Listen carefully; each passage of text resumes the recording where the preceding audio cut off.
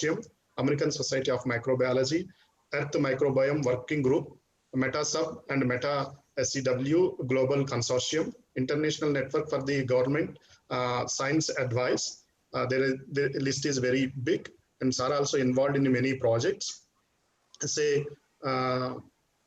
very few here. Professional experience. He was consultant. He is consultant for research and development in Fit Biomix, New York. Is also microbiology lead in Ahara Biotechnologies, Biosciences, New York. Senior scientist, Prime Discoveries, New York, and now the assistant professor adjunct in, as I said, in the Department of Biology, Brooklyn College, City University of New York. Research associate, lab manager, and also research associate in MetaSub Global Consortium, Manson Lab at Willie Cornell Medical School, New York, and postdoctoral fellow, Nobel Research Institute, Ardmore. Yeah, there are many feathers in crown. So actually, I know personally Sir from the Narasimha Rao and one of my colleague in the university, Dr. Someshwar.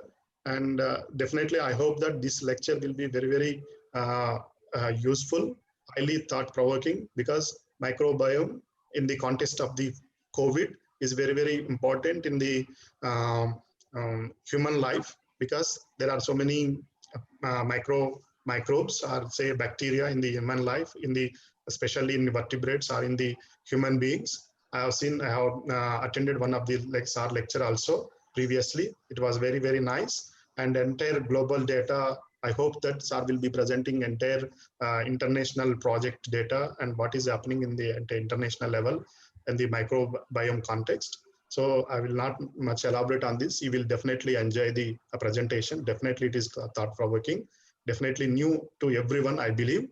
Now I request Sir to present. Go ahead. Thank you very much, Dr. Nageshwar. Thank you, the organizers of the Department of Environmental Sciences, Osmania University.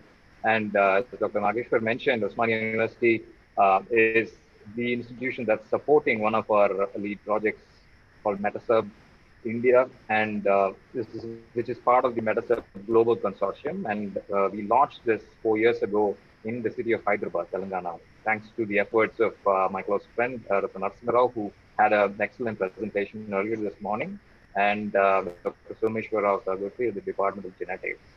So without further ado, I'd like to share my screen and go straight ahead to the presentation. Yeah? Yes. Are you able to see my screen? Yes, sir. Yes, sir. Thank you. Great.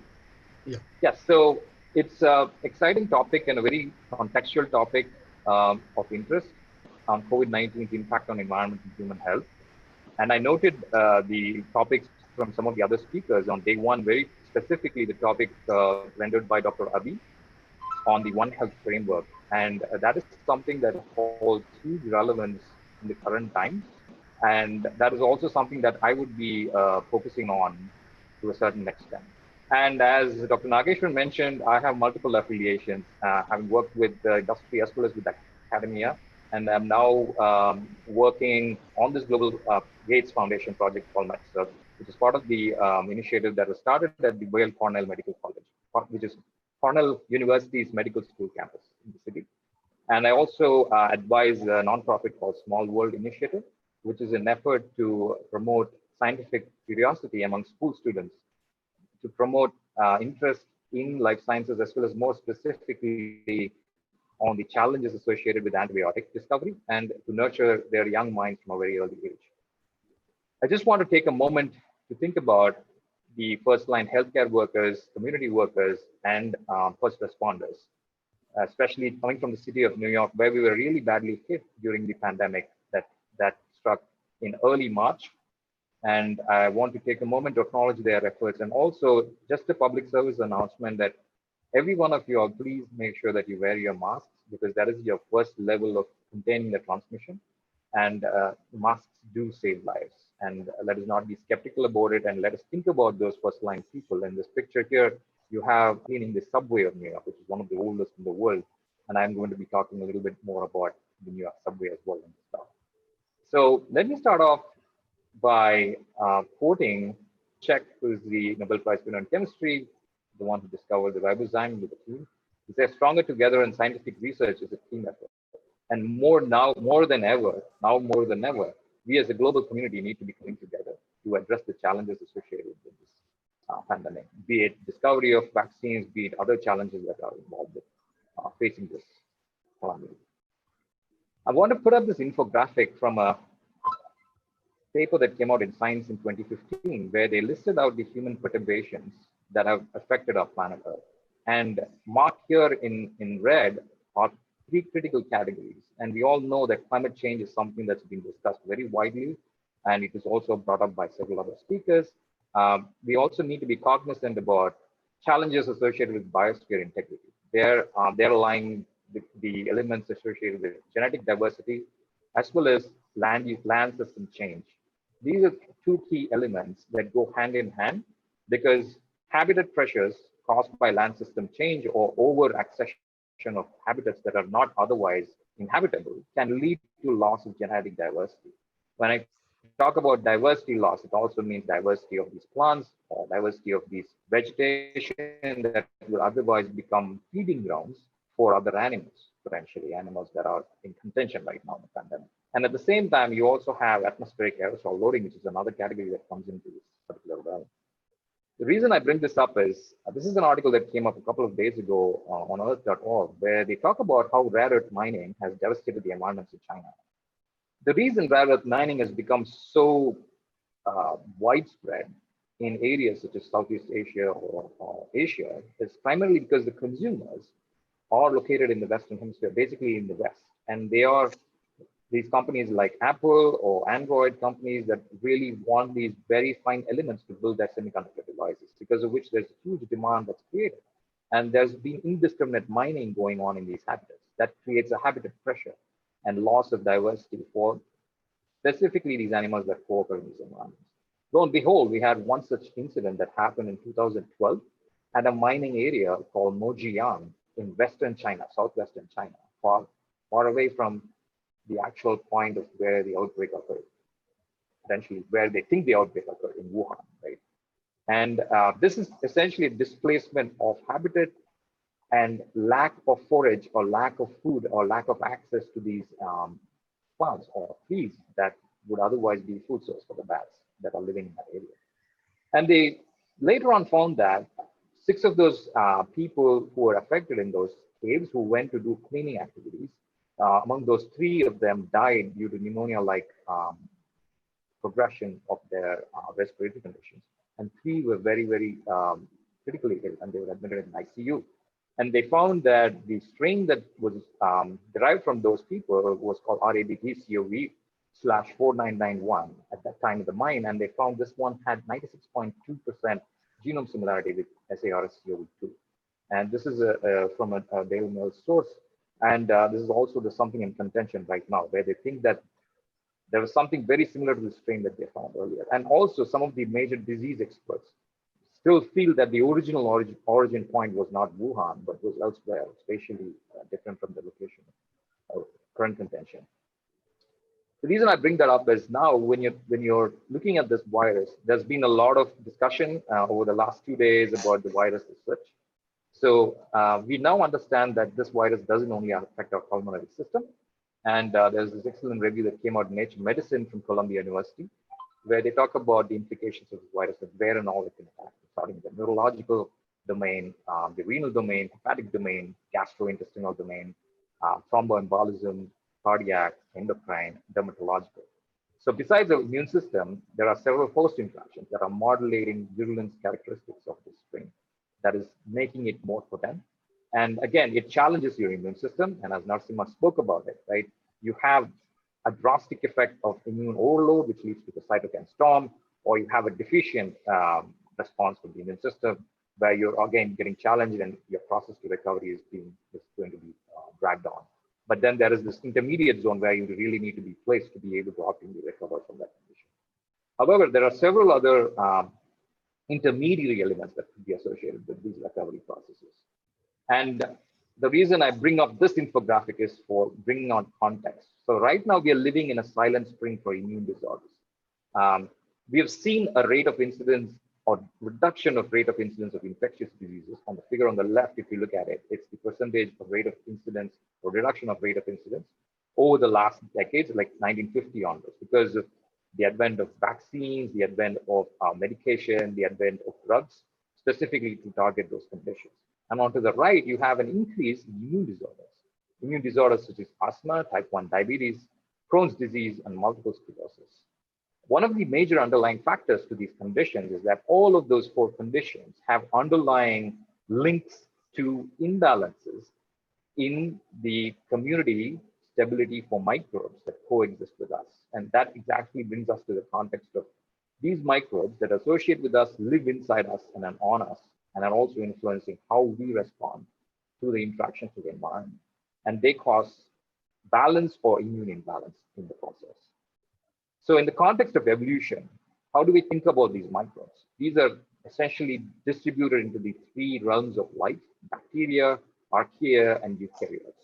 And I'd like to quote one of my mentors from my postdoc, Professor Norman Pace, who's the forefront, is actually the godfather of environmental metagenomics, or the science of understanding microbes from the environment, and at the same time trying to find a way to address how to discover them from within our bodies. So he talks about each microbial species alive today that has been perfected for its niche through millions of years of evolution. In this case, evolution is a radiation, and it's not a ladder. And also one of the messages that Professor Norm, used to send out to students or young students, I know there are maybe first-year students or second-year students out here, one of the things that he talked about was to not use the term prokaryotes. And in school, we are always taught that there are 2 domains, one is prokaryotes, one is eukaryotes. He says that when you have an organism such as bacteria or archaea that are specialized for their functions and their ability to survive selection pressures over billions of years, you cannot call them primitive organisms.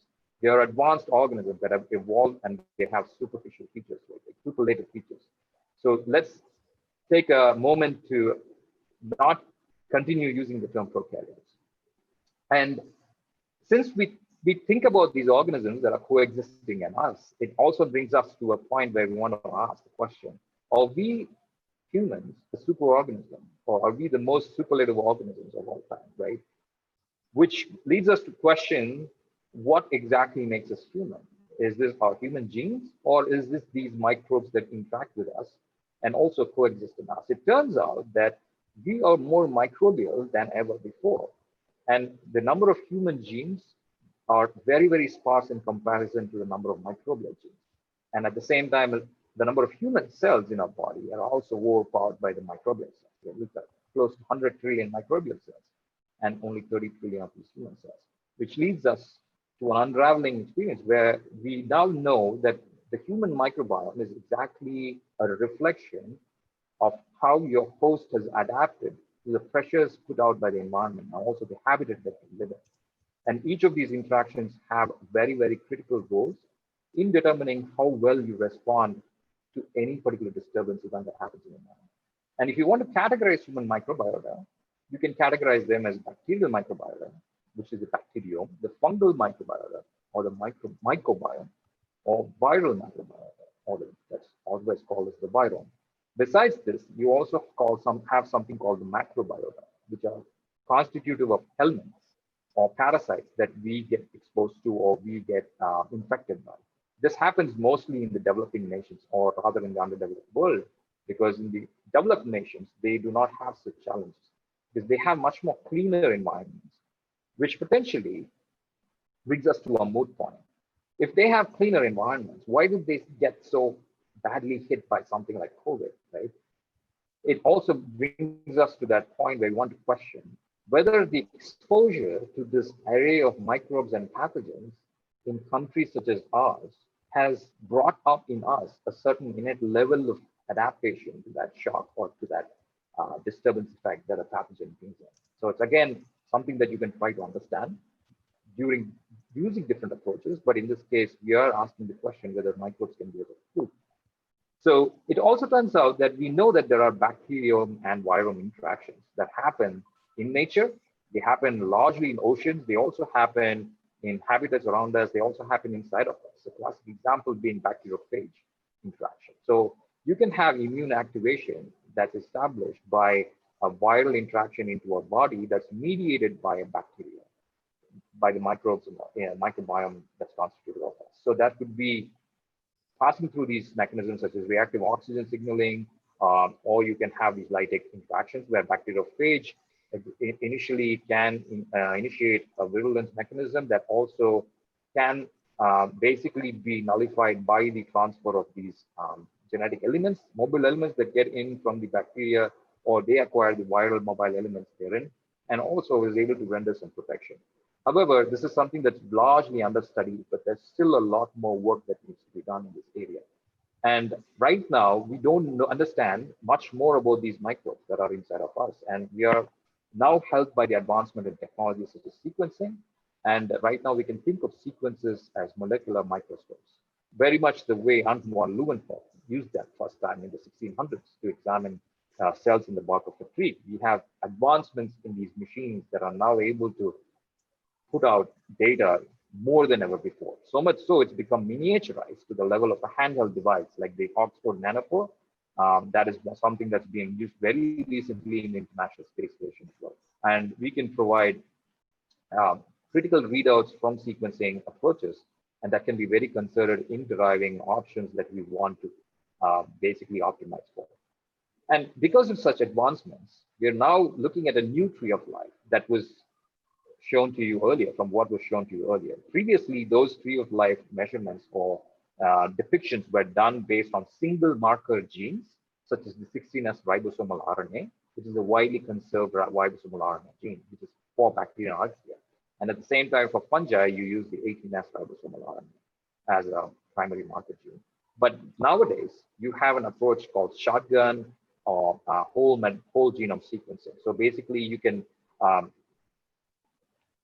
pitch through different pockets of the genome in the bacteria, and then you can look at each and every pocket where you're trying to amplify from and try to stitch those pockets together, which means it's a shotgun approach. It's exactly like shooting in the wall using a big shotgun. It creates holes, but then again, you can draw a line and then make these connections between those holes and try to see what are those holes looking like.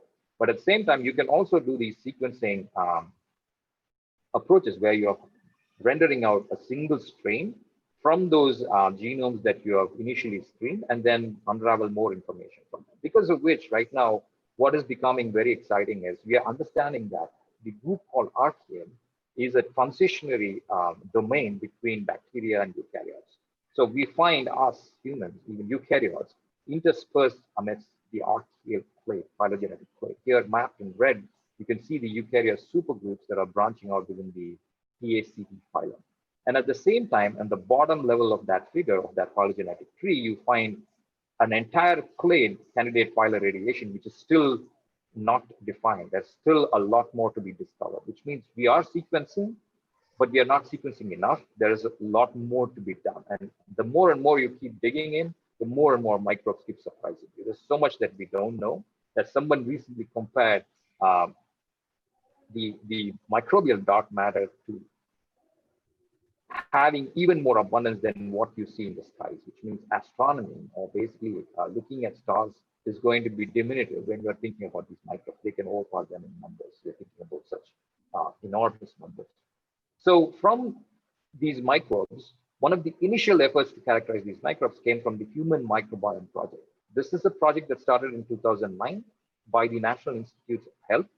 And they came up with this cartographic map or map of locations in the body, in the human body, where very specifically, this is the representation of bacteria that occur in healthy individuals.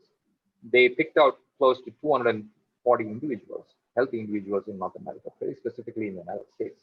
And they swabbed, took swabs, they took stool samples, they took cheek buccal swabs, they took nasal swabs, they took vaginal swabs, skin swabs, and they were able to characterize in each location what are the types of microbes that are coexisting in those areas. So they found 4 primarily abundant phyla from this data set, which is constituted of these types called actinobacteria or bacteroides or firmicutes or proteobacteria. And at the same time, they found several other low abundance phyla as well. And interestingly, some of those low abundance phyla or phyla that you also would find in the environment, not only in human body. So they found that there was a theme where the human body and the microbes that are existing in the human body were not exclusive by themselves, right? And they had their preferential way they coexist, which means there were some microbes that coexisted only in the mouth or in the oral cavity. Some of them that were very exclusive to the gut or the intestine. Some of them that were exclusive to the skin, and some of them were exclusive to the reproductive organs.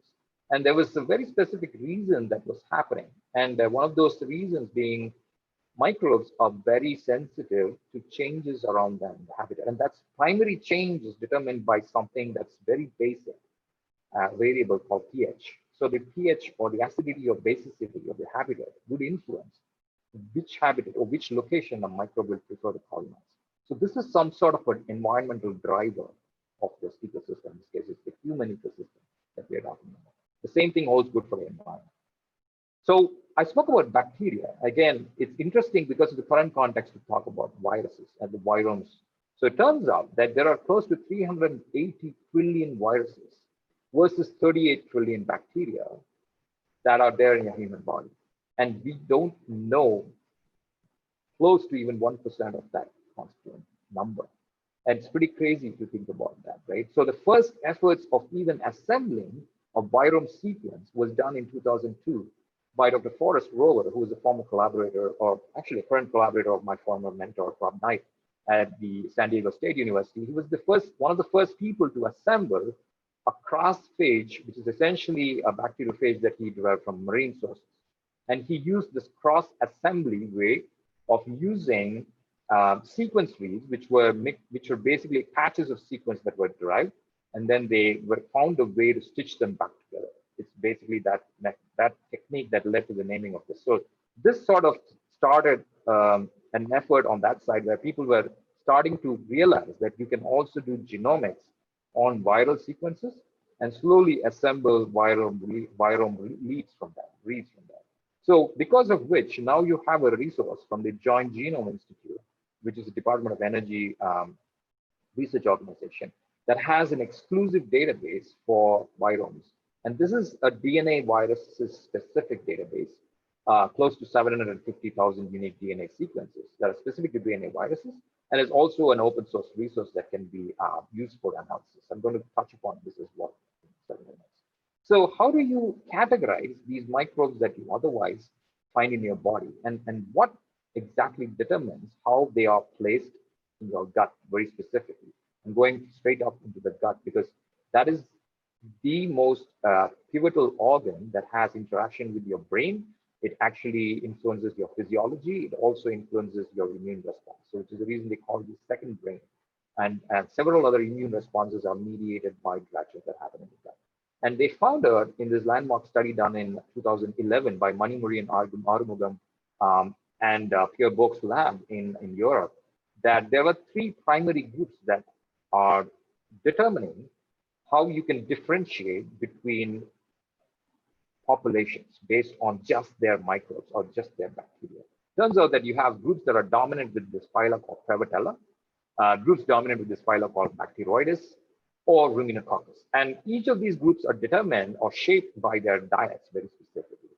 And none of these factors such as age, gender, or body mass, or these ethnicities are going to influence those categories. So primarily, if you're somebody who eats vegetables, eats carbohydrates or complex carbohydrates, and also eats a diet very similar to traditional diets, or in this case, hunter-gatherer diets, the ones that they eat primarily in countries like Southern Africa, not Southern Africa, Central Africa, then you're going to be dominant with Prevotella.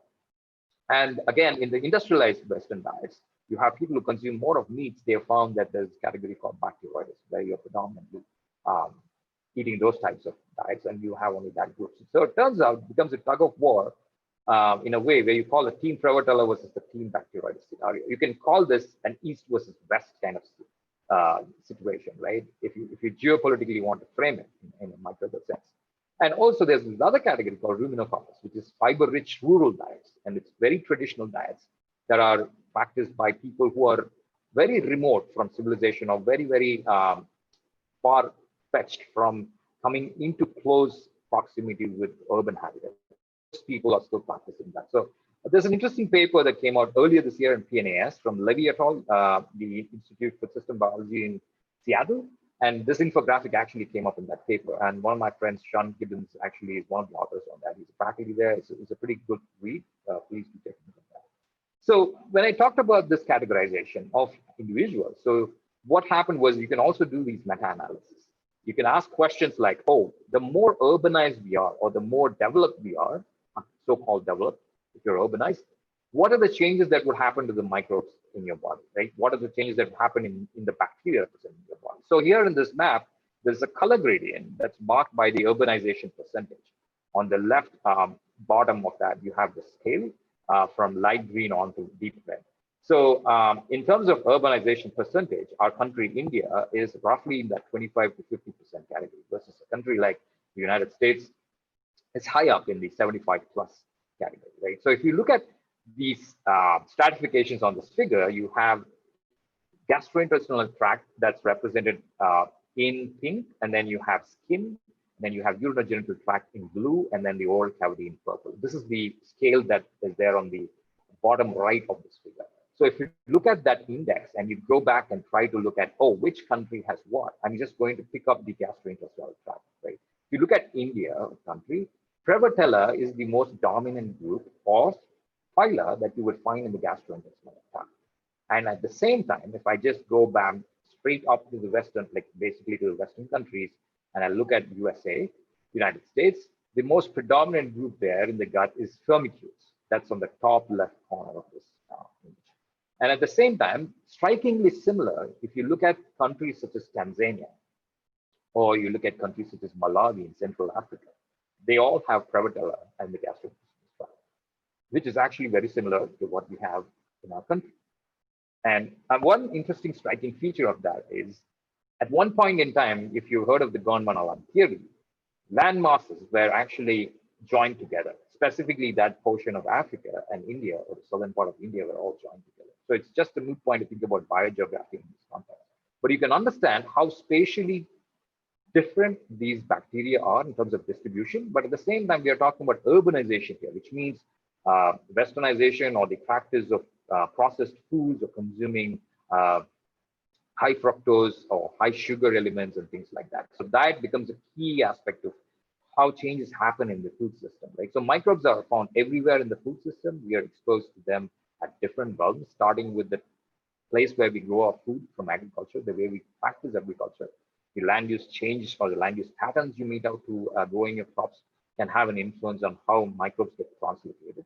And the way we also process our foods also would determine how there's a feedback effect of these microbes. So you have animals such as livestock that are also reared on these farms, whose exposures to us can also have trickle-down changes. But the ways we treat these animals is also going to impact us in a different sense. So right now, if you think about what we should be eating or what we should be eating optimally, there is this model that Harvard University had put out called the Harvard's Healthy Eating Plate model. And in that model, you need to be consuming 49% of fruits and vegetables, and at least 8% of milk and milk products, and 20% of meat or alternatives, and only 3% of oils and fats and cereals and starches at 20%. But if you look at what is happening right now, you only have 11% of fruits and vegetables being produced. This is a statistic that's coming out of the FAO from 10 years ago. And there's a lot more of cereals and starches we're producing, 47%. And 16% of sugars, and also 11% of oils and fats. That is non-optimal for what we need to be having to maintain optimal metabolism. This is something that Narasimha talked about earlier this morning, but actually just wanted to put out a statistic there. The reason this is important to understand is because we as an entity, as a host, are influenced by the environment around us. Dr. Ravi mentioned that. The One Health framework, I'm just putting this out there in the framework of the human microbiome. Human microbiome is influenced by the environmental chemicals and diet that we feed into our systems. These diets are just what I talked about, right? And there are also exposure events that you are facing because of these contaminants in the air, You have nanoparticles, you have endocrine disrupting chemicals. That could be feeder elements that you derive from the way you are doing your farming, or the way you are irrigating your farm, or the way you are producing or actually spreading pesticides into these farms. And at the same time, the way you treat your livestock, you consistently keep wanting to increase dairy production, and also you consistently want to have that amount of meat production. So because of which you treat them in antibiotics, which actually have detrimental trickle-down effects that I'm going to focus on this work. And antibiotic usage is actually one of the biggest challenges we are faced with.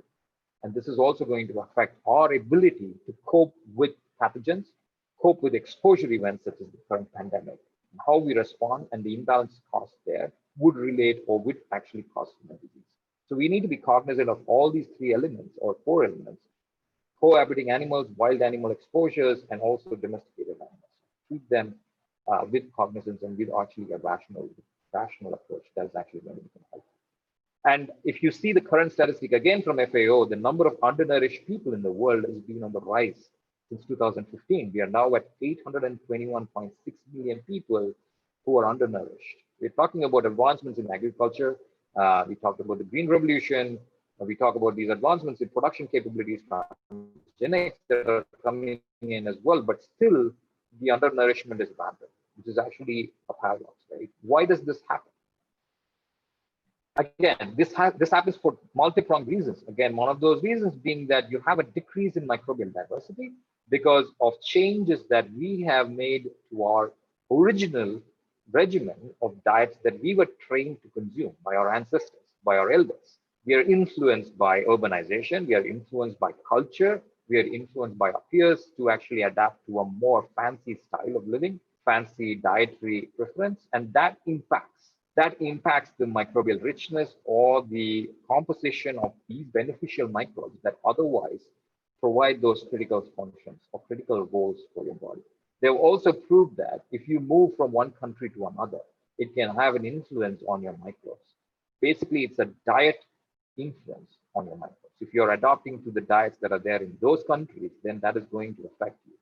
However, traditionally, raised you were, if you adopt to a Western diet, when you move from a country like India, but in this case, the study was done in Thailand, from people who moved from Thailand to the United States. And they were seeing people who followed their own regimen, who followed their own diets, didn't have that much of a drastic change as people who adapted to the complete processed food domain that you have in the US.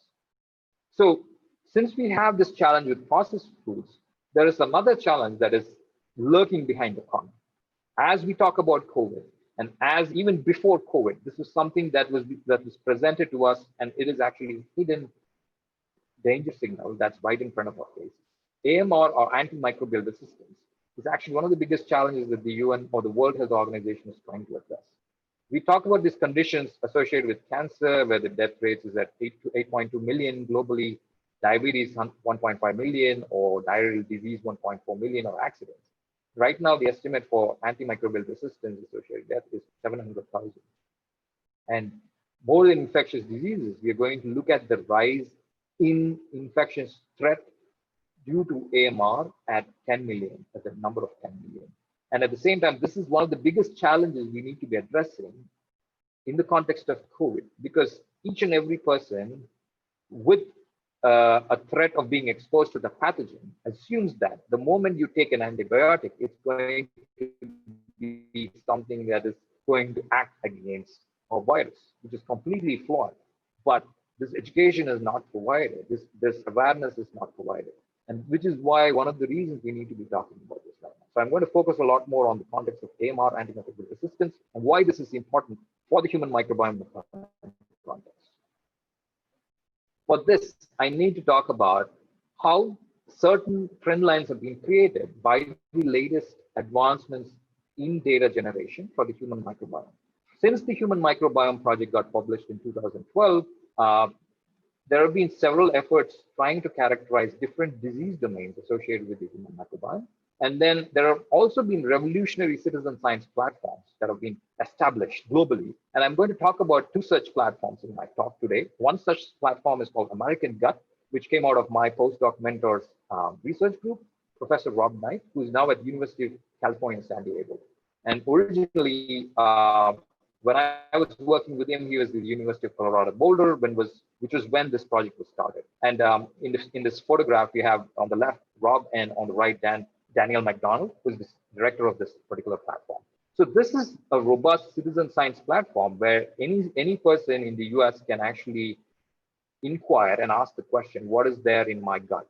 He can basically donate a scoop of his fecal sample, and he can sign up for the citizen science project, where he can send the sample back to the lab, and they will give him an actionable figure on what are the composition of microbes that are found in your gut, and how do you compare against other citizens living in the United States. So it was something that was launched in 2012, right after the human microbiome paper came out in Nature. But before that, there's a lot of groundwork that went into developing this platform. And I'm going to talk about one such project that I was closely involved with as a postdoctoral researcher in the lab, which was actually called the Earth Microbiome Project. That was the building block on which the American Gut Project was formed. And this is right now the world's largest citizen science project. So it's called Microsetta. They've had a rebranding of sorts, but they are actually trying to work with every country in the world. So if you're interested in this, please take a look at it. And there could be ways you can establish synergies. So how did this come to be? How did the American Gut Project evolve by itself? Not without the efforts that we put in as a group of researchers, close to 500 plus scientists, to develop this platform called the Earth Microbiome Project. This is the first largest cohort of public access environmental microbiome data set. It was launched in 2010, in the end of 2010, and this project went on for 6 years before which it culminated into a Nature paper. This is an open source Nature paper. Luke Thompson headed this paper. I was a postdoc there. And we generated from 27,751 samples from around the world and 7 continents and 43 countries, data sets specific to 16S ribosomal RNA sequences. This was a concerted effort where each and every protocol was followed to the T, and standard operating protocols were followed to the T, and sequencing protocols were also followed, replicated across the globe. And the sequencing primers were also replicated. Everything was standardized and followed so that we could understand, based on samples that we get in the United States, or the samples that we get in Tanzania, or the samples that we get in Western Australia, what are the similarities, devoid of any batch effects. Or because if you have separate sequencing protocols being followed in different labs, you're going to have different types of artifacts that you would see, or irregularities in the results. So that was something that was avoided. And we also collected environmental metadata information, data information such as what is the pH of this habitat from which you characterize or collect those samples. Because pH is, as I pointed out, one of the most critical variables that influences how microbes colonize different environments. And when we launched this, the overarching goal was to understand what is there on this planet apart from human hosts, because we already have a resource called the Human Microbiome Project. But if you have to understand how humans, when they are in particular habitats, how they relate to the environment around them, you need to actually have information on the environment, which is why this was established. It is to be a global catalog for environmental microbes, and it is a public domain resource that students can use. It's called EMP. And one of the key takeaways from that study was we were examining samples from different sources, starting with animal surfaces, animal gut, animal secretions, the plant surface, plant rhizosphere, which is the region close to the plant root, rather the plant root close to the soil, and free living soil, and sediment, which is actually soil exposed to water, and surfaces, aerosols, which is actually very contextual right now. We also took air samples, look at water samples, we look at hypersaline samples. So one of the key takeaways from this is, in this figure, what we are looking at is the between sample diversity, or differences or similarities between samples from what was collected from the Earth Microbiome Project. And on this figure, you have several of these dots that are representative of those 27,000 samples. At the same time, we are trying to plot the differences or similarities of those 16S ribosomal RNA sequences phylogenetically. So we are looking at the distance phylogenetically and how you would draw a line between each of these points based on their closeness or whether they're different from each other. And from that, you can see on the figure to the lower right, on the bottom pane, In red and in dark green, you have free living soil and plant rhizosphere, which are turning out to be one of the most diverse habitats on this planet, which means the plant that you grow in your farm, which is having its region close to the root, has as much diversity as what you would find in a free living soil ecosystem if it is nurtured properly. That is actually your primordial resource for optimal production of good microbes, and you need to preserve those sources. And at the same time, if you look at animal surfaces, it's far-fetched and very, very different from what you would find in the soil, right? And you also find animal gut in dark brown, which is actually tangentially across that figure. So with the regard to the abundances, we were able to infer that between host-associated habitats, ecosystems, and free-living ecosystems, plant rhizosphere has maximum amount of microbial abundance. Here on the y-axis, you have plotted the number of sequences for 16S ribosomal RNA. And comparatively in red from the non-saline area, you have soils that are free living but actually maintain the same amount of diversity, actually even more, but they're equal to each other. So this resource that was developed gave us the ability to provide visualizations. We were able to ask questions from habitats, or basically from continents, where you can understand, based on a biogeographical question, how soils from Western Australia would compare to soils that you would find in Eastern Alaska, back in the tundras, right? So those are habitats that are extremely cold. And in Australia, you have desert ecosystems. There are entirely variable pH regimens there, and how these areas are common to each other. Are there really any microbes that are common to them? So those are the kinds of questions that you could ask using this as a resource. So at the same time, when you have that resource from the environment, you can ask questions on, oh, if I find certain types of phyla that are not as much abundant in the human microbiota, but I still see them in the environment, what are the commonalities between the environment and humans in this case? So that is what they did in that American Gut Project paper, where they asked the question, if I take the EMP data set of 27,000 samples and overlay the American Gut Project data set, which was close to 16,000 samples when this paper came out, what are the commonalities or what are the differences between each other? So you would think maximum amount of the human data, human gut microbes are going to be very, very different from the environment, right? But it's surprising to see that in this figure on the top left corner, you have, again, the same strategy, this difference or similarity or dissimilarity between the phylogenetic interrelatedness between these samples. You have an interspersed area where you have an overlap between environment and humans. And that same thing is represented in the bottom figure in B, is the phylogenetic tree for these samples, which is also overlapped by the Human Microbiome Project sample. So in blue, you have American Gut, which is host-associated. In red, you have human microbiota samples. And in gray, you have the Earth microbiome samples. So if you interestingly look at some of these microbes, like Firmicutes, these classes like Firmicutes, you have red, you have blue, and you have gray.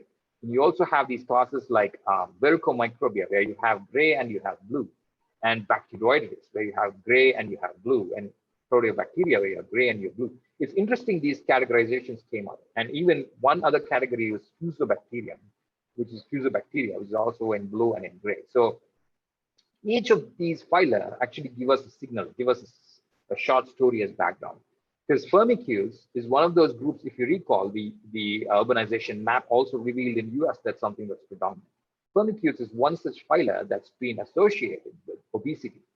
There have been studies done on the human microbiome where they have looked at specific biomarker groups, Firmicutes, and they also have measured ratios comparatively with Bacteroides, that being an inverse group. So when they found Firmicutes in groups that was more abundant, they found there was more obesity in those set of individuals, which was actually interesting.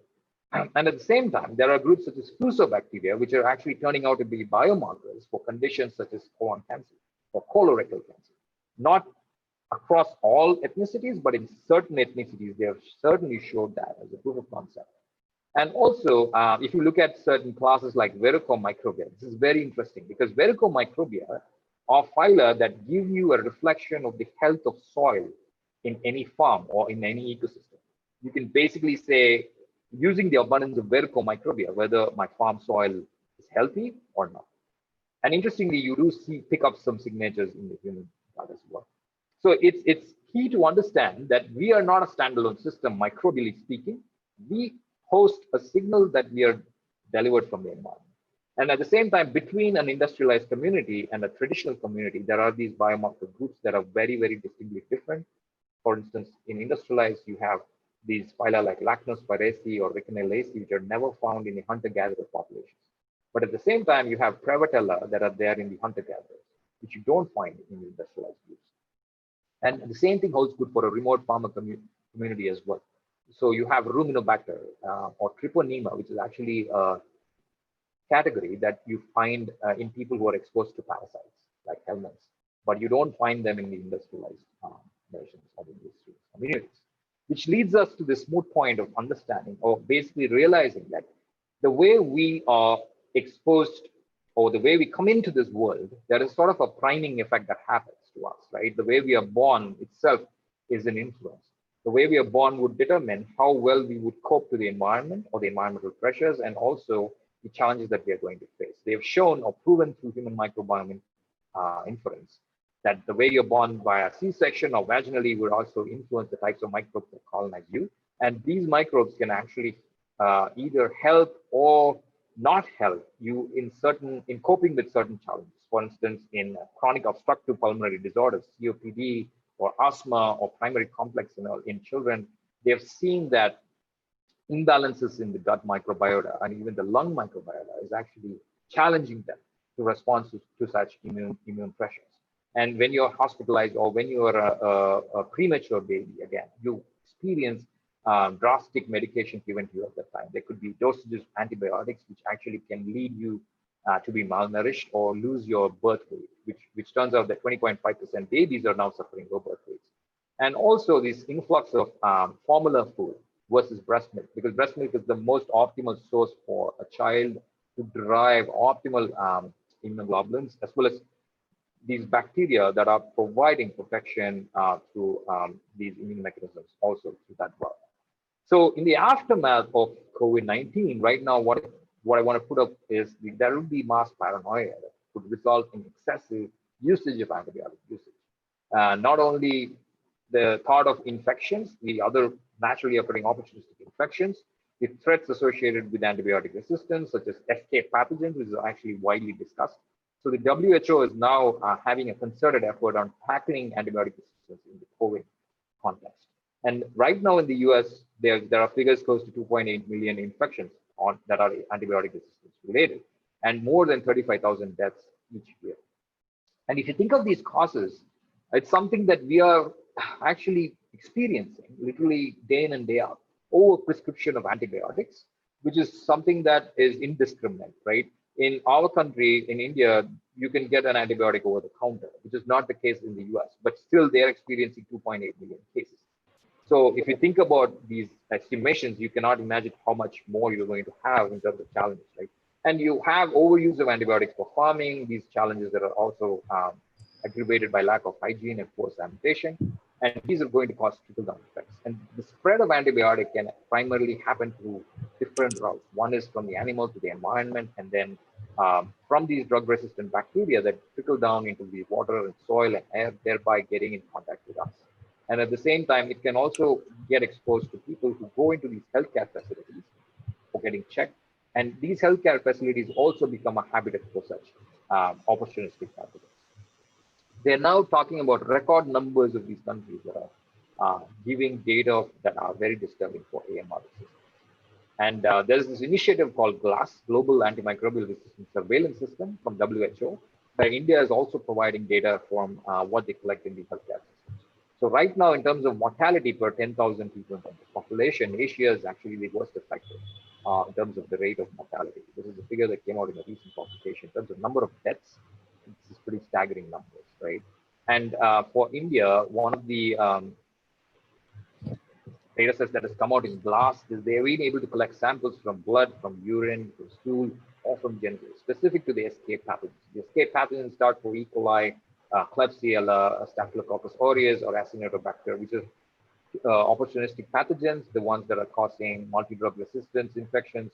And if you think about these numbers, in India alone, right now, they have these statistics. So hospital origin and unknown origins, you have numbers that are really staggering. not only community origin, but if you see about unknown origin, it's actually very strange, right? You have numbers from the urinary tract infection that are going up to 5,000. This is just numbers statistics from 2 years ago. We don't know the actual numbers in this case. So how do you even think about tackling such challenges? Notwithstanding challenges that have surfaced from a decade ago, which happened in New Delhi, where they reported this NDM1, basically the metallo-beta-lactamase child gene that they found, antibiotic resistance gene that they found in Delhi, which is novel, and it actually is detrimental because it may confers resistance to these antibiotics. And thereby you will not be able to treat bacterial infections like that you would otherwise be able to treat with conventional drugs. So this study was done close to 2010-11, and they also found the same gene in soils as far north as Svalbard in northern Norway, close to the Arctic Circle. And they attributed the fact that this gene or this plasmid would have been transmitted by a wild, basically migratory birds that go from the south to the north and north to the south. It's staggering that they also looked at the presence of these NDM positive enterobacterial strains, which are largely thought of as being dominant in India or Pakistan or Serbia or Egypt or in Yemen.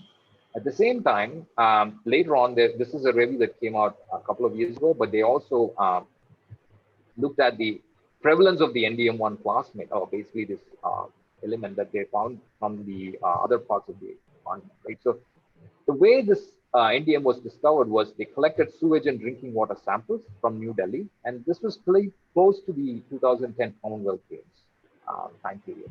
And that was when some of these samples were collected, and marked in that highlighted red is the portion where the Commonwealth Games village was. So several of these samples were collected, and if you look at this infographic that came out of the study on looking at these BLA NDM carrying plasmids in enterobacteria, you find the distribution of these plasmids not only in the originally assumed countries, but you find them in nations such as New Zealand, Canada, Australia, South Africa, some of these countries in Scotland, UK, and countries that would otherwise be constituted of the Commonwealth group, which also means that the athletes who came to Delhi during that time may have been exposed to that, or it could be the other way around, where it could be potentially that superbug infection could have been brought into India at that time point. So it's kind of like a chicken and egg sort of challenge here to figure out. But how do you even answer questions like that, right? You cannot do that unless you have robust surveillance mechanisms.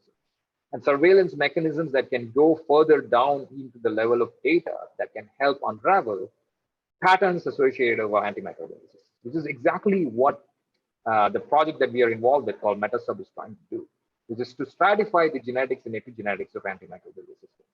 This is stemmed from the efforts of Christopher Mason's group at Cornell University that started off as a citizen science project. Again, I'm mindful of the fact it was a citizen science project to start with, team effort, and a proof of concept work was done in the city of New York called PathoMap, where the original question was, oh, let's get on the subway of New York and understand what types of microbes you find in the trains there.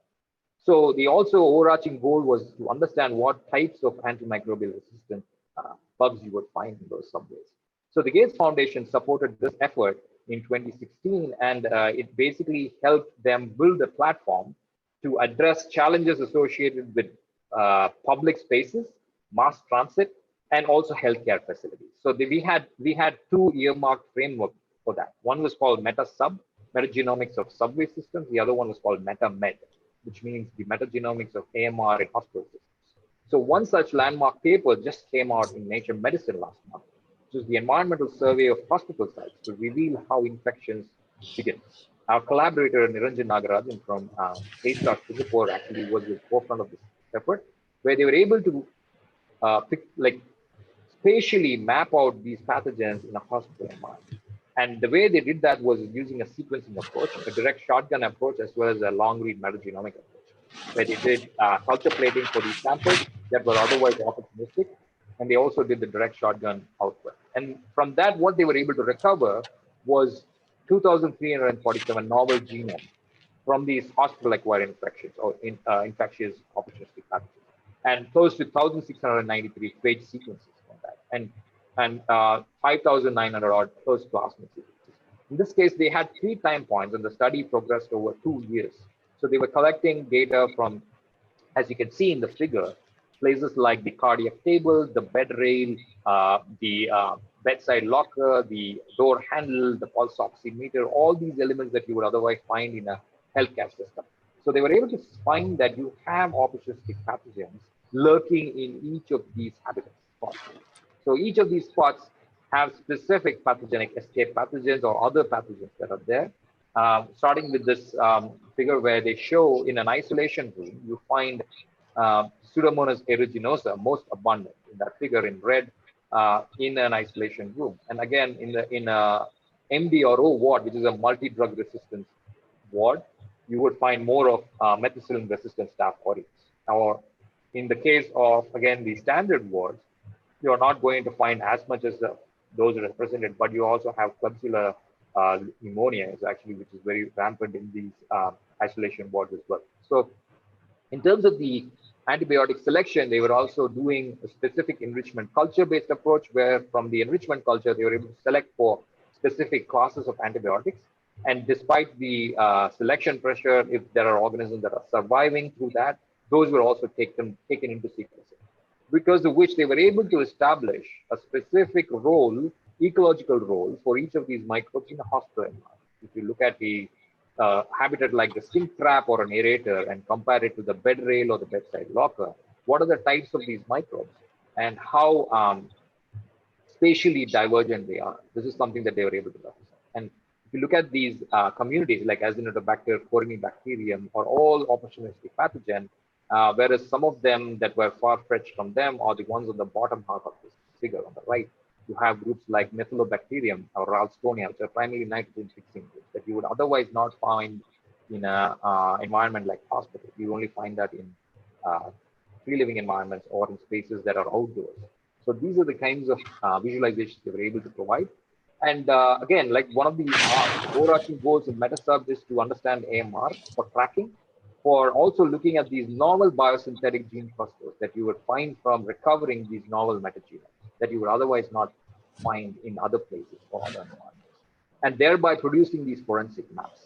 And this is the paper that came 5 years ago for the New York City scale study profile, led by Ibrahim Afshanipour, who is the one of the lead guys behind the MetaSub project.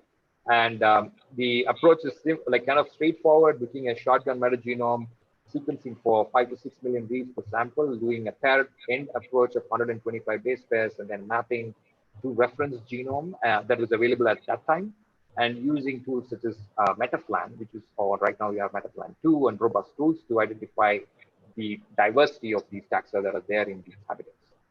How would you do this? You actually go into the subway, you take a swab in your hand, you can go and swab the surfaces. It could be the surface of the seat on the train, on the subway. It could be the turnstile that you're passing through. It could be the ticket vending kiosk that you're basically using to put your credit card in and get the subway card out, right? So each of these things can give certain pointers to the data, which means you can have your phone as a handheld device and feed it, and then you collect data from each site. So the map here gives you a representation of each station in New York City covered by the metro or the subway. And at the same time, when the result came out from New York City alone, they were only able to identify 40% of bacteria. And in terms of viruses or other organisms, nothing was known because the reference database was not so robust. So it meant that half of the information they find was very novel or unknown. And they're also able to provide these dynamic maps where you can ask the question, if I take a particular type of bacteria like Pseudomonas, what is the density of distribution of this bacteria in New York City, very specifically in Manhattan? So in yellow, if you look at the glow, it is one of those busiest areas in the city where people come in and out to go in for work and also in terms of tourists, and you find a spike in that particular type of network. So they asked the question, okay, from the subway, we find n number of these species. How does this compare when you compare it to something like the Human Microbiome Project? And it turned out that it was very similar to what you find from the surface of our skin. And that was actually the initial relationship that they were able to establish between these species. So the concerted effort for MetaSub included sampling from 40 different cities in the first year, and now it's progressed to 60 cities. And in 2016, we were able to launch this in the city of Hyderabad. I want to thank the government of Telangana, very specifically the health minister, the ministry, the L&T Metro Rail Limited, the authorities there, and also the efforts of my collaborator and close friend Narasimha Rao, as well as Someshwar here. So the initial efforts from the world, which is what we now have right now as a manuscript that's actually in review, is from different other continents except India, because right now we have still not generated data that is from the sequencing side. That's actually ongoing. So we have close to 4,700 samples distributed across East Asia, North America, Africa, Middle East, and other areas in Oceania, right? And one of the key takeaways from that, this is actually a preprint that we have available. You can please feel free to review that. And this is a similar plot that we were seeing from earlier, right? When you're connecting the dots between samples and trying to understand how different or similar they are from each other. So this is a representation of microbes from different sites. If you look at in blue, East Asia, which is representative of countries like South China and Japan and Korea and thereon, they are very different from countries, samples that you get from countries like North America or Europe. And Europe is a little bit of in a transitionary zone between these subsets of locations that you collect them from. And from this data set, we were able to recover 1,300 novel bacteria just from these subways or transport systems. And these novel bacteria have not been found in any other environment or habitat before. And we were able to categorize this as whether they were commensal or whether they were biofilm forming, or whether they were gram-negative or positive based on their phenotypic traits as well, and also curate them at the level of species. So we are also able to categorize them based on the microbial diversity and looking at their AMR class, or the antimicrobial resistance profile. So if you look at sub-Saharan Africa, very specifically, in the figure on the bottom of the Spain, you have rampant multi-drug resistance or even rifampicin resistance in those subsets of samples. And a close follow-up, behind sub-Saharan Africa, North America follows suit. Like you have a lot more multi-drug resistance that you see, but it's maximal in countries like Africa, which is actually unfortunate because they are the ones who are exposed to rampant use of antibiotics for livestock, or also rampant indiscriminate use of antibiotics because there is no regulation there. And at the same time, you also have these pathways that are overemphasized in microbes that you find in these continents. And also you can ask what type of phyla is more abundant in what continent. Those are the kind of questions that you can also answer using data such as this. So we also were able to categorize, or actually want to point you to one resource, which is called Microbe Directory. Here, you can actually use this as a database to understand or know information about microbes and their phenotypic information as well. So we also have built this platform called resistanceopen.org, which means on the globe, you have these select sites, and you can go to these sites and ask the query, oh, if I go to Colombia, the country Colombia in South America, Bogota, what are the types of antimicrobial resistance classes I would find in that city? Or if I go to Moscow, what would the type of classes be? So these are the kinds of correlations that we're able to establish based on these categories, right? You can talk about these several categories like fluoroquinolones or aminoquinolones or tetracyclines or aminoglycosides or beta-lactams. That's the one I talked about for the NDM1 resistance, right? So those are some things that are challenges. And I'm actually missing one figure here. There was a plot-wise representation for multiple sites, cities around the world where we sampled from, where we were able to show persistence of AMR classes as well. So from that, what we also did was look for the DNA sequences or the filter out DNA sequences that we can map back to the database that I initially talked to you about, the Virome database from JGI, which had 750,000 odd sequences. So we were able to use the context representative of viral sequences, resembling viral sequences for DNA viruses from these cities around the world. And we are finding out 10,000 novel DNA viruses from just the subways around the world. I'm talking about the oldest subways in London, New York, Tokyo, Rio de Janeiro, Hong Kong, Shanghai, and the lots in Europe. This is just from subways. So these are staggering numbers that we are able to do, but we also realized for tracking something like COVID, we cannot use DNA sequencing. And for that, there is a follow-up effort that's ongoing where we are sampling for RNA samples specific to public surface monitoring for COVID. And that is something that's ongoing in every other continent, including what we want to launch in India as well. So to that, I want to dive into what Osmania has been doing or Someshwar has been doing to help us, and together with launching the Metasub Hyderabad effort. And we did sampling from the brand new metro system in Hyderabad before the metro was open to public. This happened in June 2016, thanks to the conviction and the help from the authorities. We were able to get the first baseline set of data from Asia, which was done only in Hyderabad. Kudos to you guys for that. One second. Sorry. Yeah, so in terms of sampling was done by, like I said, Dr. Someshwar's team and the students. They braved the current lockdown. Actually, right now, we did manage to collect some samples during the current lockdown itself. And in terms of, this is actually acknowledging the team there and the efforts that have been coming out for there. This is some of the pictures that during the sampling that we done in 2016. This is collecting samples from these surfaces. You can see there's a barren empty train there. It looks like all shiny and new. And we were collecting swabs from these surfaces. I also collected comparative swabs from the MMTA system as well.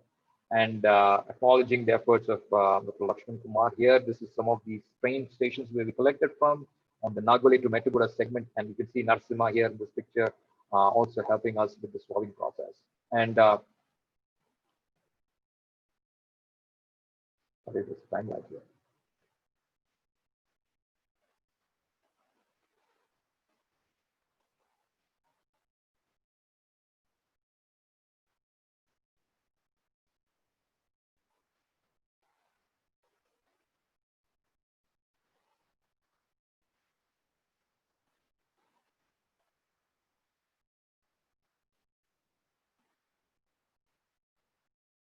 So this is the 2020 Global Sampling Day for METASA, where we had samples collected, and we also have our collaborators from Hyderabad, Kolkata, Bhopal, and IIT Delhi, including also one of the other locations in southern India from Tanjavur.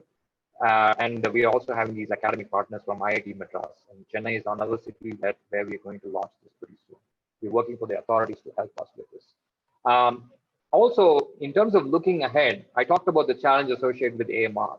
There have been some innovative results that have been coming, innovative collaborations that have yielded novel results.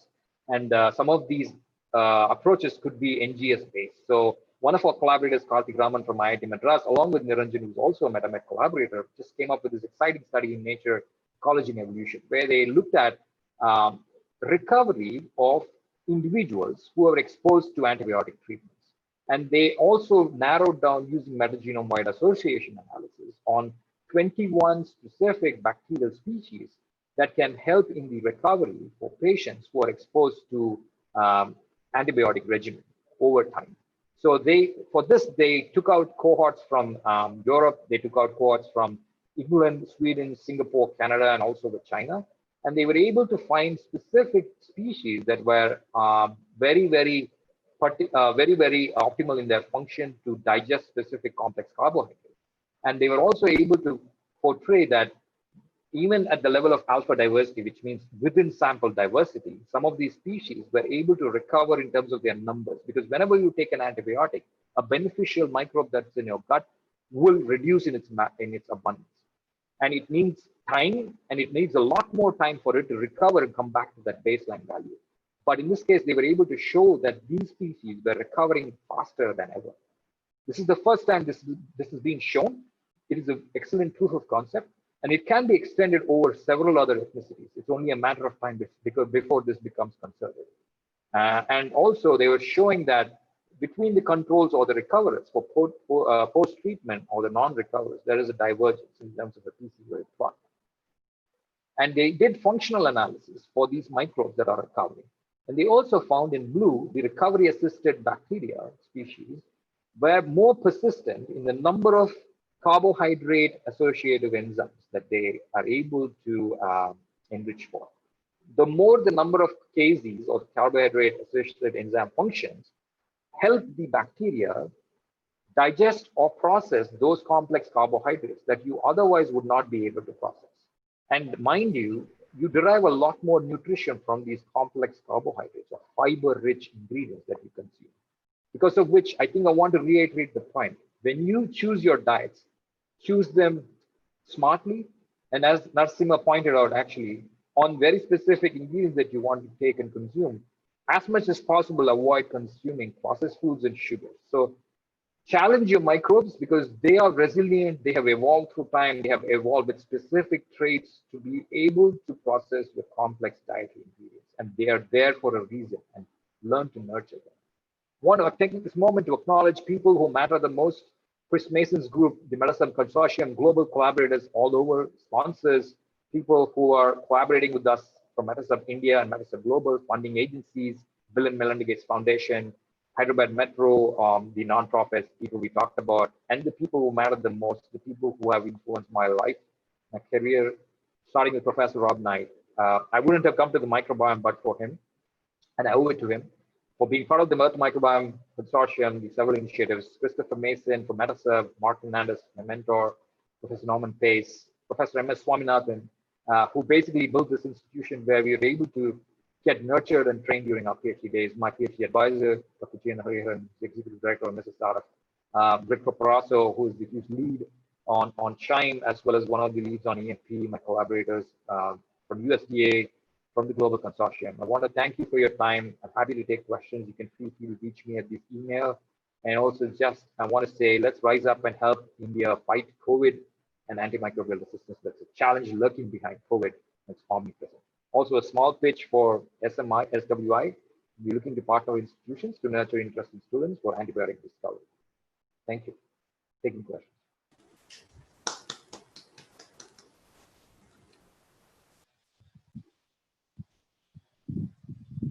Thank you, sir. Thank you very much for your exhaustive, very informative lecture. Our complete participants and the organizers, everyone got much more insight in your talk. Thank you very much. Now I ask for the question session. I'll proceed for question session. Sure.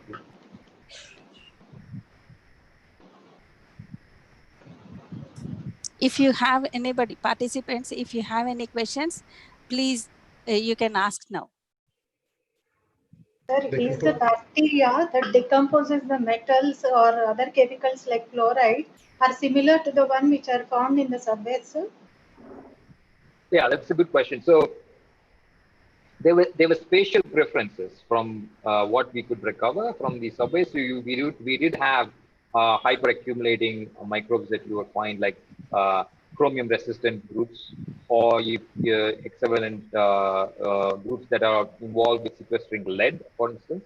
Those were found in sites that were submerged or excavated. For instance, there are locations such as Battery Park in downtown Manhattan. Battery Park is an artificially created patch of land, which is from excavated landfill that was accessed after the 9/11 incident happened. There was a lot more earth movers that were brought in, and sort of the soils were sourced in.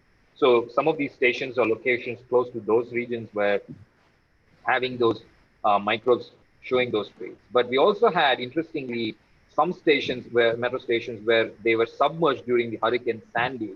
And the microbes that showed up there were similar to what you would find in oceans or in cold waters in the Atlantic, right? So it was interesting to see that influence of spatial disturbance and how that influences a habitat over time. Good evening, sir. I am Dr. Meena Rao from Mumbai, Maharashtra. Hi. I would like to know, sir, is this antibiotic resistance observed in animals, and can it be transmitted from animals to humans? Thank you, sir. Thank you. Yeah, thanks for your question. So yes, of course, there's antibiotic resistance that's been observed in animals. And I talked about exposure, right? So if you're living in a farm ecosystem, you are exposed to livestock day in and day out. And also in terms of cohabitation, people have pets at home. And pets sometimes are exposed to, I'm not saying they're exposed to wild animals, but they are exposed to non-companion animals inadvertently. For instance, if somebody is taking a trip out to the outdoors, you're going on a, say, a hiking trip, or you're going on a camping trip, you sometimes can get in contact with, you can take your pet along with you, and that pet can get in contact with inadvertently get in contact with locations where they are not accustomed to. One classic example in the US is the incidence of Lyme disease. And there's a problem with ticks in the northeastern coast of the US. So people who end up going camping or hiking in these areas, they have a problem where their pets get exposed to those ticks. And when the ticks colonize those pets, again, they cause underlying immune disruption, which means that sometimes when these pets are administered antibiotics, they don't respond optimally. But at the same time, the tick also is carried over to, say, a child living in the same household, and they get exposed to that infection. This is an exposure to a parasite, but at the same time, it can also mean through contact, you can have certain microbes that are transmitted, which is also one of those things that we want to understand in the interactive space, such as transit systems, whether contact to surfaces is something that you transfer to the next batch of people that are coming on to the transit system, how they would be acquiring that. Because of which sampling has also been done in cities like Rio de Janeiro, where the 2016 Olympics happened. So we had something called the Olympium swabbing, where they swabbed these strains during the time of the Olympics, because several tourists from around the world also came there during that time. And they had something planned for Japan this summer, and lo and behold, COVID blocked that. So we're planning to do that next year during the Olympics in Tokyo. Thank you, sir. Yes, sir. We have a question in the chat box. Can we get effective antimicrobial peptides from microbes that you get from subways and can treat infectious diseases? Yeah, that's a good one. So one of those things is to mine for biosynthetic gene clusters, right? So one of those approaches that we are following is to do that. So to create that, you need a repository, which means it's a sort of a reference library to pick and analyze from, which means along with these biosynthetic gene clusters, we need to have concerted approaches for using the same sample to, say, perform metabolic evaluations. It could be metabolomic analysis, and some of these precision methodologies associated with peptide discovery would mean using those metabolomic analysis mechanisms. So there's only so much you can do with metagenomic data from NGS, but to provide even further resolution on peptides, you would need to have robust metabolomic approaches or metatranscriptomic approaches that complement your discovery channel. So you handpick an interesting domain from the metagenome and then dig further into that, looking for in silico predictive ways of ascertaining that, oh yes, there is an AMF, sorry, in this case, an AMP that is of potential application, and we can go further from the same subset of samples. So those are some of those things that are in the works or also in the planning for phase 2 perhaps, but there's something that certainly that it's possible. Yeah.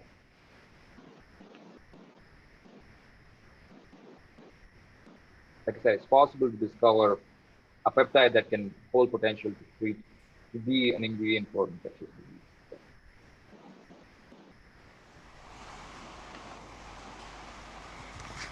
Thank you very much, sir. Sure.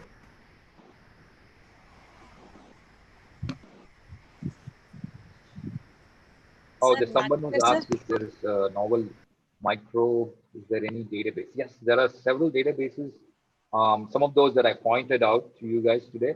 Microbe Directory is one such database that Metasub has been curating. And we have a repository for NGS data called Pangea.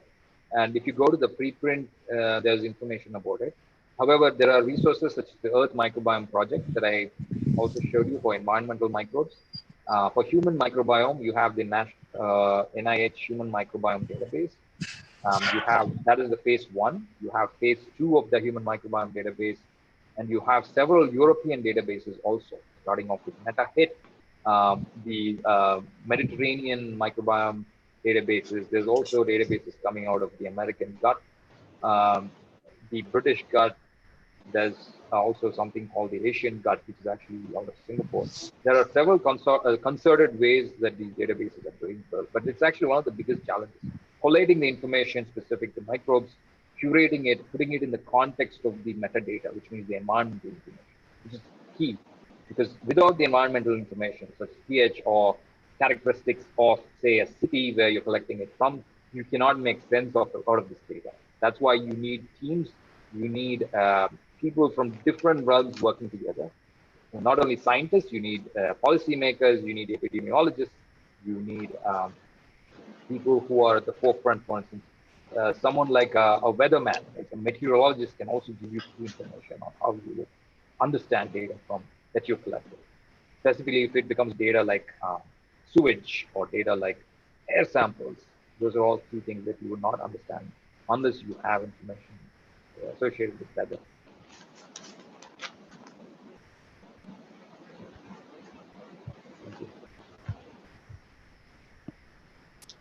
Thank you, sir. Thank you very much.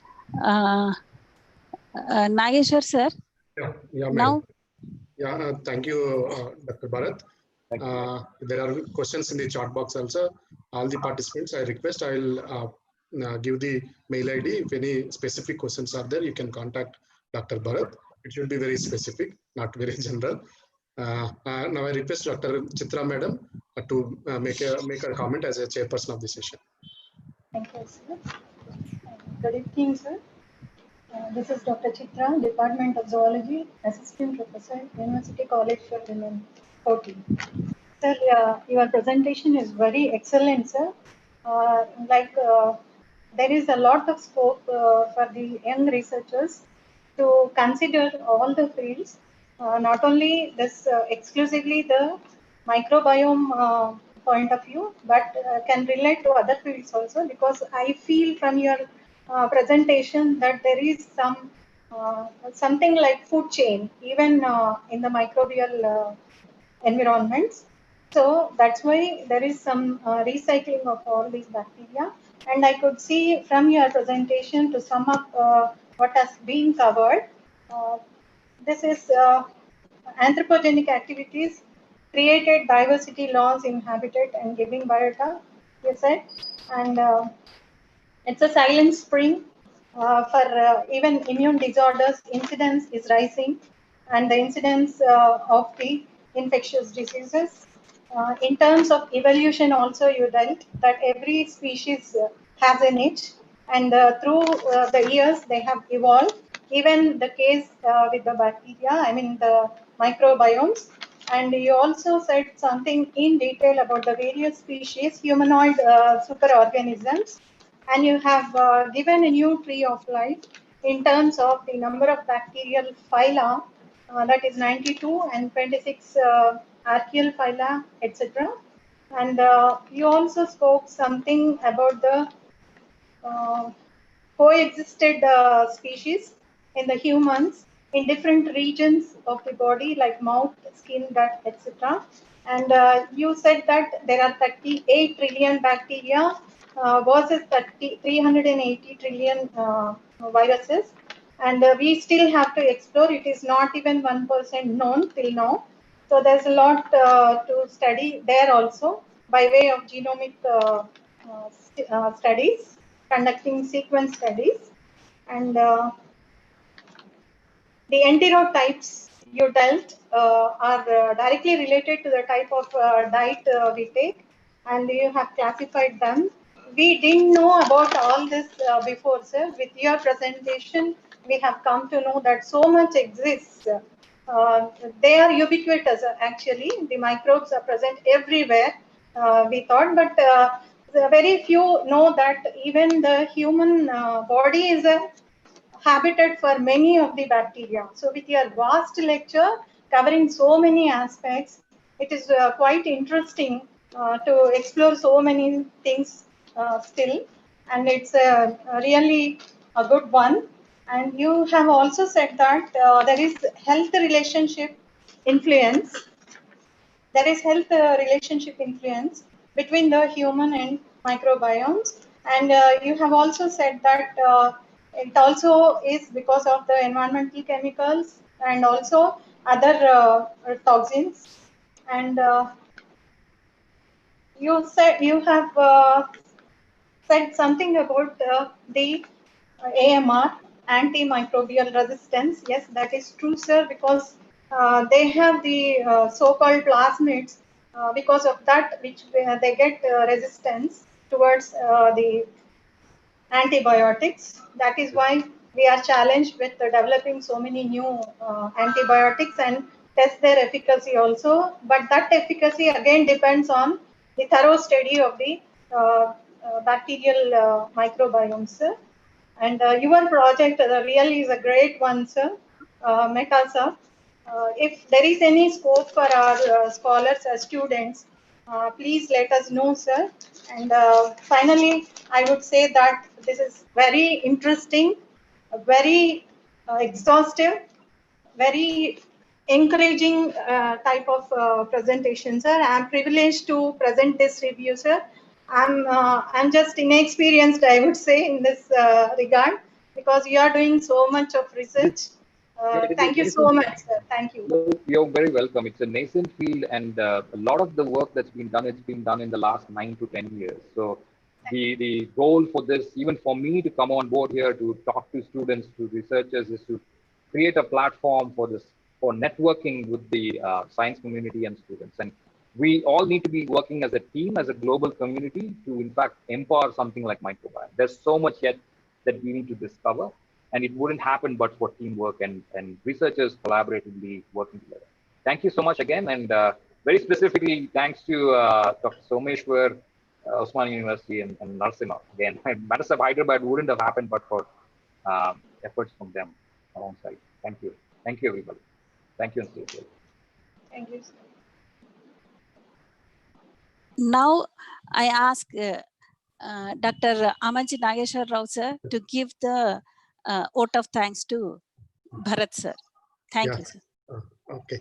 Yeah, thank you, Dr. Bharat. On behalf of the organizing committee, from all the participants, from the Osmania University, it is my privilege to propose vote of thanks for this session. Thank you very much for giving you a valuable, informative lecture. In true sense, it is an international conference. We feel that because of your presence and presentation, we fulfill that criteria also. It's a huge project what you have been in touch with. You are in research. You have collaborated with many people across the globe. In true sense, it is an international project. Definitely, we hope that any contribution from outside we can make. Definitely, we will be in touch with you. Please extend your hand for the continuation of your research from Osmania University also. And entire presentation shows your CV and your profile. I have shared with the chat box all the for the information of all the participants. You can please be in contact with the Dr. Bharat. Any specific questions, please make a mail. I am once again thankful to you because of the hectic schedule, you are all the way traveling from the US to India, and there is COVID quarantine. In spite of all the limitations, you have made it possible to present in our conference. For that also, personally, I am very thankful to you, sir. Thank you very much. Thank you once again. Thank you so much. Thank you very much, sir. Hope this can help students also generate interest, and they'll be able to come and contribute. Thank you so much. Thank you. Definitely, sir. Thank you, sir. Thank you very much, sir. Sir, now shall we switch on to the next oral presentation, sir? Yeah. Yes, madam. Yes. Yes. Now the session will be proceeded with the oral presentation, the leftover oral presentation. Now I request Sadhana to call first the Udlika, Sweden participant, to present her paper, and jury members,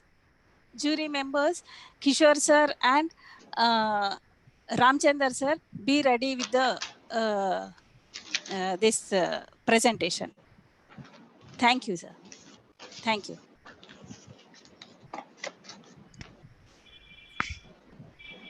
We'll be starting with the oral presentations now. Yes. And the first participant for this session will be Ulrika Hagstrom, and her topic is a green COVID-19 recovery for a sustainable paradigm. Yeah, hello everyone. Hello, ma'am. It's great to be invited. Hi. Hello. Thank you Hello. for How are having me you? today. Hey, I'm good. How are you? Yeah. Yes, we are good. You Perfect. can start the presentation. You can Okay. start the presentation. Perfect. So I'm honored and thankful to speak to you all today and be part of this very important conference and to talk about this topic. And my name is Ulrika, and I'm a student in urban and regional planning from Lund University in Sweden.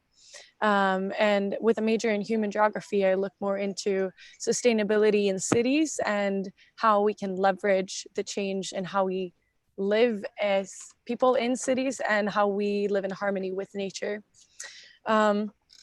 So my research focused mostly on the concept of resilience, which I define as the ability of individuals and communities and systems to survive, adapt, and grow despite chronic stresses and acute shocks that they experience.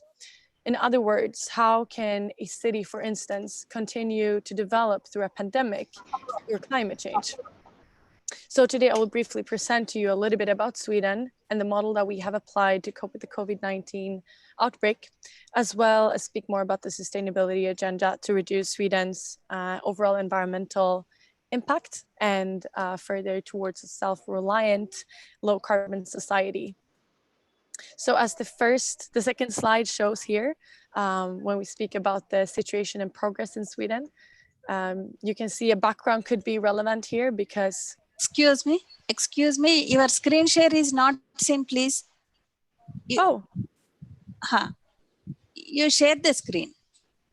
Okay, right. Yes, thank you. Let's see.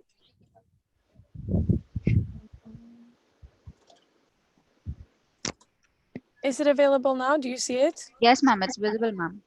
Great. Okay, so as you see in this picture, this is some background about Sweden. And this is relevant as, do you see it still? Is it good? Yes, ma'am. It's good, it's good. Okay, so Sweden is a country with about 10 million people.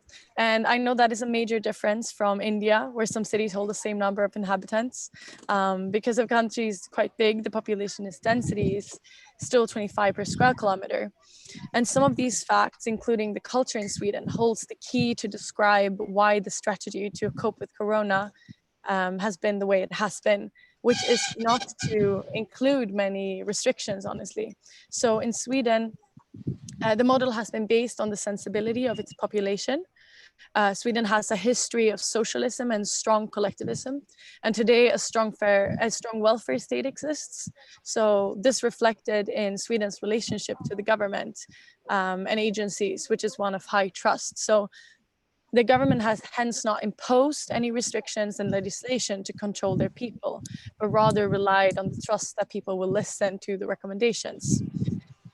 And one of the major measures that the government has taken to reduce the spread of coronavirus is to impose a regulation preventing large number of people from meeting from different parts of the country. The ban applies to all public events and gatherings consisting of more than 50 people.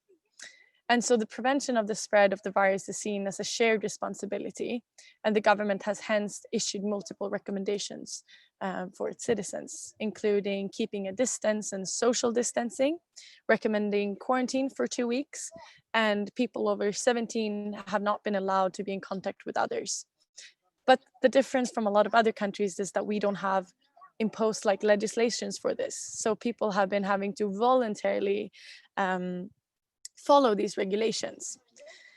And unfortunately, in consequence, we've had very high death rates in terms of our population. Sweden is a country of only 10 million people, and per million people, Sweden has suffered 12 times more than Norway, 7 times more than Finland, and 6 more times than Denmark. As you can see in this slide, here we see the total cases. So there are clear lessons from this method. The biggest failure is that the virus spread into elderly homes in Sweden. People don't live generationally. They often live maybe with their family until they're up to 20, and then they move and they create families. So you usually don't live with your elders, and the elders often live in elderly homes. And the main failure here is that the virus spread into the elderly home and there was a lack of use of equipment. So that is a lesson to other countries. And the other takeaway for other countries is the need for education and translation. Sweden is a country of a lot of immigration, and Sweden has had a very open immigration policies and helped countries in war by taking in many immigrants. And however, many of these may not speak Swedish. And so translating knowledge about Corona and how to protect yourself for the virus and not to transmit it has been crucial, which has been a big failure and which has caused more deaths. So what my field and my research now, if we move more into that, is mostly about is how do we receive a green recovery post the COVID-19 pandemic? And Sweden has been leading the transition to a more sustainable society the last decades when it comes to innovation and technology, reducing emissions within the country.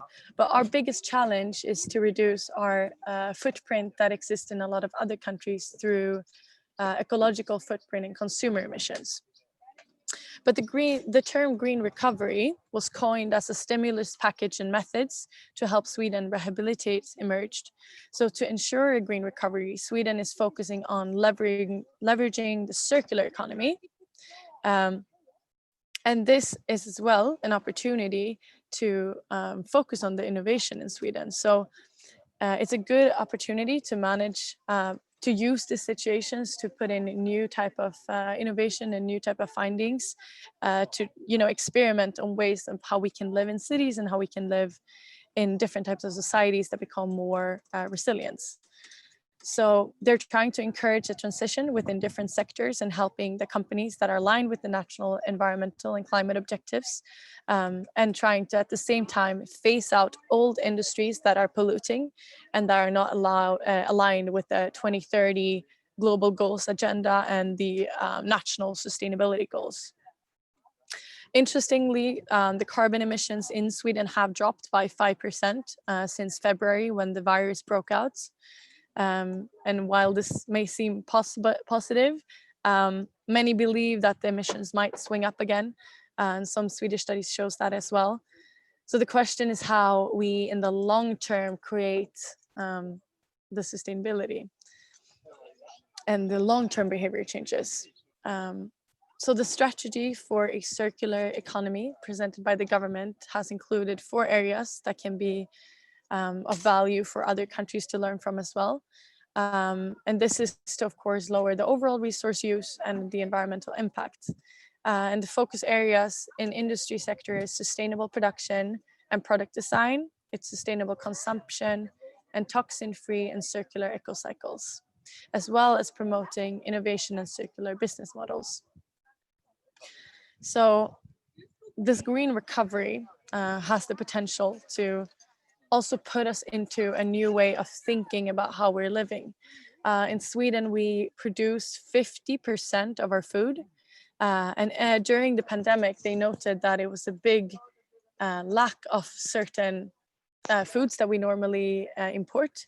So this has showed the need to become more self-resilient and to develop new methods such as vertical farming that has always, it's been existing for a long time, but rather to leverage the use of these technologies to help countries become more self-reliant.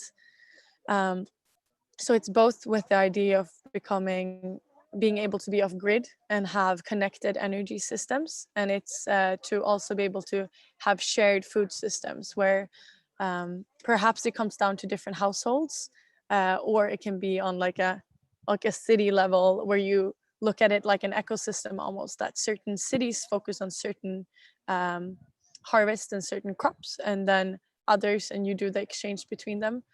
So that is emerging increasingly in Sweden, and the understanding of the need of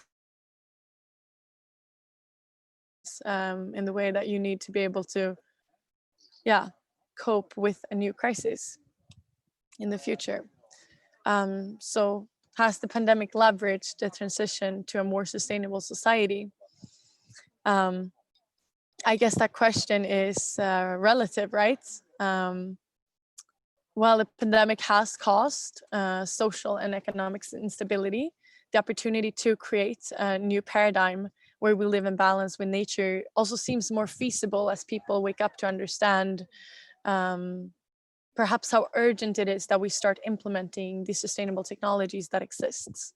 And cities is in that way a perfect experiment to put many of these technologies more in place. Especially, I've been doing a research on 2 cities between 2 different countries in Sweden and Denmark to see if this the opportunities to collaborate, and this is something that this method could be implemented in other countries as well, which is looking at how cross-border regions can collaborate. And the city Helsingborg, it's in Sweden, and then you have Helsingør in Denmark. These 2 cities is a great example of how cities in other countries, maybe on the border between Singapore and Malaysia, or India and Nepal, could potentially in the future collaborate to learn from each other. Because here is how geography also plays a huge role. What we found when we were looking at how Denmark and Sweden collaborated on this border is that Helsingborg is a city that has been doing a lot of preparation for heat waves, while the Danish city had been doing a lot of preparation for sea level rise. So it's quite interesting to see then how these cities with the same geographical conditions, close to each other, just separated by 2-kilometer water, these cities can learn from each other to leverage their strategies to cope with climate change and environmental problems. And this has been, the understanding for the urgency of this has been heightened by the coronavirus outbreak. So I think we need to focus on, the opportunities for collaboration and this increased understanding for risks and interest in assessing future risks. And as I've said here too, the high demand for long-term sustainability and management. So I think that yes, in a way, the pandemic has leveraged the transition to a more sustainable society. And that's what I continue to do my research on. And I'm super interested to collaborate with people from other countries too. So if anyone's interested to reach out, I'm interested to learn more about the situation in India in terms of that. But as mentioned in the earlier presentation, the importance of working as a team here, working interdisciplinary over fields to learn from each other and leverage or potential to solve environmental and climate challenges, take lessons on how to build resilience and inevitably create a more livable planet is of utmost importance.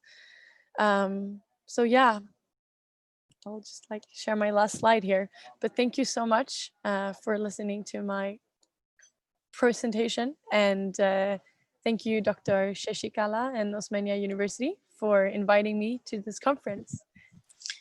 Thank you, Urlika.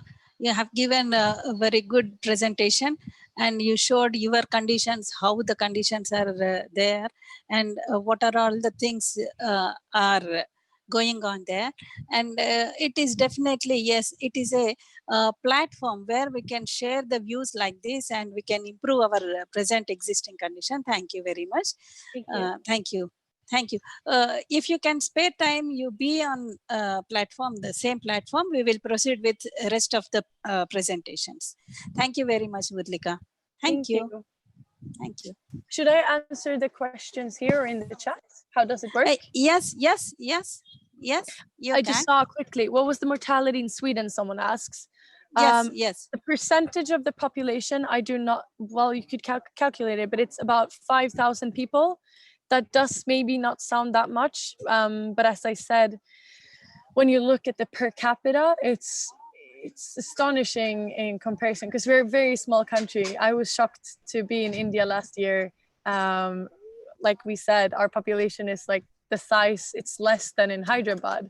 But it's in relation to our population, it's quite high. Norway has had I think under 500, most countries in Scandinavia. So Sweden, most north. So other countries have their numbers are 12 times less than us. So we have made there's a lot to learn from our strategy, because we've been making a lot of mistakes when it comes to coping with Corona, because our government didn't go into a lockdown as fast. They continued. So do you think post-COVID can maintain sustainability? I definitely think so. I think we might have a dip in a way, but I think what I was collaborating with a corporation here in Sweden that looks at like how corporations are kind of their attitudes to sustainability after Corona. And what they have seen is that corporations now value the climate crisis and environmental problems much higher, because they do understand the risk. So after going through Corona, they understand that, okay, what is climate change what is that gonna be? What consequences is that gonna have on us? We might need to prepare more. So I think if the corporations are joining in, and if people understand more of these life and death situations, I think we definitely can maintain and even leverage and alter the sustainability movement. So I'm hopeful. Yeah, Corona is definitely an eye-opener. I agree. Yes. Any other questions? Any other questions? If not, No other questions, ma'am. if not, we can proceed you. for next. Thank you. Perfect. Thank you, Urlika. Thank you. Sadhana, you proceed with next. I call upon Ragasudha Jonnada. Karthik, please see if she's added in the panel.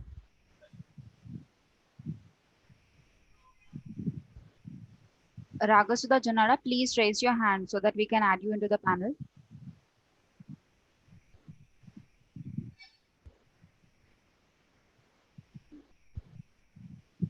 Whoever are ready, you call them. If not. Hello, I'm ready, ma'am. This is Ragasudha Jonnada. Yeah, Yes. ma'am. Yes. Ma'am, can you please tell the name of the abstract you have given? Yes. Yeah. Keeping children healthy during COVID-19 pandemic. Sorry, ma'am, we Okay. didn't get you. Yeah, it's. Is it audible, ma'am? Yes, audible. Yes, audible. Yeah. So very good afternoon. Yes, ma'am. Yes, ma'am. Continue, ma'am. Yes, ma'am. Very good afternoon, one and all. I, Ragasudha Jonnada, working as Associate Professor in Department of Mathematics, Aurora Degree and PG College, Hyderabad.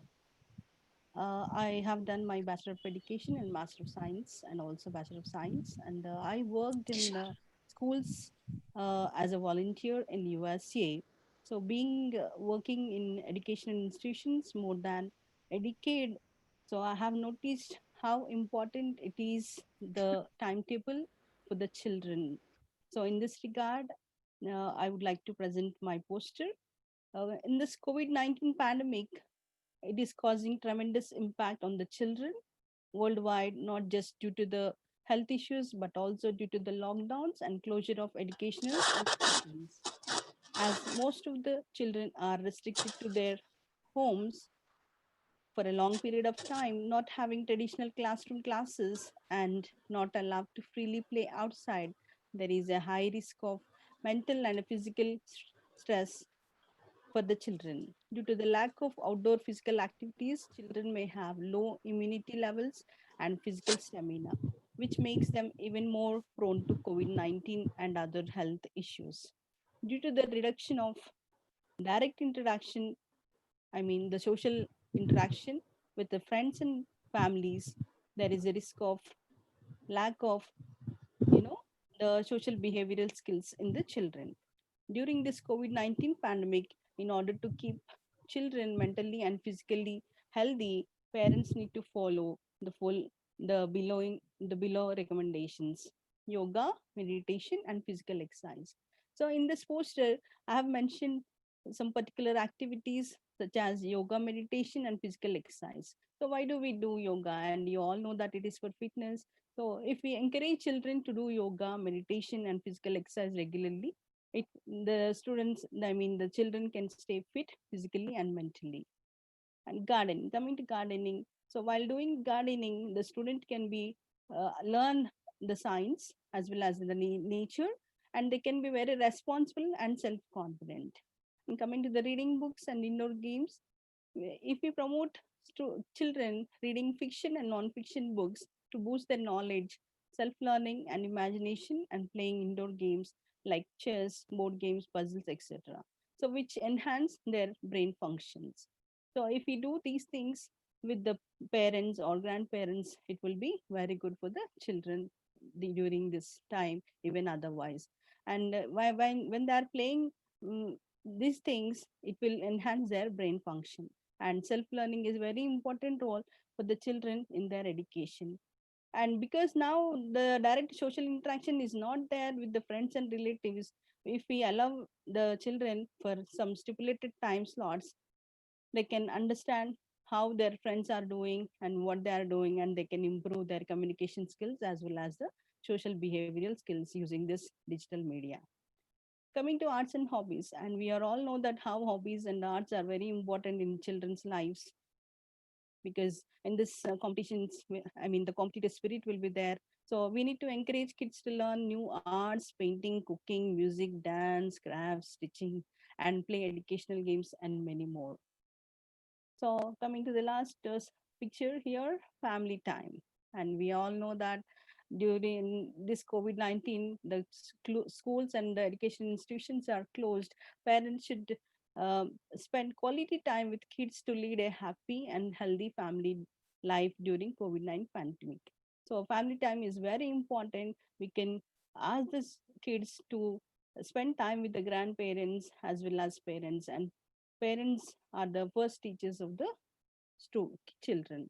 So with this activities, if parents are following with their students, I mean the children, the children will be very healthy during this COVID-19. Thank you very much. I conclude with this. Thank you.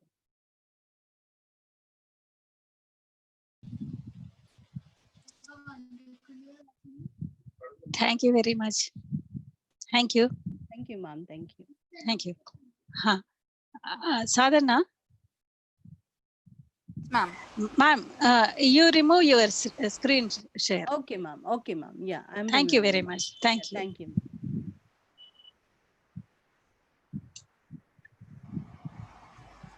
Yes. Sadhana, you can proceed for next participant. Yes, ma'am. Whoever is ready for presenting, please raise your hands.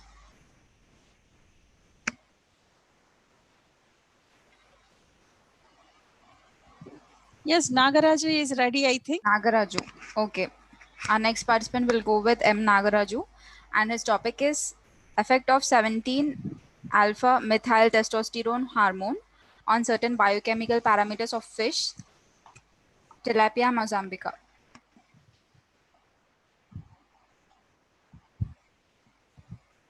Nagaraju sir, are you ready? Yes, ma'am. Yes, sir. Yes, sir. You're visible, sir. Please unmute your audio and share your screen, sir.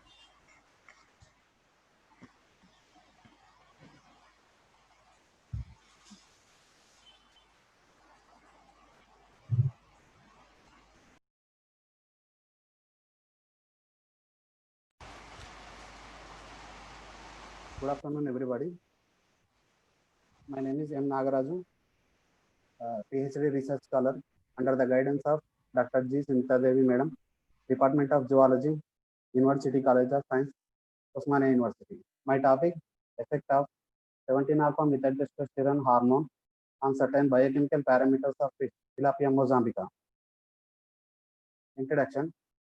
Aquaculture, probably the fastest growing food producing sector, now accounts for nearly 50% of the world's food fish.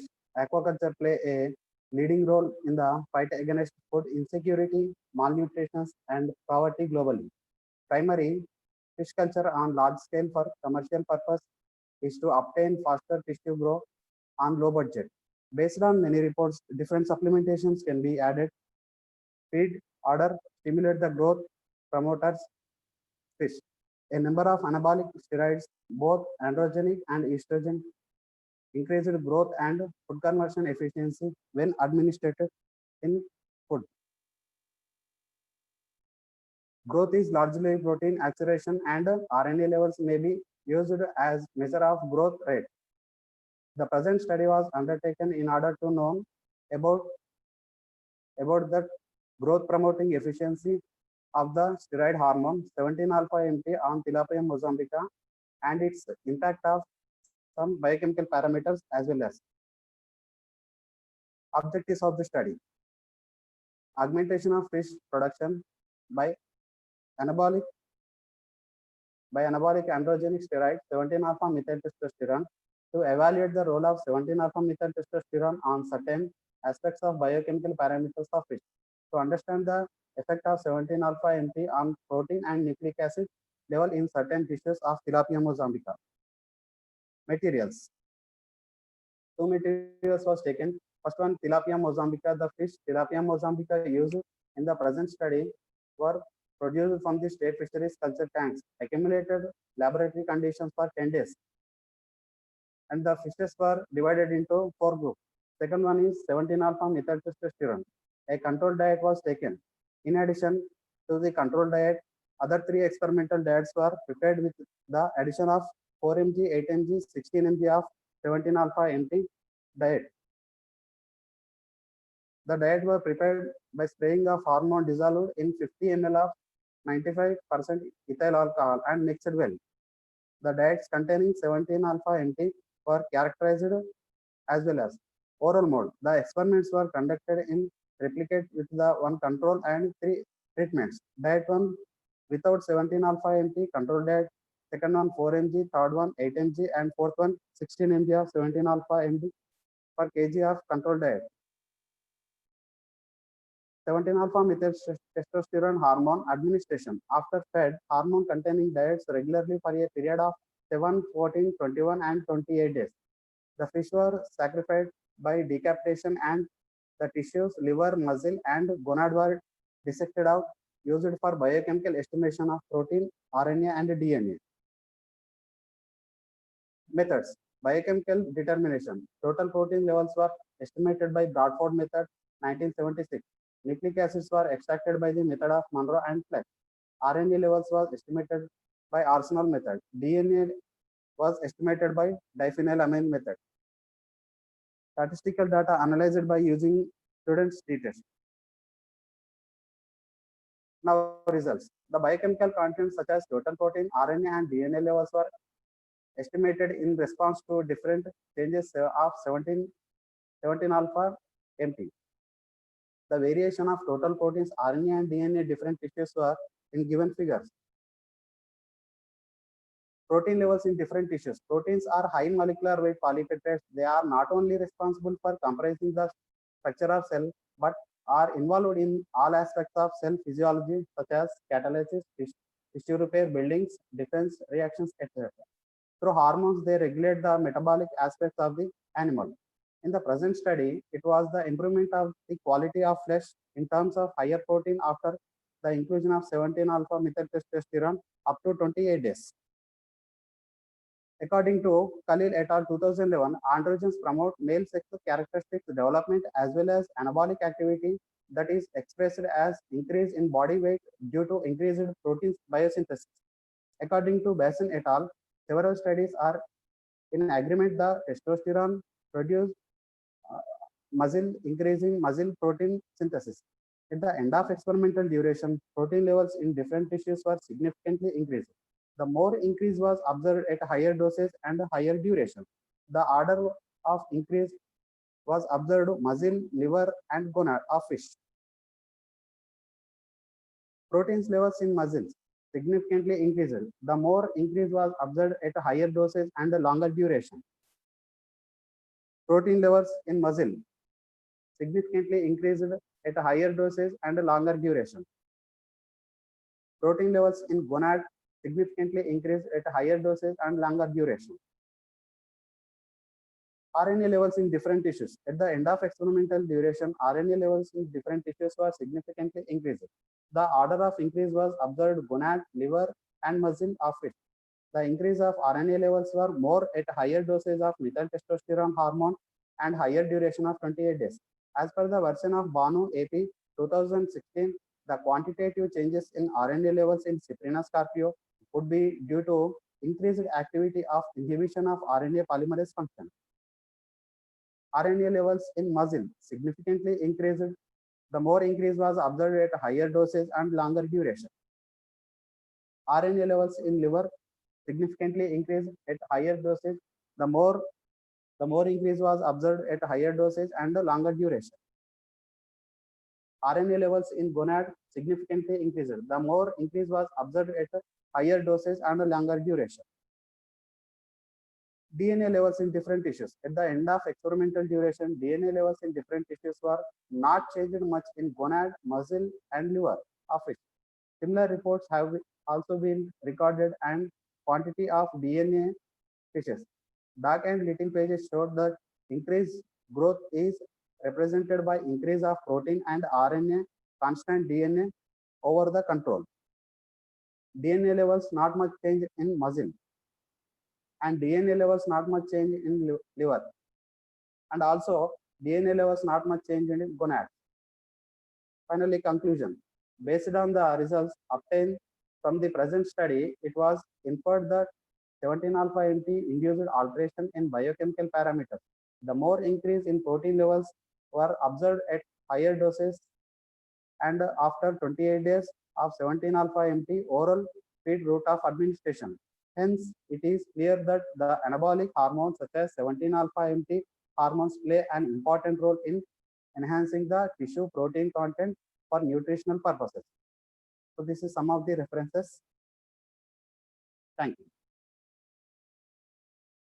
Thank you, one and all. Thank you. Thank you very much. Thank you. Thank you, sir. So would you please stop screen share? Yeah. Our next participant is Dr. Shantipriya Ajmera, and her topic for today is an insight into pandemic COVID-19.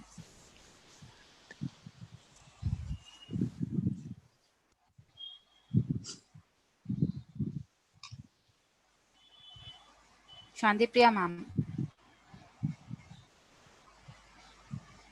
So, if she is not ready, you ask another. Sadhana? Yeah. Go for Nagaraju sir. He is ready with the presentation. Hey, Nagaraju sir, just now finished. Nagaraju sir just finished. Completed? Yeah. Okay.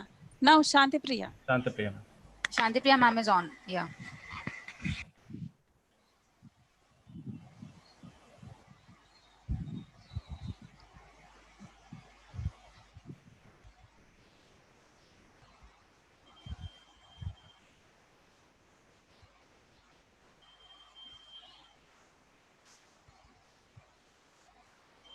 Ma'am, please share your screen and unmute your audio. Shantipriya ma'am, unmute your.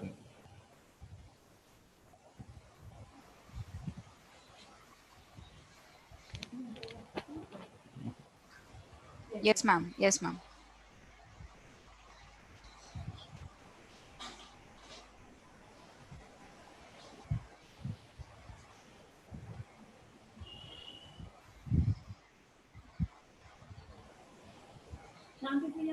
Ma'am, you're not audible yet, ma'am.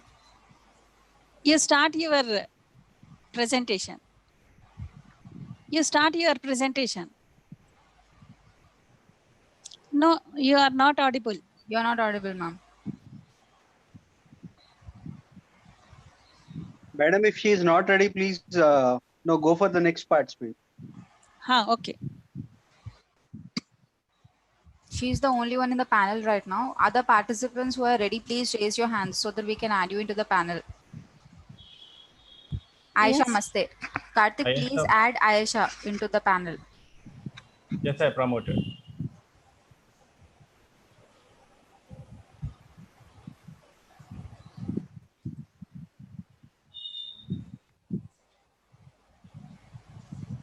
Aisha ma'am? Yes.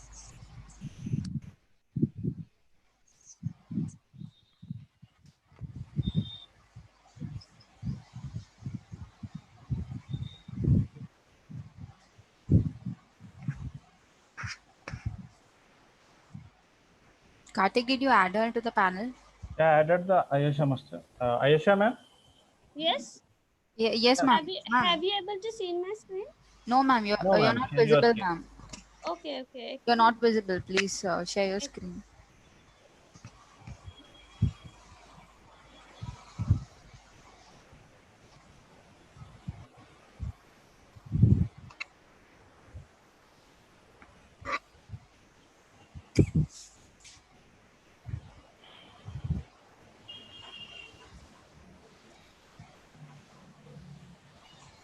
Yeah, it's our next participant is Aisha Maste, and her topic is impact of COVID-19 pandemic on environment and human health. Now able to see my screen? Yes. Hello. Yes, ma'am. Yes, ma'am. Okay. Thank you. Would you please zoom in, ma'am? Oh, yes. Good afternoon, everyone. Today, my topic of poster is impact of COVID-19 pandemic on environment and human health. So, the SARS virus was officially declared the causative agent on 16 April 2003 by the WHO. COVID-19 is caused by a respiratory virus called SARS virus CoV-2 and was first found in Wuhan, China in December 2019. As it's implied in the name COVID-19, CoV stand for corona, V stand for virus, and D stand for disease. And 19 represent the year of its occurrence. This corona has a crown-like shape as seen in microscope. Here we can see in figure. The coronavirus is caused by so-called spike. The corona-like appearance of coronavirus is caused by so-called spike glycoprotein. We can see in figure, which is red color, which are necessary for the virus to enter the host. They are the reovira that can exist in environment for about 3 to 24 hours outside the human body. The primary symptoms to see in a COVID-19 infected person are fever, dizziness, breathlessness, and dry cough. Based on symptom and severity of the symptom, COVID-19 infections have been categorized into 4. According to first category, infected individual act as a carrier but not exhibit the symptom. These individuals are at the higher risk of spreading the virus as they might be oblivious to its presence.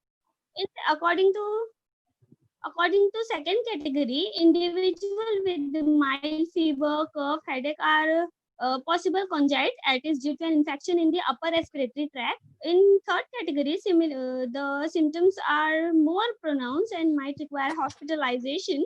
Immediate treatment can help alleviate the symptom and prevent fatality.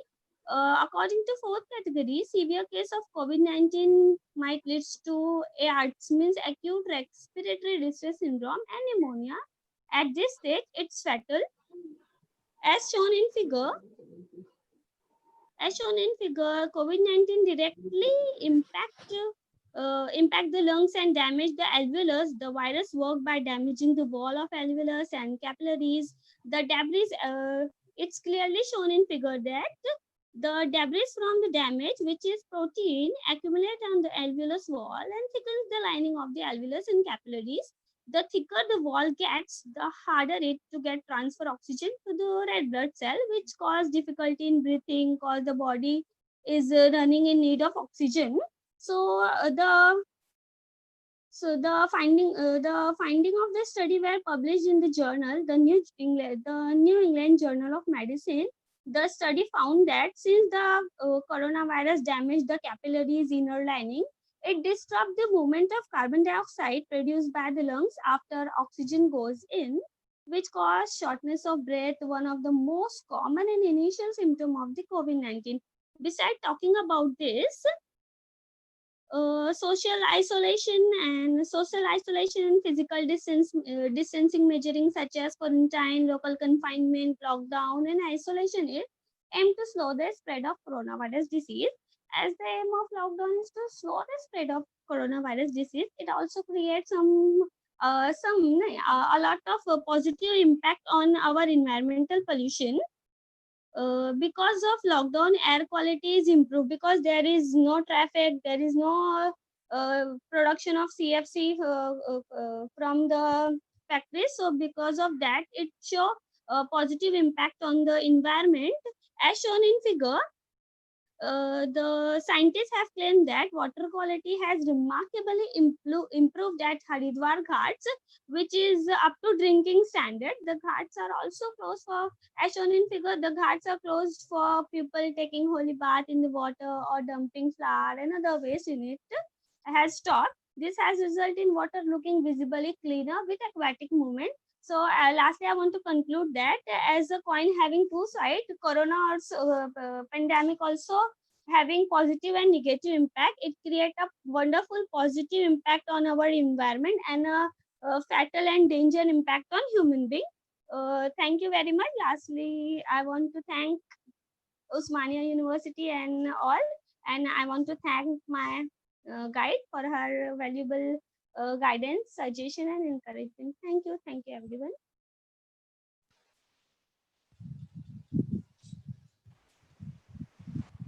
I'm done. Thank you. Thank you. Thank you.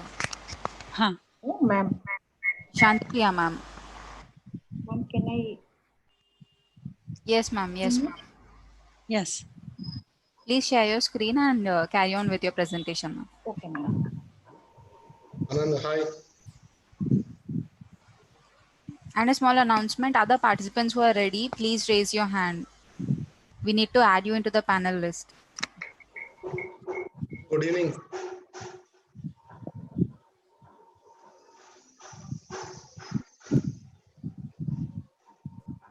Anand sir, good evening. Hearing, madam, but Shantipriya ma'am, any problem?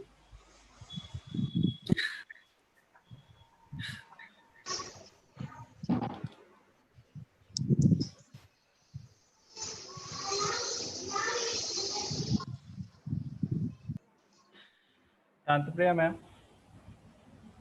please share your screen. Shall we wait for a few more minutes, ma'am?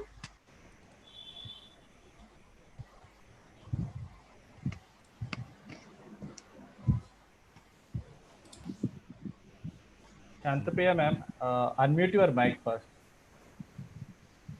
Please unmute.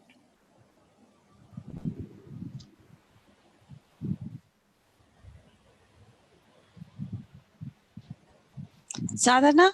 Yes, ma'am. Shall we move on to the next, ma'am? Yes. Yeah. Professor Yes. Dr. N. Rajeshwari, ma'am, is the next participant. And her topic is impact of COVID-19 on the right to human beings, to the health of human beings. A brief socio-legal study. Is madam is ready? Yeah, ready. Madam just raise her hand, I guess. Karthik, you need to add. Yeah, madam is in the panel. Yes. Ma'am, please be Present visible here. to us. Rajeshwari, ma'am.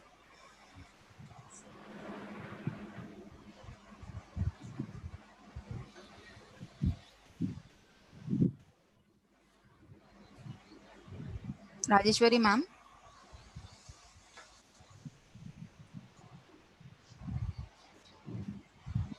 Otherwise, do one thing. Raise the person who is available rightly. Ready to present. Who is there in the panelist screen? Hello. Yeah, yes, ma'am. Yes, ma'am. Rajeshwari, ma'am. Am I audible? Yes, ma'am. You're audible, ma'am. Yes, my topic is impact of COVID-19 on the right to health of human beings. Yeah, ma'am. Legal study. So here, just I would like to brief it subject as much as possible. Why? Because since as to 2 days, we are giving all the information. So you know very well about the pandemic and its impact of the environment and effects on the holistic health of the human beings also we know very well. And at the same time, I'd like to submit in my paper in relating to social effect. But now I would like to concentrate on legal aspect. So effect of right of health on human beings in a global society. With reference to this, so I would like to submit my paper on these areas. So pandemic and its impact on environment. Ma'am, Rajeshwari, sorry ma'am, please share your screen. Sir, sorry, I don't have PowerPoint to share. Yeah, no issue, ma'am. Yeah, continue. Okay. Yes, please.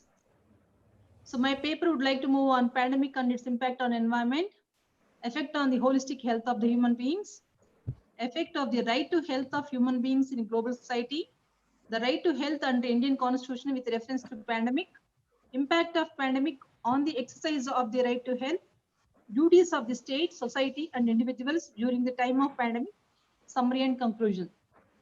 With reference to first two topics, I already told you that I would like to submit in my paper, but relating to law aspect, right to health is a fundamental right, no doubt.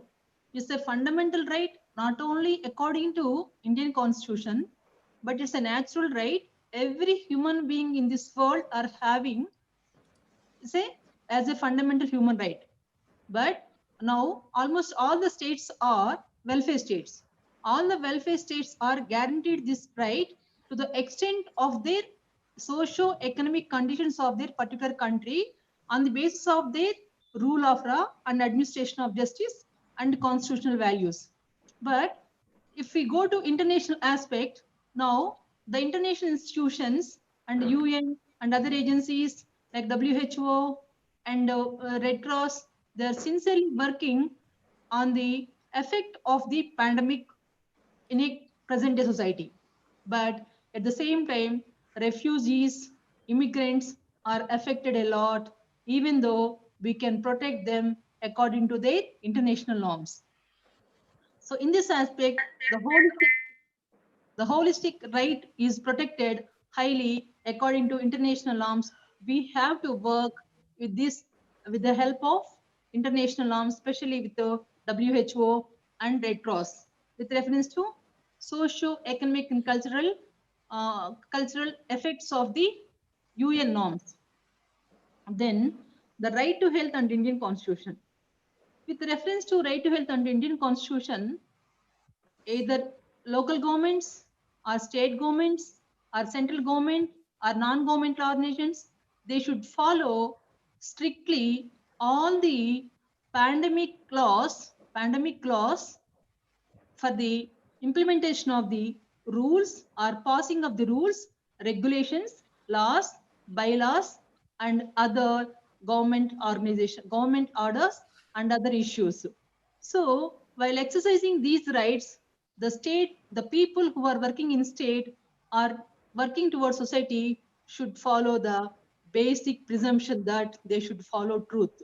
If we hide any information relating to any research, relating to any health, relating to any implementation, relating to any economic support, it's very dangerous to any law, for the administration of justice. In this scenario, we should follow the object of truth in general and also in particular. Relating to the impact of pandemic on the exercise of the right of health. While exercising of the right of health, we have to address mental health, physical health, social health, environmental health, and spiritual health. All these are not affected directly, but at the same time, we have a lot of scope to protect, we have a lot of scope to exercise our other mental, medical, and mental, environmental, spiritual, and other rights of health. But at the same time, relating to physical health, it may be affected directly. But though indirectly affected all other areas, but for certain time, we have to cooperate to the state or to the government or to the organizations with reference to protection of the health. With reference to right to health relating to the World Health Organization definition, or according to the definition of World Health Organization, it's not that much negative effect on the with reference to environment, but at the same time, right to health is affected with reference to only pandemic. Other areas are improved a lot. So in this scenario, we can extend two areas. One is positive impact of pandemic on rights of health of human beings, and negative impact of pandemic on the right of health of the human beings. So with reference to duties of the state, society, and individuals, I would like to say during this pandemic time, state is having certain responsibilities because the regular activities of state is shifted towards pandemic activities, because before pandemic, our state is having different duties without the effect of all the disaster management and all. But after pandemic, our activities are slightly changed towards the emerging needs of the people and society. So in this scenario, state must act as a as a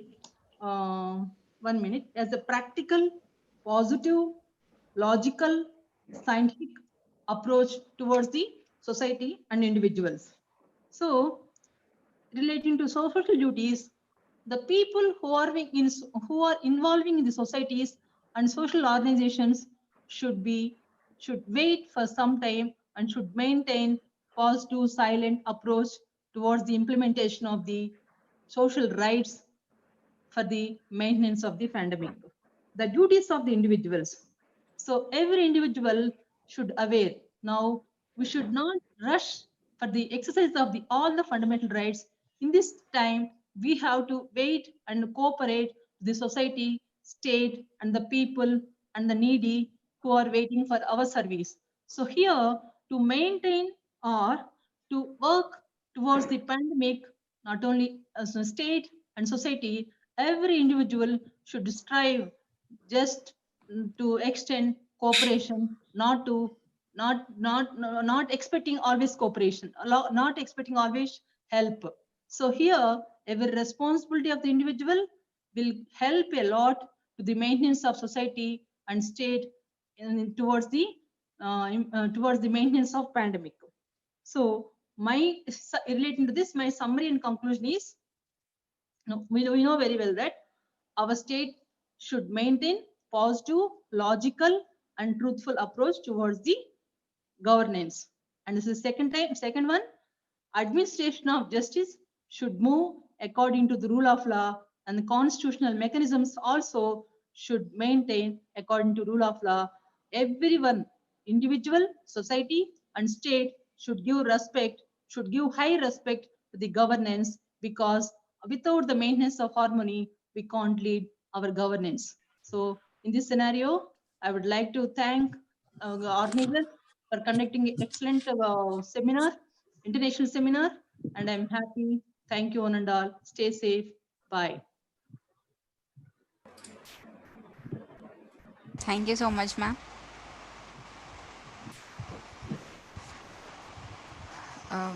Hello, ma'am, my system is not supporting to share the screen. So I mailed to the Srujan. My presentation is mailed to the Srujan. Please, can you share, Srujan? My PPT, I will explain.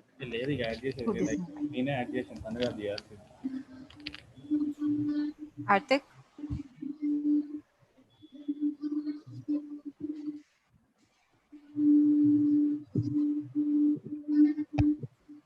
Okay, ma'am, Srujan is not available right now.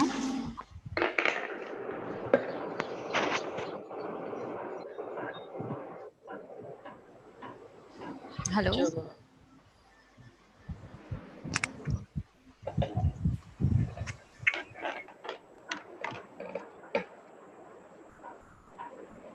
We shall wait for one more presentation, ma'am, for yours to come. Is that okay, ma'am?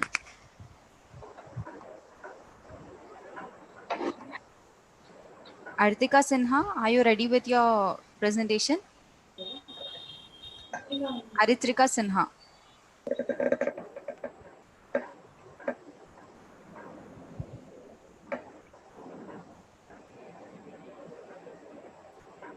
Aritrika Sinha, are you ready with your presentation?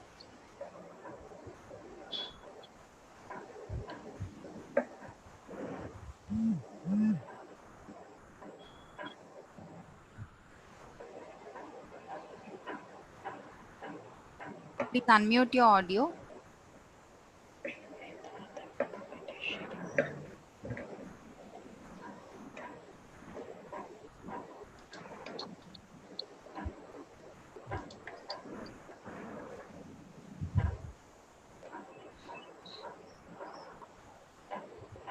Yes, please help me. What's happening?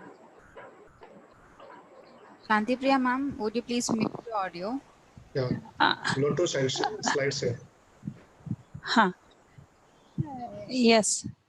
Aritrika Sinha. Anand sir. Madam. Anand sir is, yeah, Anand sir, you are presenting the paper now? Yes, ma'am. May I proceed? Yes, sir. You make it fast, sir, because we Okay. are running short of time. Sorry to say this. We are running short of time, and valedictory guests are waiting.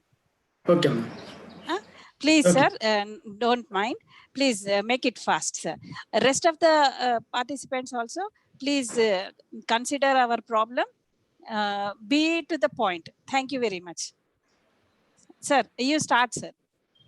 Okay. Madam.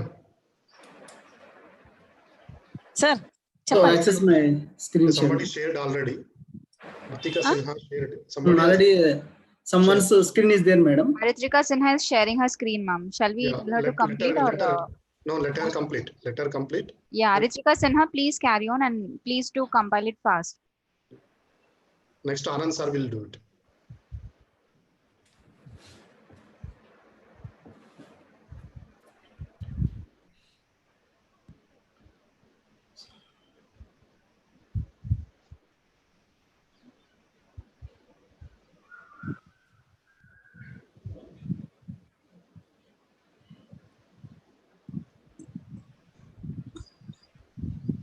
Yes. Aritrika, we can't hear you. Aritrika, ma'am, we can't hear you. You unmute yourself. Yeah.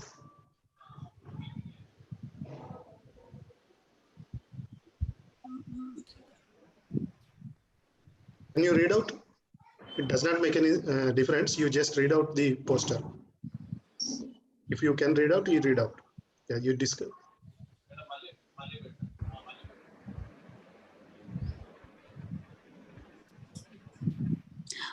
Or otherwise, we can consider this for the competition as there might be some technical issues. That's why she might not be coming out with voice or something else. So can we switch on to next, sir? No, let her speak something, madam. What is the problem? Okay, If okay. she says something, then we will ask Dr. Anand to present. She has texted to please wait. In the chat box, she's texted. Maybe she's yeah. working on it. Okay.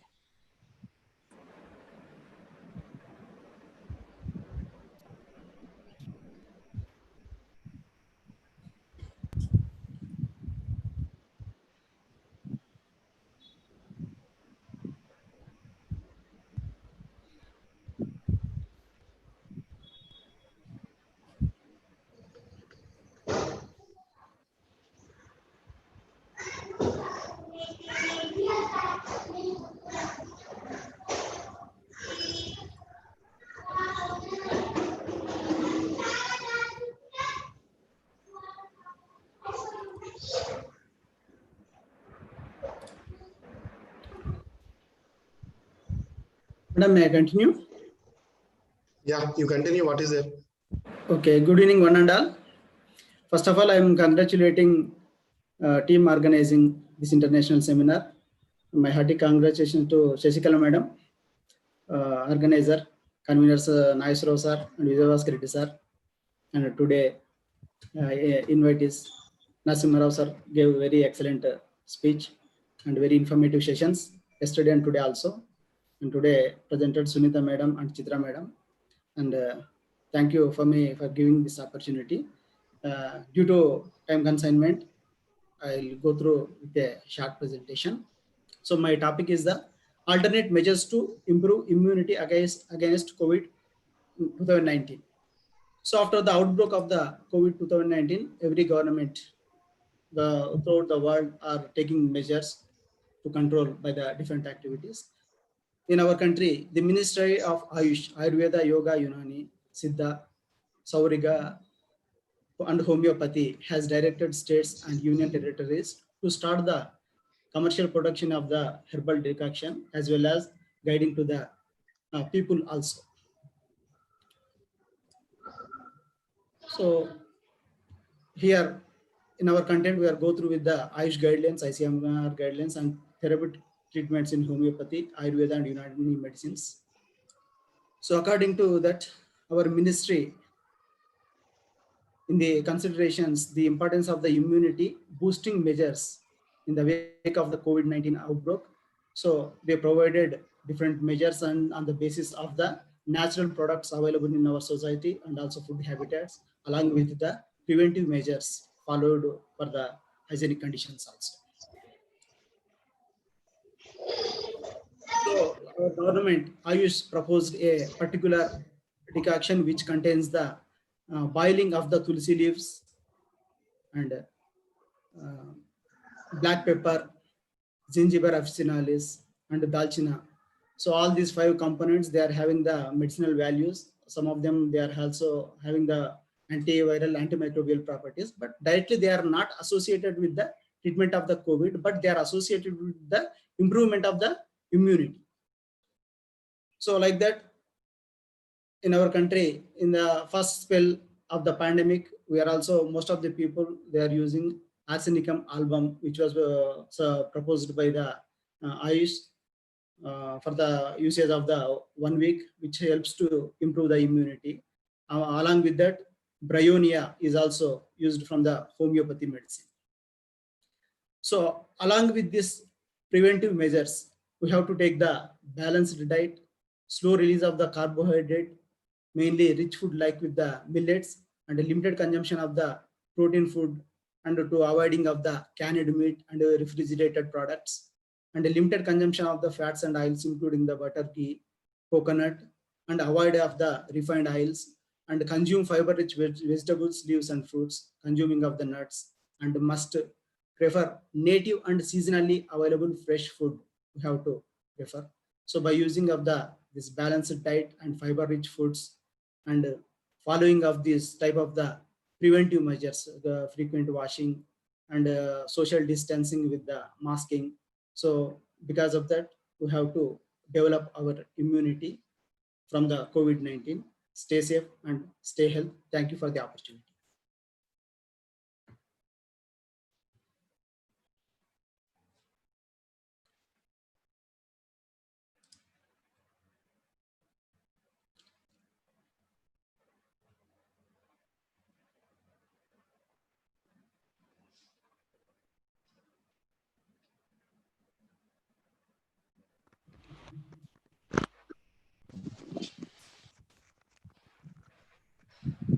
Thank you, sir. Thank you very much. I think all the participants are over, it seems. Shantipriya ma'am, you have some issue, I think. Ma'am, I sent a mail. The PPT is sent that OU 2020 mail. Please. Ma'am, we are due for the presentation, ma'am. I will continue, ma'am. Please. 1 minute, ma'am. I'm sharing the screen. Just explain that. Shantipriya, ma'am. Okay, sir.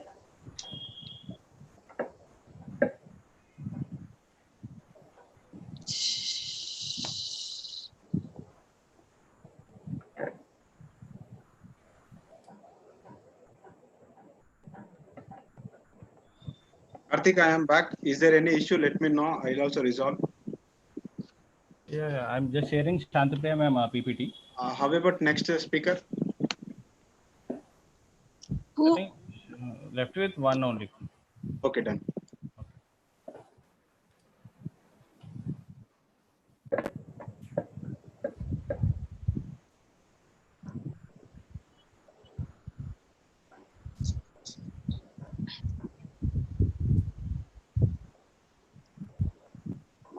Just Shantipriya ma'am. Karthik, give me the host. There are some people again, I think. I do that. Shantipriya ma'am, is it audible? Yes, sir. Audible, and I'm ready, sir. Yeah, you can explain. Yes, yeah. you, Shantipriya ma'am, please skip on all these things. You tell whatever you want to tell in this paper, because yes. introduction and all these things, because we are running short of time. Already a lot more time is gone. I will complete within 10 minutes, ma'am, please. 10 minutes. Sorry. Madam, You only go. 6 minutes are given for presentation, madam. And that too, still more shortcut is needed. Now the screen is with your hand. Good evening to everyone. So myself, I am Dr. Shanti Priya from Palamuri University. So it is a great pleasure to be here with you all to present my presentation here. So today I am going to presenting on that an insight into pandemic COVID-19 and effects on people and environment. So additionally, I added few points about the effects on people and environment. So these are my contents and structure of my presentation. So next slide, please. So we all know that viruses can infect the human being, not only human being, plants, animals, and they also causes the serious diseases, sometimes deadly, such as AIDS. So now the recent current outbreak, that is corona virus, so which is named as the COVID-19. So that was reported from the Wuhan, China. So it is have the symptoms like same SARS. That's why these diseases named as the SARS COVID-2. So when we see the coronavirus history, so they are particularly probably they have the zoonotic origins also. So these viruses enveloped virus and have the positive sense of single-stranded RNA genome, which is possess the helical symmetry, and it belongs to the family Coronaviridae. So here we all know what about the zoonotic origin means. So the disease is transmitted from the animals to humans. So the disease is caused both animal and human beings, and the disease is transmitted from human to domestic animals to human. So here I am given in this image the various outbreaks from since 1965, there is the human coronavirus strain 229E and human coronavirus OC43. So not only those, so here also MERS and SARS coronaviruses outbreaks also seen in last previous years. So MERS is their Middle East respiratory syndrome coronavirus. So among all those coronavirus outbreaks, the more pathogenic coronaviruses are like SARS, MERS, and the present outbreak, that is SARS-CoV-2, COVID-19. So these three are the highly infectious pandemic respiratory disease causing viruses. So when we see their structural characteristics, these viruses spherical and measures more or less than 125 nanometers in the diameter. And their coronavirinae subfamilies, namely the alpha, beta, gamma, and delta. So the present one is the beta one, coronavirus. So they have the 4 structural proteins, including the spike, envelope, membrane, nucleocapsid. So they have the 2 types of structural proteins, 2 types of main proteins. That is, one is structural protein, the other one is non-structural protein. So we know the structural protein is which is helps in a backbone and to compose their particles and the constituents of the particles of virus. So coming to the non-structural proteins, they are not the particles of the virus, but the virus is encodes that proteins, and which is expressed on the host cell. So that includes, that is 3-chymotrypsin. So it is like a protease. These 3-chymotrypsin like protease is comes under the serine group of protease. The another protease, that is papain like protease. So that is comes under the family of cystine group of proteases. So that virus also included the enzymes like helicase and RNA dependent RNA polymerase and other accessory proteins. So the Wuhan coronavirus is found to be the size, that is 29 kb. The next slide, please. Okay. Okay, so when we see the multiplication site and the entry of these virus, this coronavirus is I told that beta coronavirus. So they uses their extracellular glycoproteins. So they enter into the host cell where that the ACE2 receptor site So ACE2 is nothing but the angiotensin converting enzyme. 2. So it is a ACE2 receptor on the, it is a protein which provides the entry of that virus to hook into the infect a human cell. Okay, so and this angiotensin protein is a presence in the blood, and it is regulate the blood pressure. It is regulates the blood pressure, and it regulates the body fluids. So what happens? These angiotensin protein, where is presence in the blood, so that promotes and stimulates the aldosterone secretion. So what happens? It tends to the rise of that blood pressure, the converting enzyme. So gain of entry by making use of its glycoproteins into the human cell. So mainly the glycoprotein have the two domains. One is the binding domain, the other one is fusion domain. So binding domain is nothing but the S1, and the fusion domain, that is the S2. Okay, so this recently it was demonstrated as transmembrane protease serine. What I told, they have the non-structural proteins, comes under the serine group of proteins. So it shortcutly, this serine protease protein is called as TMPRSS2. So the initial mediates of these spike proteins is called, that region is referred as the protein priming site. And the another entry and where the viral proteins are binding site of that receptor is called interacting to that ACE2 receptor is called as the receptor binding portion. So after binding to their ACE2 receptor of host cell, then what happens? The proteins is undergoes the mutations. Due to mutations, they convert their structures, and easily they can bind the receptor and they enters into the host.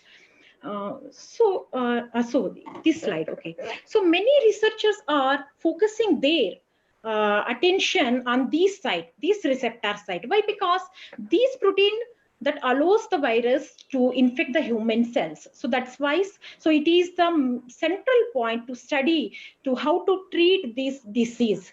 So this coronavirus is contain the positive sense non-segmented RNA. So positive sense of RNAs are more pathogenic when comparing to the negative sense of RNA viruses. So these positive sense of RNA viruses, their genetic material can function both as genome and as a messenger RNA, and they are ready to translate into the protein in the host cell by the host ribosomes. They take the energy source from ribosomes and they undergo the replication, and they multiplies their number as an assembly, and then they release. So in the image we can easily find out that we can observe the site, the receptor site where the virus is attacking, and binding site is here, and TMPRSS are the spike proteins, the serine group of proteases which helping them to enter.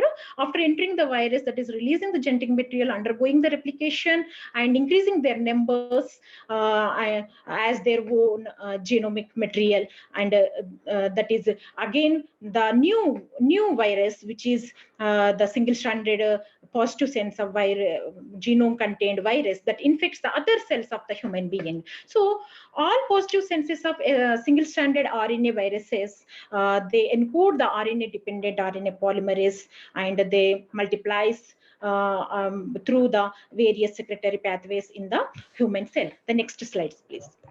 So, Shanti Priya garu. Yes. No. Already we are running short of. Ma'am, please conclude. Madam, please conclude. So mainly affecting the lung, heart, kidney, and intestine.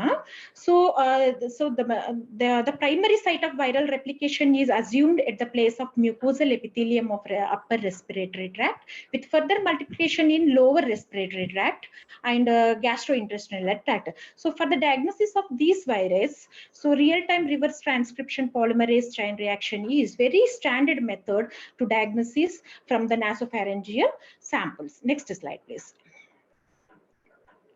So there are various therapeutic advising. So there is no currently there is no approved treatment, but there is some options of therapeutics which is considered to control and prevent the disease, and they, like example, MERS and SARS inhibitors and remdesivir and chloroquine. And recently on the June 19, the flavipavir is tablet 200 mg tablet was marketed by the Glenmark company, so which is approved by the government. So later, now recently, the Bharat Biotech also collaborated with Indian Council Medical and developed the vaccine Covaxin. So it is under trials. So coming to these prevention measures, we are following the social distancing, and we are using the mask, and we are permitted our homes, and we are following the instructions of government. But situation due to this lockdown period, so not only health issues, but the people are suffering for food. So we can take the laborers, they don't have the minimum. Why? Because they are depending on the day work, outsourcing. So they are depends on the day source work. So without work, they can't earn the money. So they can't get the food also. So these situations which we are seeing last due to this lockdown period. So these days explained us the everyone that food, health and wealth, everything is important. So due to outbreak of pandemic disease, so mentally and physically, we missed out the workouts, and economically the countries are damaged, the development, and the negatively impact is more on the economic development. So due to these education system damage and the economic damage, so which is impact shows on the unemployment. So it may be Ma'am, Shantapriya ma'am, please conclude. Sir. So at the same time, the positive effects also there, like environmental pollution also decrease as per the air quality index, and at the same time, climate change is also affected. So overconsumption of the main point, that is overconsumption of our natural resources also decreased by this due to this lockdown. Our natural resources are two types are there. Okay. Or some are not regenerated. So we have to use the natural resources.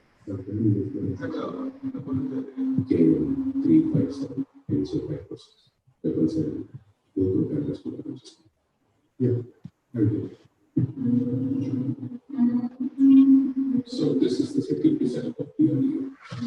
So human values are due to these lockdown period. So next slide, please. Madam, please conclude, madam. Please conclude, madam. Shantapriya ma'am, we are running short of time. Please. Please conclude. Ma'am, running short of time. Ma'am. So it is a great opportunity, ma'am. So it is environment is nothing but it's a gift of God. So we have to save our environment and save our lives. Why? Because the environment damages our personal damage. I concluding my presentation. So it is a great opportunity, ma'am. Thank you so much. Thank you. For giving me this opportunity. Okay. Thank you. Okay. Shashikala ma'am. Yes. Tell me. From the shortlisted candidates, we have one last participant. She has just texted ready. Okay. Shall we go on? She is the last participant from the shortlisted candidates. Okay. Make it fast. Yeah. G. Shweta. Jury members. G. Shweta, would you please Yes, share ma'am. your screen? Yes, ma'am, I'm sharing. Just Shweta. Hello? Shweta madam. Yes. Ma'am.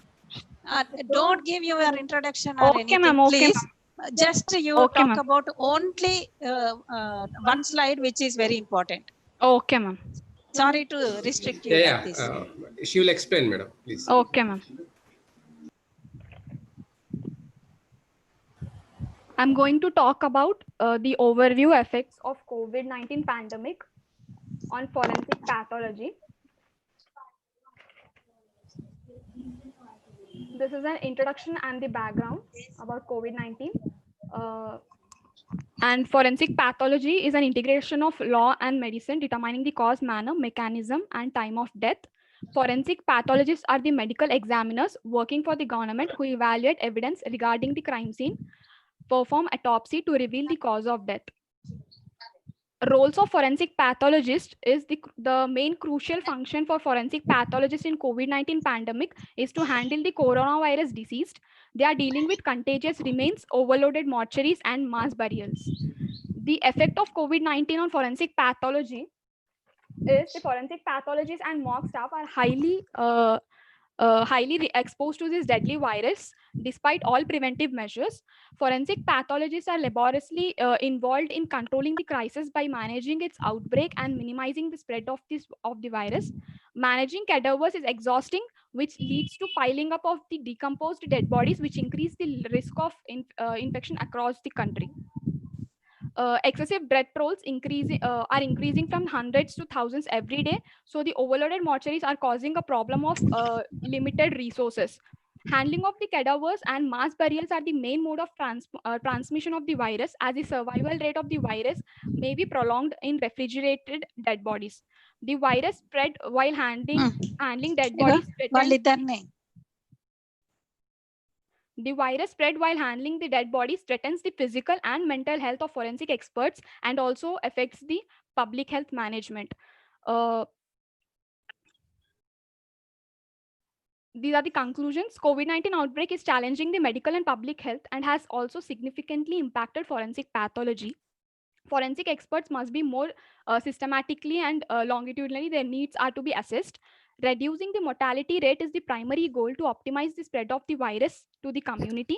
Owing to the mortality, environmental forensics should perform strict self-protection. Intense monitoring and isolation protocols must be followed to prevent further transmission and so slow down the rapid spread of the virus. These are the online resources I have referred. We are in this together and we will get through this. Stay home, stay safe. Thank you. Thank you. Good presentation, Sweta. Thank you. Thank you so much, Sweta. Timely presentation. It was a very nice presentation. Yes. Yes. So, ma'am, please make the announcement about the poster presentations. People are asking the chat box. Posters. So now Nageshwar sir will announce regarding poster presentations. Nageshwar sir or Vijay Bhaskar sir. Vijay Bhaskar sir or Nageshwar sir, please announce regarding posters. Yeah. Good evening, all of the participants. Sorry for the inconvenience caused, delayed program. Anyway, because we were trying to accommodate each and every participant for the presentations. So that is why it is getting delayed. My humble request from the organizing committee that please share your posters to the given email ID. So we go through all the posters, and we will give the certificate to all the participants as well as those who are ready with the posters. So you send the posters already. I thought you have sent the posters. We'll go through the posters and we will give the certificate as you have presented a certificate. You have presented a poster in the conference. Otherwise, what happens is there are huge number. It is there. It will be getting delayed, and it up to 6-7 o'clock. It will be like that. So we were in a hurry. So I request all of you to send the posters how you made, and we go through. And the jury members will evaluate the posters and they will give you best oral first, second. And also in the oral presentation also, jury members will give the grading, and based on the jury member decision, will give the first and second oral presentation prizes. That is only certificate, first oral presentation, second oral presentation, first and second. In the poster also, we'll give the certificate. In a couple of days, you'll get the even participation certificate also. And all the presenters will get the certificate of presentation certificate. Sir. For oral presentation, it will be oral presentation certificate. Yes. For poster presentation certificate without any doubt. Okay. Sir. Yeah, madam, please. Sir, two presenters, they are asking from a long time. Let us give just one chance for them. Poster or oral? Oral only. They will finish within a very short period. Yeah, let them, madam. But only everybody knows that. Even all the presenters also knows that. If it is any original work, please let me know. Let us know. Or any you want to sell something about specific to your presentation, let you present here. So that will be useful. Everybody will appreciate your presentation. Okay. Yeah. Yes, madam. Yes. Please. Yes. Yeah, Artrika Sinha. Artrika Sinha. Ma'am, are you ready? Aritrika Sinha. Yes, sir. Hello. Yeah, you can present now. I'm extremely sorry for the previous thing. It was a technical issue. Yeah, yes, never mind. You start. Without any delay. You start. Please. Can you see my poster? Yes. Good evening. Make it fast, please. Good evening, the delegates. COVID-19 impact on environment and human health is my topic, on which I am presenting a poster.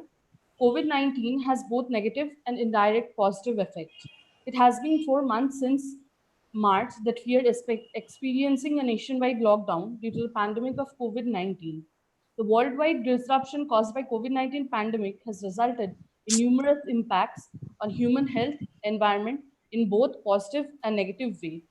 As we can see, previously the air was not as cleaner as we can see it now. We can breathe the clean air. Air quality before the pandemic has been very toxic. Environmental degradation was also occurring due to depletion of air, water, and soil.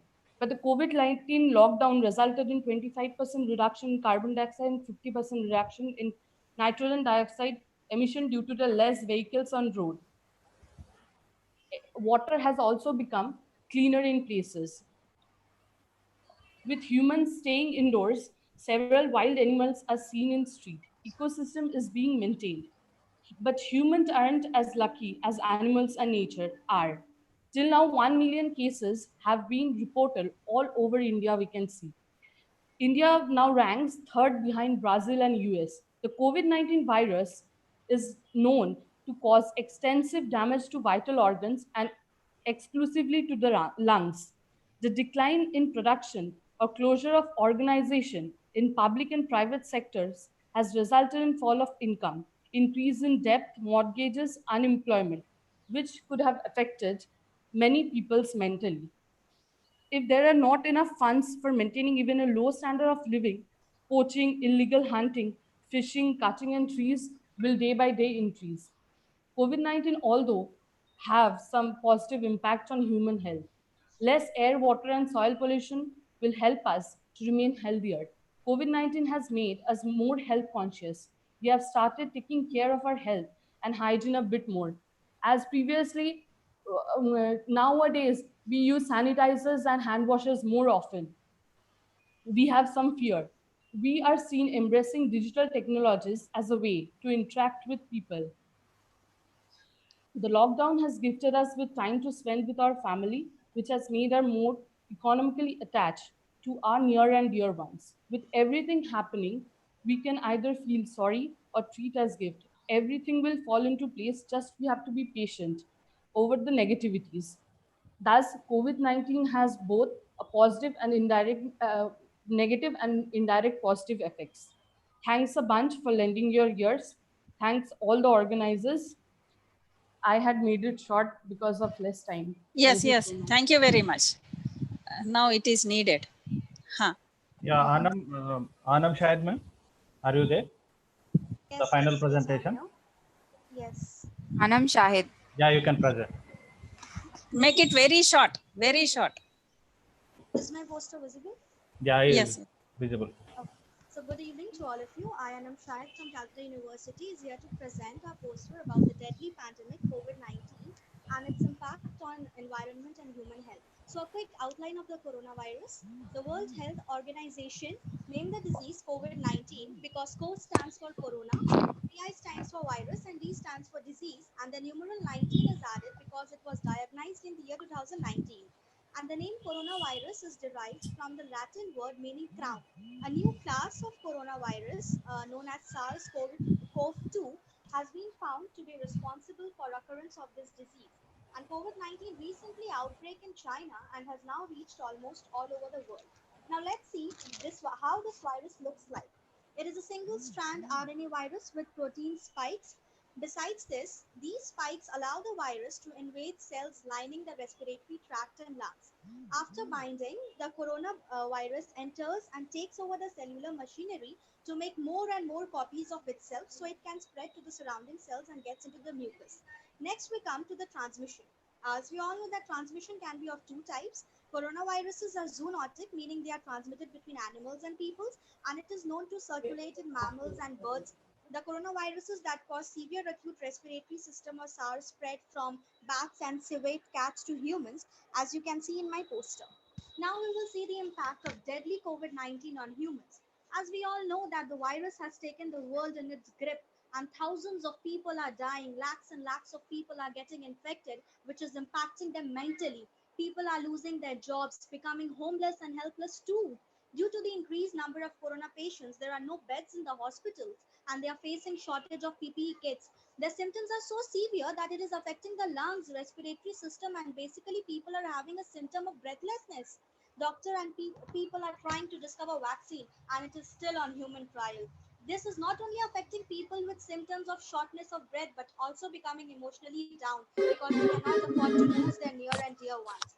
Initially, India did not have much corona cases, but now India became the third biggest spot of the virus, ranking behind the US and Brazil.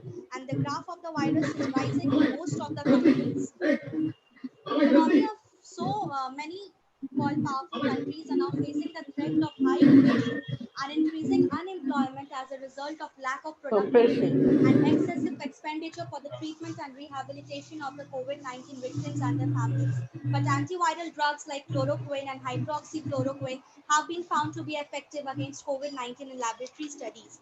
And lockdown is pushing up the poverty level. Workers had to deal with loss of income, food shortage, and lack of shelter. Now, next we will see the impact on environment. From the very beginning of civilization, human beings gradually started manipulating the nature for its own benefit. As the ongoing pandemic may also have some indirect positive impacts, now people will wonder how. Due to considerable decline in traveling, many regions of the world have experienced a large drop in air pollution, and carbon emissions are falling fast due to shutting down of various factories and restrictions of moving from one place to another. And many beaches have been cleaned up due to social distancing measures adopted by the governments. And ozone layer has been found to have revived to extent. Now, these positive environmental effects are likely most temporary, but may serve as demonstration of possible positive changes for the environment, health, human, and ecosystem.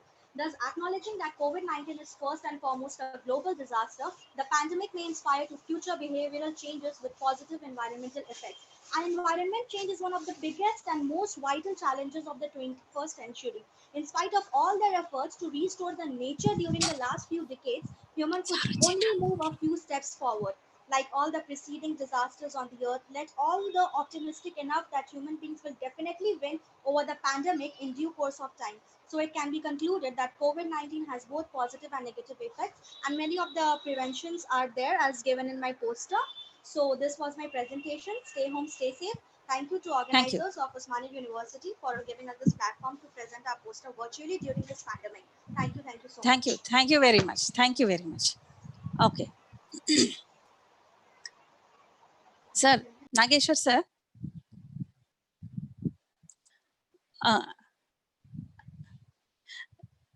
So I declare the oral presentations now over. Oral presentations are over now.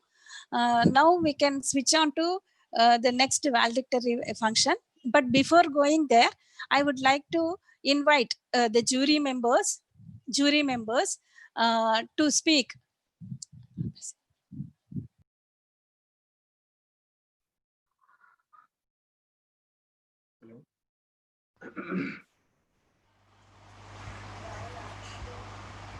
Hello.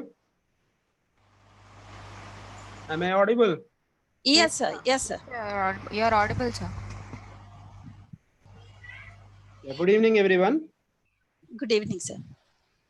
Good evening, sir. Yeah, today's presentations are exceptionally good. These have actually helped us all to add up to our existing knowledge on COVID. Sir, excuse me, sir. Why don't you turn on your video? Sir, please turn on your videos. Yeah. That's fine. Yes. Yes, sir. Kishore, sir, you can continue. Yeah, hello. Yeah, today's presentations are exceptionally good. They have actually helped us all to add up to our existing knowledge on COVID. Several presenters, they have emphasized on almost all aspects of COVID. I see diverse group of presenters. People have presented their own research and evaluations. We are happy to see these diverse group, including mathematicians are there, geology people, zoology, botany, and even I can see people are presenting from abroad also. Really, this credit goes to the organizers. I hope organizers are tired by now. They are at high tense. I hope they are waiting for the valedictory session. Let me put everything in a nutshell. Several presenters, they have emphasized almost all aspects. Some of them are informative, some of them are really thought-provoking, some are elaborative, and of course, some are even unrelated presentations. They spoke on impact of COVID on working women. They spoke on impact of Indian lifestyle and comparing it with the global scenario, the machine learning, the prevention and diagnosis and treatment of COVID, impact of COVID situations on children health, and even legal aspects were analyzed, alternate methods to tackle the COVID situations, and even forensic pathology was also touched. Of course, because of time constraint, we are not at the liberty to allow all the speakers more than 6 to 7 minutes. Otherwise, all the presentations were actually require much more time and discussion.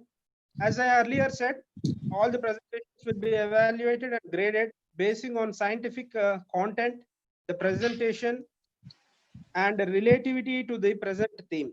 I congratulate all the presenters for well in first of its kind of conference. This kind of conference, to my knowledge, is the first of its kind because the whole oral and poster presentations are all online.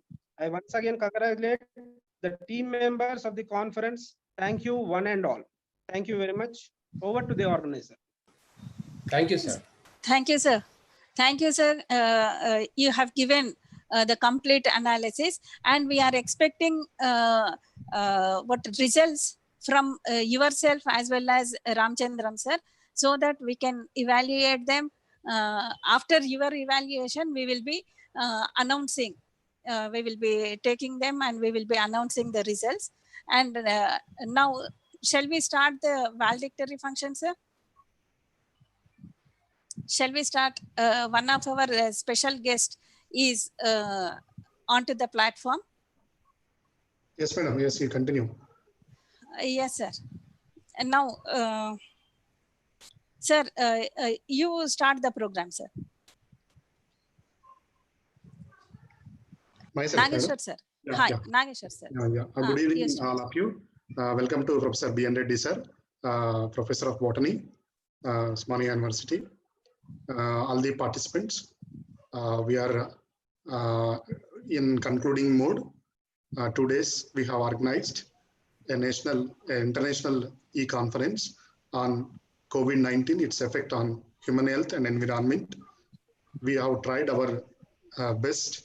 We have put our full efforts to ensure that this conference should provide an opportunity to all the young scholars, students, senior teachers, university teachers and degree college lecturers, a platform for their presentation, for their participation, active participation and sharing of the knowledge.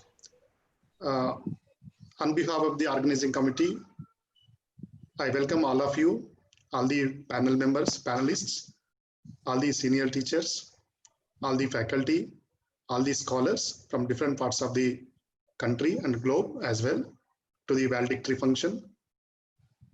Now, anyway, Madam will give the report on the conference.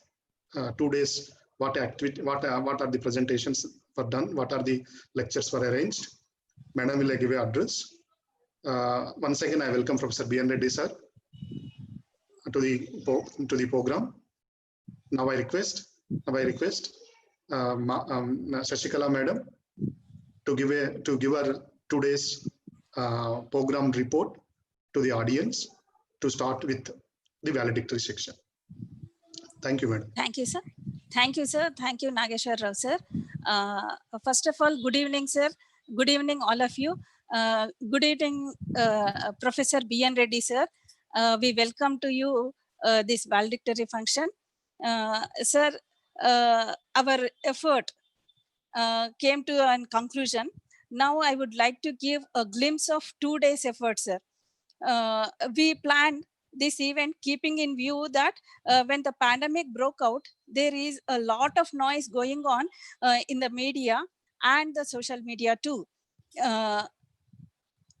With this, there was development of lot of confusion among the people, educated as well as uneducated. To bridge the gap between the reality and the rumors or whatever which is going on in the media.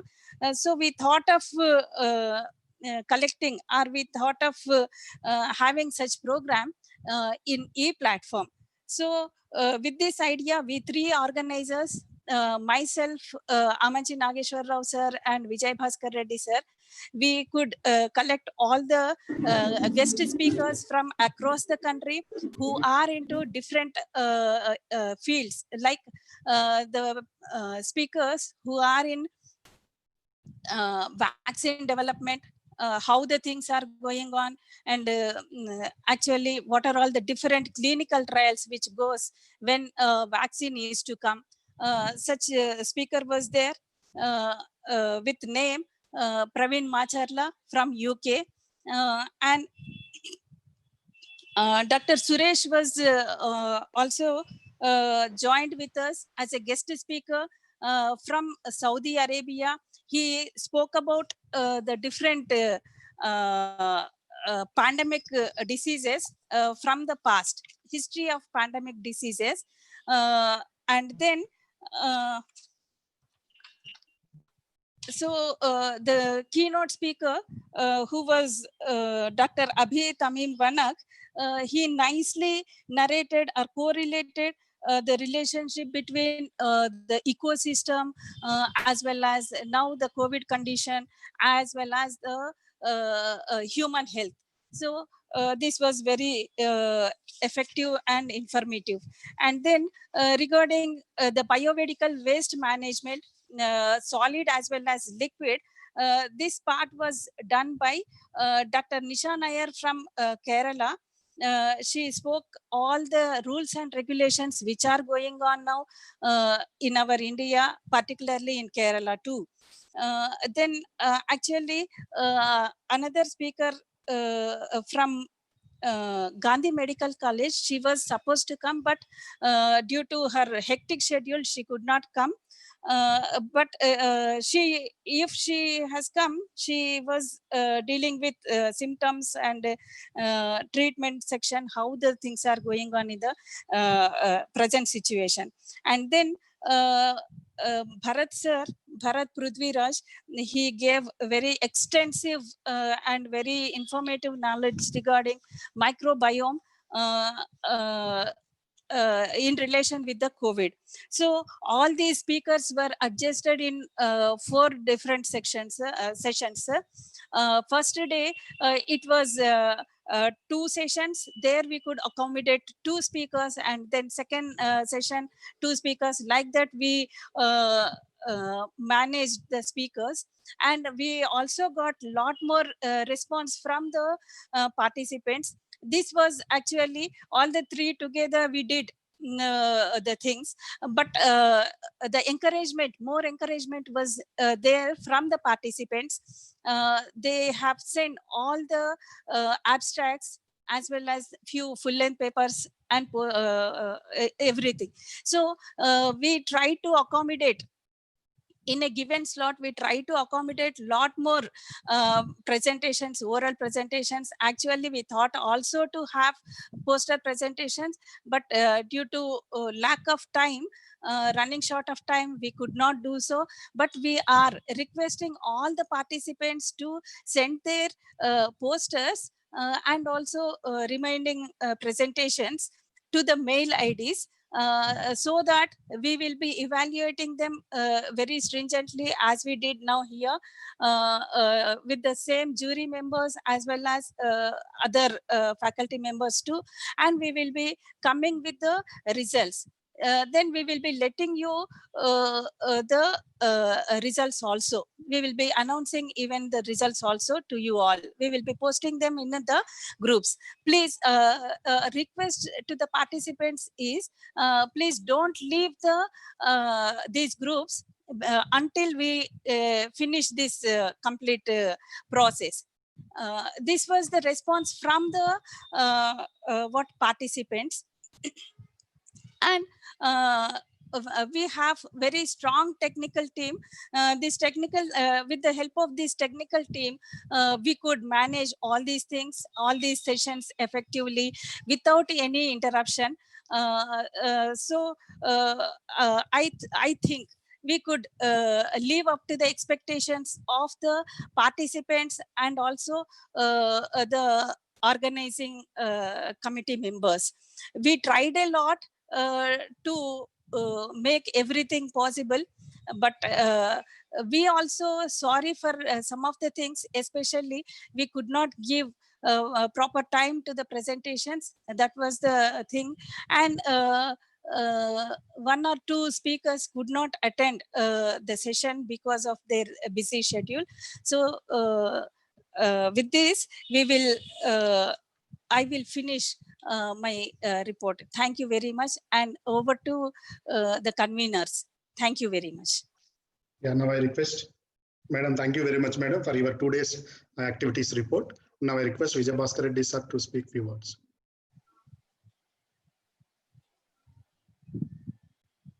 Vijay Bhaskar Reddy. Yeah. Yeah. Very good evening, all.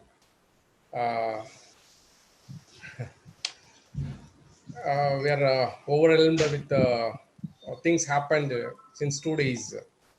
Really, it's a great conference.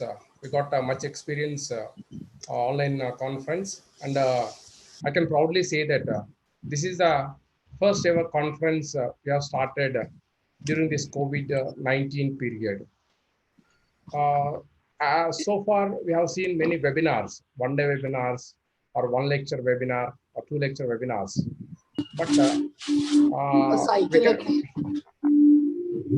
we can proudly say that we are the first organizing committee initiated this type of conference, where knowledge was shared with the very eminent personalities from different parts of the world, and also the participants from varied parts of the country and as well abroad.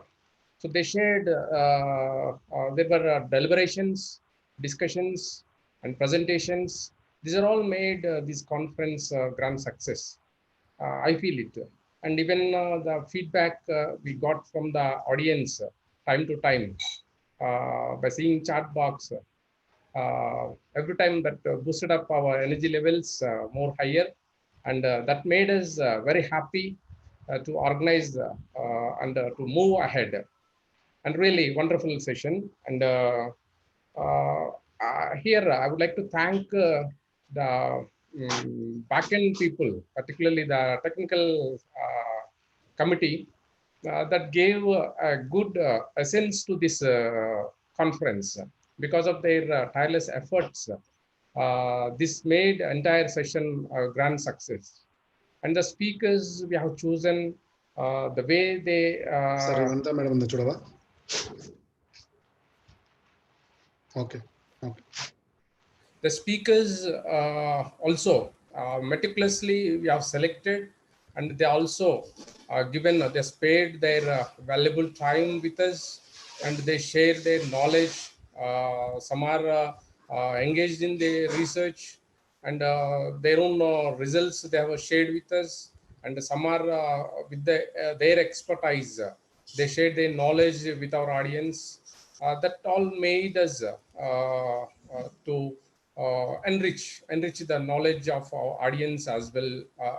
We also learned many things from this conference, really. And participants also, very enthusiastic participants that we have seen. So far, still there are nearly 100 participants are engaging in this webinar session, and also more than 100 because lack of the connection with the Zoom. They are on live. They're watching live YouTube. That's nice. And participants never lose their interest, and they're also sharing their views with us. And coming to the presentations part, very enthusiastic participants. They participated well and they presented well. Here, our committee has chosen jury members without any partiality. We assure you. Some are worrying about how they announce the certificate prizes, first prize, second prize, whatever. But it's purely on the discretion of our jury members. Nobody is involving in this. It is purely depends on their discretion and their assessment based on your presentation. Don't worry about that. We can assure you in that aspect. And each and every presentation is the best in their own way. Of course, some are taken it from the net, and some are presented their own research. But whatever it is, the presentation, the way you presented is well. Participation is more important than the getting first or second prize. Don't worry about that. But you have got a very good platform to share your views and share your ideas. No doubt in that. And coming to our organizing committee, I would like to thank the Dr. Shashikala Madam particularly, and also my friend Dr. Nageshwara Amanji. Because of these three members' coordination, time to time there was a good coordination among us, and everything meticulously we planned and shared the views, and finally we came to the last session, the valedictory session. I sincerely thank all the members who supported us, and also the speakers, chief guest, Professor Gopal Reddy, Registrar, Usmania University, and as well Principal, Nizam College, Professor Lakshmikant Rathod, and Head of the Department, Professor S.K. Mahmood, and also today's guests of the valedictory function, Professor B.N. Reddy Garu, and all other members, jury members, and the chairpersons of the sessions, and each and every person. We thank from our bottom of the heart. And thank you very much. Thank you one and all. Thank you.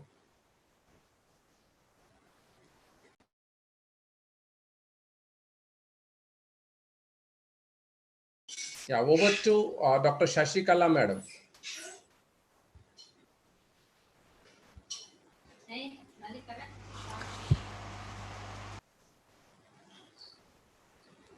Yeah, over to Dr. Shashikala Madam. Over to Dr. Nageshwar Rao Amanji. Yeah. Thank you, Vijay Bhaskar. Now I request Professor B.N. Reddy sir to present his view. Before that, I'm expecting one or two responses from the participants, especially our technical team. They are technically they are technical team, but they are our students. They are not only technical team, they are all research scholars and PG students of Osmania University, different departments. They are involved, especially environmental science. Many people are involved. I request the technical students to give their 1 minute response. And also all the other participants, those who are interested, please raise your hand in the chat box so that we need 1 or 2 responses from the outside also. Please. Sir, I take the privilege of addressing this gather on behalf of the team, technical team. We are really pleased to have this session under supervision of Dr. Shashikala Madam. We are working as research scholars. We have got good team, actually, our professors, our assistant professors, our doctors. The Osmania University has produced a lot many, but working with such people like Dr. Shashikala Madam, Dr. Vijayabhaskar Garu, Dr. Ramanchi Nageshwara Garu is so friendly. So today we were able to do this a grand success. More than a family, we are binded together in these 1 week days. So it is like we are not working with an organization, but we are working with our own family. So we are glad to have such mentors. This is also helping us for our research, for our thesis writing and other things. So this is a new experience for scholars like us, because since its inception, the Department of Environmental Science, Osmania University, has never conducted any conference or seminar, but under the supervision of Dr. Shashikala Madam, she has come forward and made it possible. And we are happy, not only current research scholars and MSc students, but also the whole environmental people who have completed their subject, who have completed their degrees from university in the Department of Environmental Science. They are too happy. And they have personally mailed me, they have personally greeted me for making this happen. And all the credit goes to Dr. Nageshwar Rao sir, Dr. Vijayabhaskar sir, and the utmost my professor, supervisor, Dr. Shashikala Madam. And I am also thanking my technical team, because I'm thanking on behalf of them also. I am thankful to Sadhana. She is so good, and she has been giving her time and energy. I thank Karthik for the technical issues, have been raising a lot of technical issues, because our registrations are more than 1200. So our participants online are more than 300 sometimes. So there are many issues. We are unable to look after each and everything. We are also sorry for the participants who are unable to get our replies. There is a problem because of the huge participation. We didn't expect it. Our vision was only up to 150 or 200, but we have got 1200. So that become a glitch for us, and it is annoying everybody. We know that, but we will resolve it in a week. We will come to everybody from our side. I also thank Ashok Gellu, who is also our working team. He is and also Raju. These people are not seen on screen.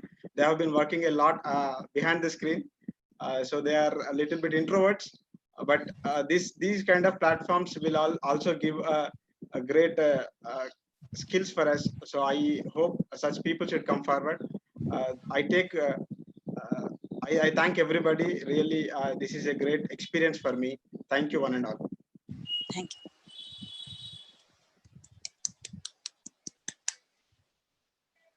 Sir, unmute చేసుకోండి sir. Nageshwar sir. Okay. Yeah, thank you, Srijan.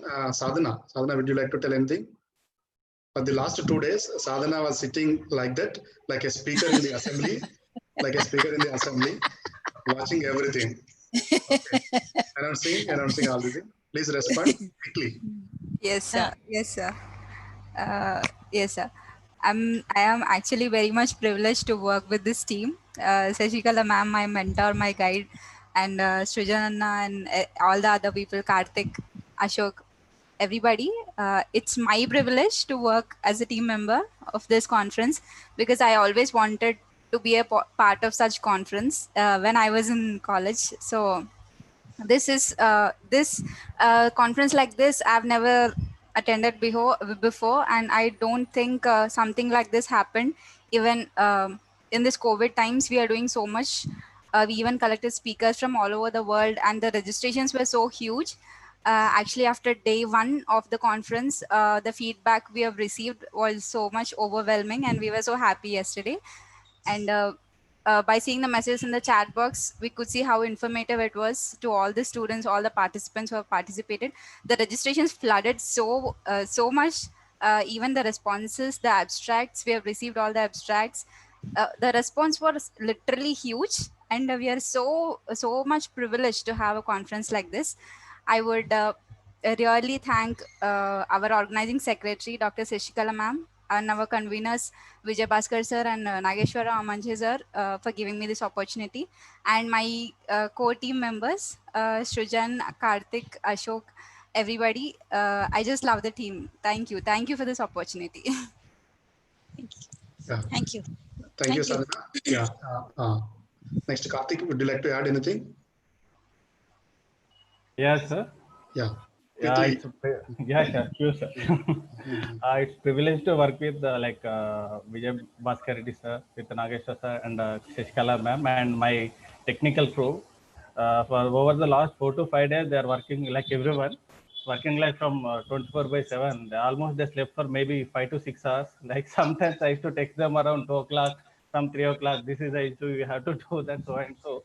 And coming to my technical team, they are working so hard than me. They worked hard, both of them. Remaining 2 guys, Ashok, other guy also, they are not here actually. They've done pretty well. Especially mentors like Vijay Bhaskar Reddy sir, Nageshwar sir, and Shashikala ma'am. So they done pretty well. And Shashikala ma'am is my faculty for engineering also. When I'm studying in engineering, she is my environmental teacher at the time. So now also it's happy to participate and working with this team. And thank you so much for everyone. Thank you, sir. Thank you, Karthik. For a movie to come with a product, 24 departments has to work in an equal way. Somebody will be there in the behind the screen, somebody will be there in the before the screen. So it is also like that. In an aeroplane, black box is very important as well. Any small screw button also very important. So it is also like that. So people work behind the scene, behind the that one also, behind the scene, off the screen, on the screen also. So you are the actually really asset to the university. University has to utilize the all the potential of the young research scholars. Thank you.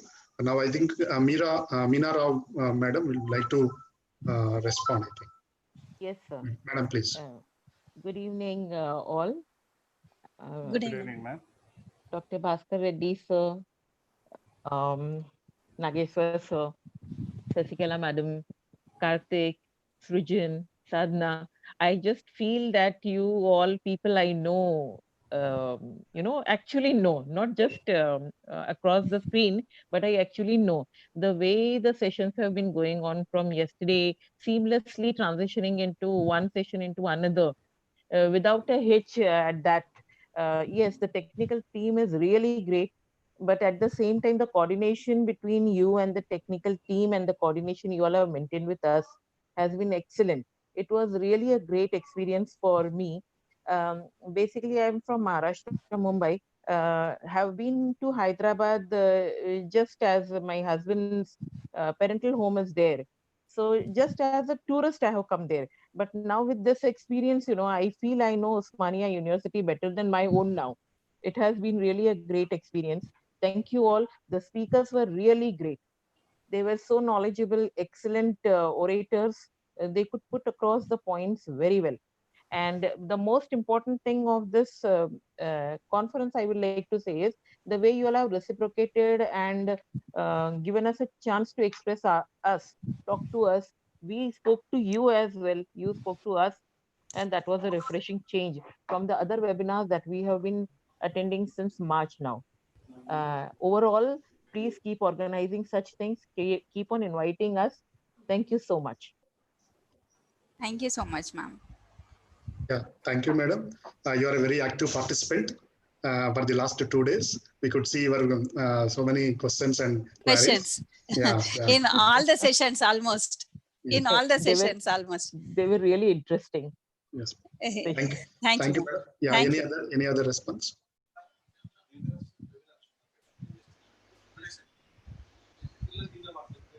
Karthik, anybody is there? Anybody else? Yeah, somebody is there. Somebody is there. Yeah, sir. Someone wants to speak actually from participant. Yes, let him. Yeah, 1 second.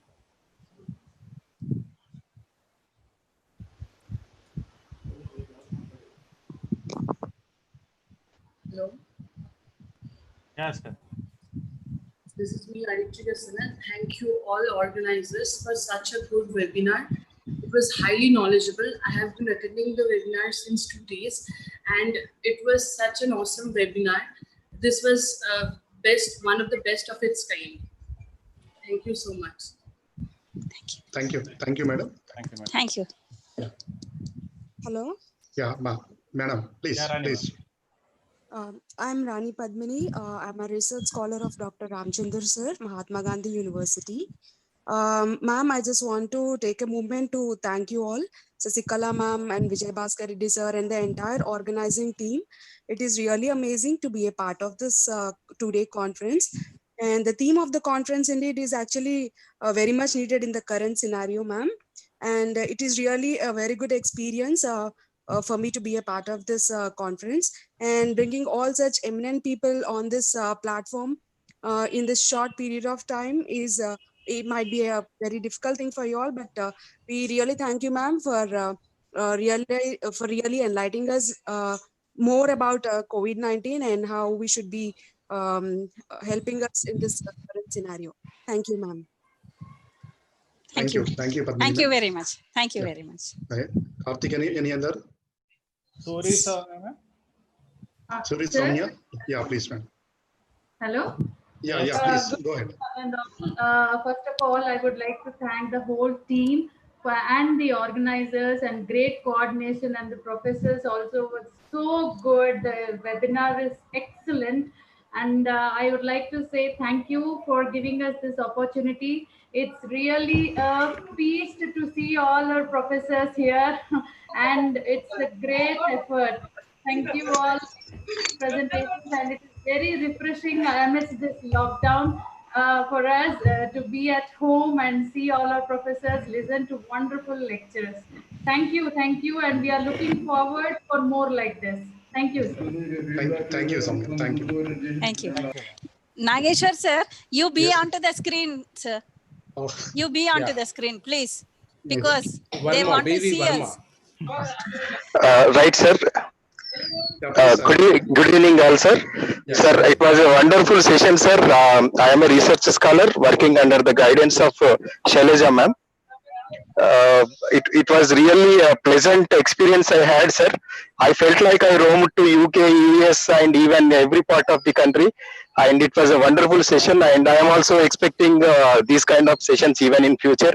And I am very thankful to Srujan, who was in contact with me, and he informed me about this webinar. Really, Srujan is the only person known to me.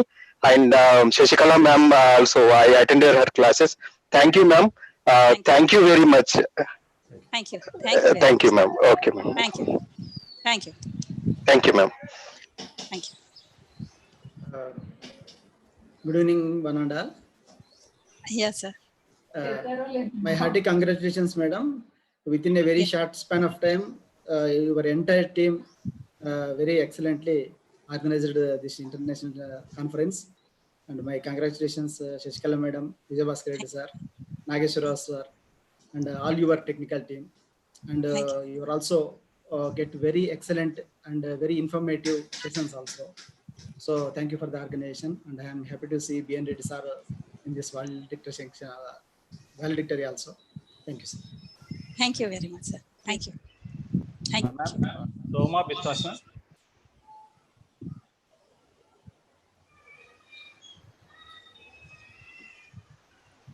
Nageshwar sir, unmute చేసుకోండి. Hello. Yeah, ma'am. Soma Yeah, can you hear me? Yes. Yeah, actually, I'm a research scholar from Christ University, Bangalore. So it was really a very nice experience. Most importantly, I would like to tell that the speakers were really good. And the most important thing is that we did not face any technical issue. Like, from your side, the network was so good. Once or twice I faced problem from my side. My connection was getting lost because of my network. But from your side, the network was very good. Every time the videos, audio was perfectly fine. So that was a great thing, because whenever we attend any webinar or something, sometimes we face these technical issues, like, audio is not coming properly, video is not coming properly, but that was really, really, really very appreciable. And overall, the whole webinar, presentations, everything was very fine, and we look forward for more such events. Thank you so much. Yeah, thank you, ma'am. Yasmin. Yeah. Hello, Yeah, good Yasmin. evening. Good evening, everybody. This was the excellent conference, of course, international conference with good speakers. We have learned a lot, especially the diet plans and all that. It will help everybody because most of us are very scared about what to eat and all that.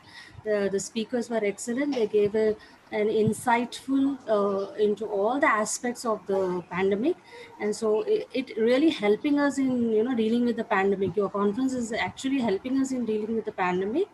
Now, the other thing which I really liked about the conference is your technical team. Really, these students done a great job. We talk about the conference, we talk about speakers and organizers, everything. Generally, lunch also will be discussed, but here there is no lunch, of course. And souvenirs, other that, but the technical team I really appreciate. They have responded very well to me, so that I appreciate a lot. Thank you very much for the conference. Thank you. Yeah, please. Hello. Veera Joshi. Yeah. Hello. Yeah, continue, madam. No problem. Sir, good evening to everyone. It was a very nice experience, especially for me, because I am coming from a stream which is not related directly to this. It was an interdisciplinary feeling for me. I was initially a bit hesitant to send a paper, but I could not stop myself because of the topic that you have chosen.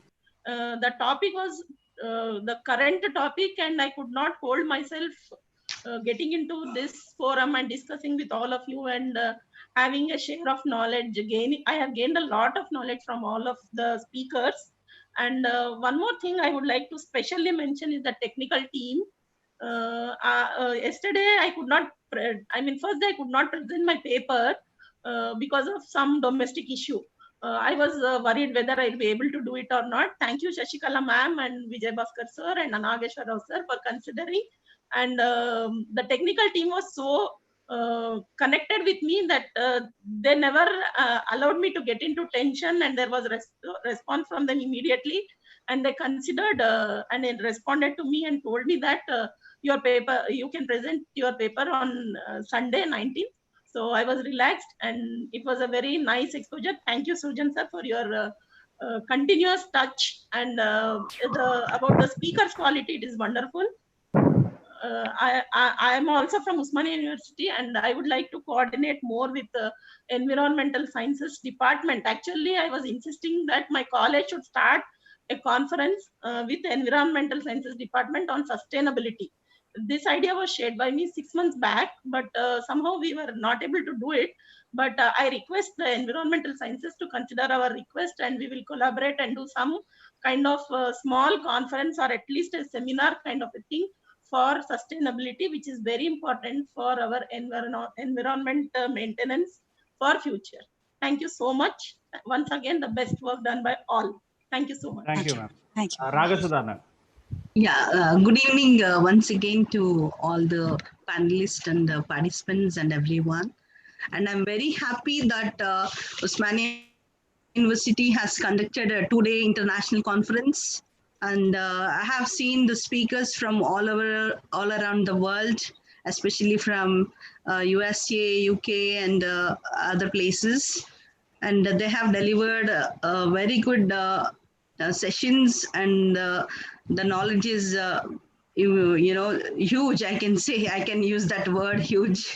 And it is very good to listen to such, the speeches at this COVID-19 pandemic, because everybody is under stress during this time, like when does the vaccine come, what to do next, etc. And the participants being very energetic and enthusiastic, and the presentations are also very nice. And especially I did a presentation with the poster on keeping children healthy during COVID-19. And this was the thing, rather the topic which was there in my mind since so long, especially because I was working in schools since almost 20 years, and then in the college, and I've been into volunteering in the schools in USA. So I have studied like how children are, and how schools are getting closed. With the closure of schools, how the kids are getting stressed because they are unable to meet their own friends and even relatives, because they are not allowed to go outside. So because of that, I had to present this one, and I feel it's a very good honor and privilege for me to present this kind of poster, which is in general, but even then it is very important for everyone to understand how the timetable impacts the children life, the child life. So, and I'm also happy that I'm from the College of Sciences, Osmania University in 2002. And I got this honor. The privilege to give the poster presentation. And I thank Mr. Srujan, who is in contact with all the participants and the presentators. And I thank Shashikala ma'am and Dr. Vijay sir, and even the Sadhana ma'am, who are very enthusiastic and energetic, and immediate response is given for everyone. Thank you so much. Thank you. Thank you, one and all. Thank you. And last but not the least, I would request the Osmania University to conduct such kind of webinars, seminars in future as well. And thank you. Thank you so much. Thank you. Thank you. Thank you, ma'am. Thank you. Neelanjana ma'am. Hi, sir. Good evening, one and all.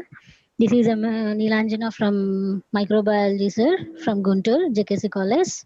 I'm a student, but I think I can say that this is never before, and I'm expecting after also like these webinars from you, more energetic and very responsive, sir. Thank you so much for that.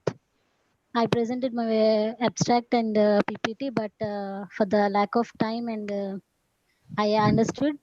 Thank you so much, everyone, like this. And I want to say thanks to Shashikala madam and Nageshwar sir and Sadhana madam.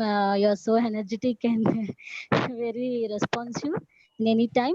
Thank you so much for everything. And I'm expecting more webinars from you, sir. Thank you so much. Yeah, thank you, ma'am. Thank you, ma'am. Yeah, Oppo AI3.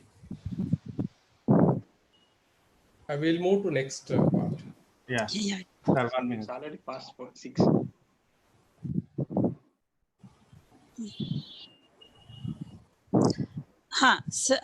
Sir. Yeah. Shall I start? Shall we? Yes. Thank Please. you for all the participants for your valuable inputs, response. Mostly because of your valuable inputs, encouragement, it boosts our energy to rejuvenate and to conduct such many more programs.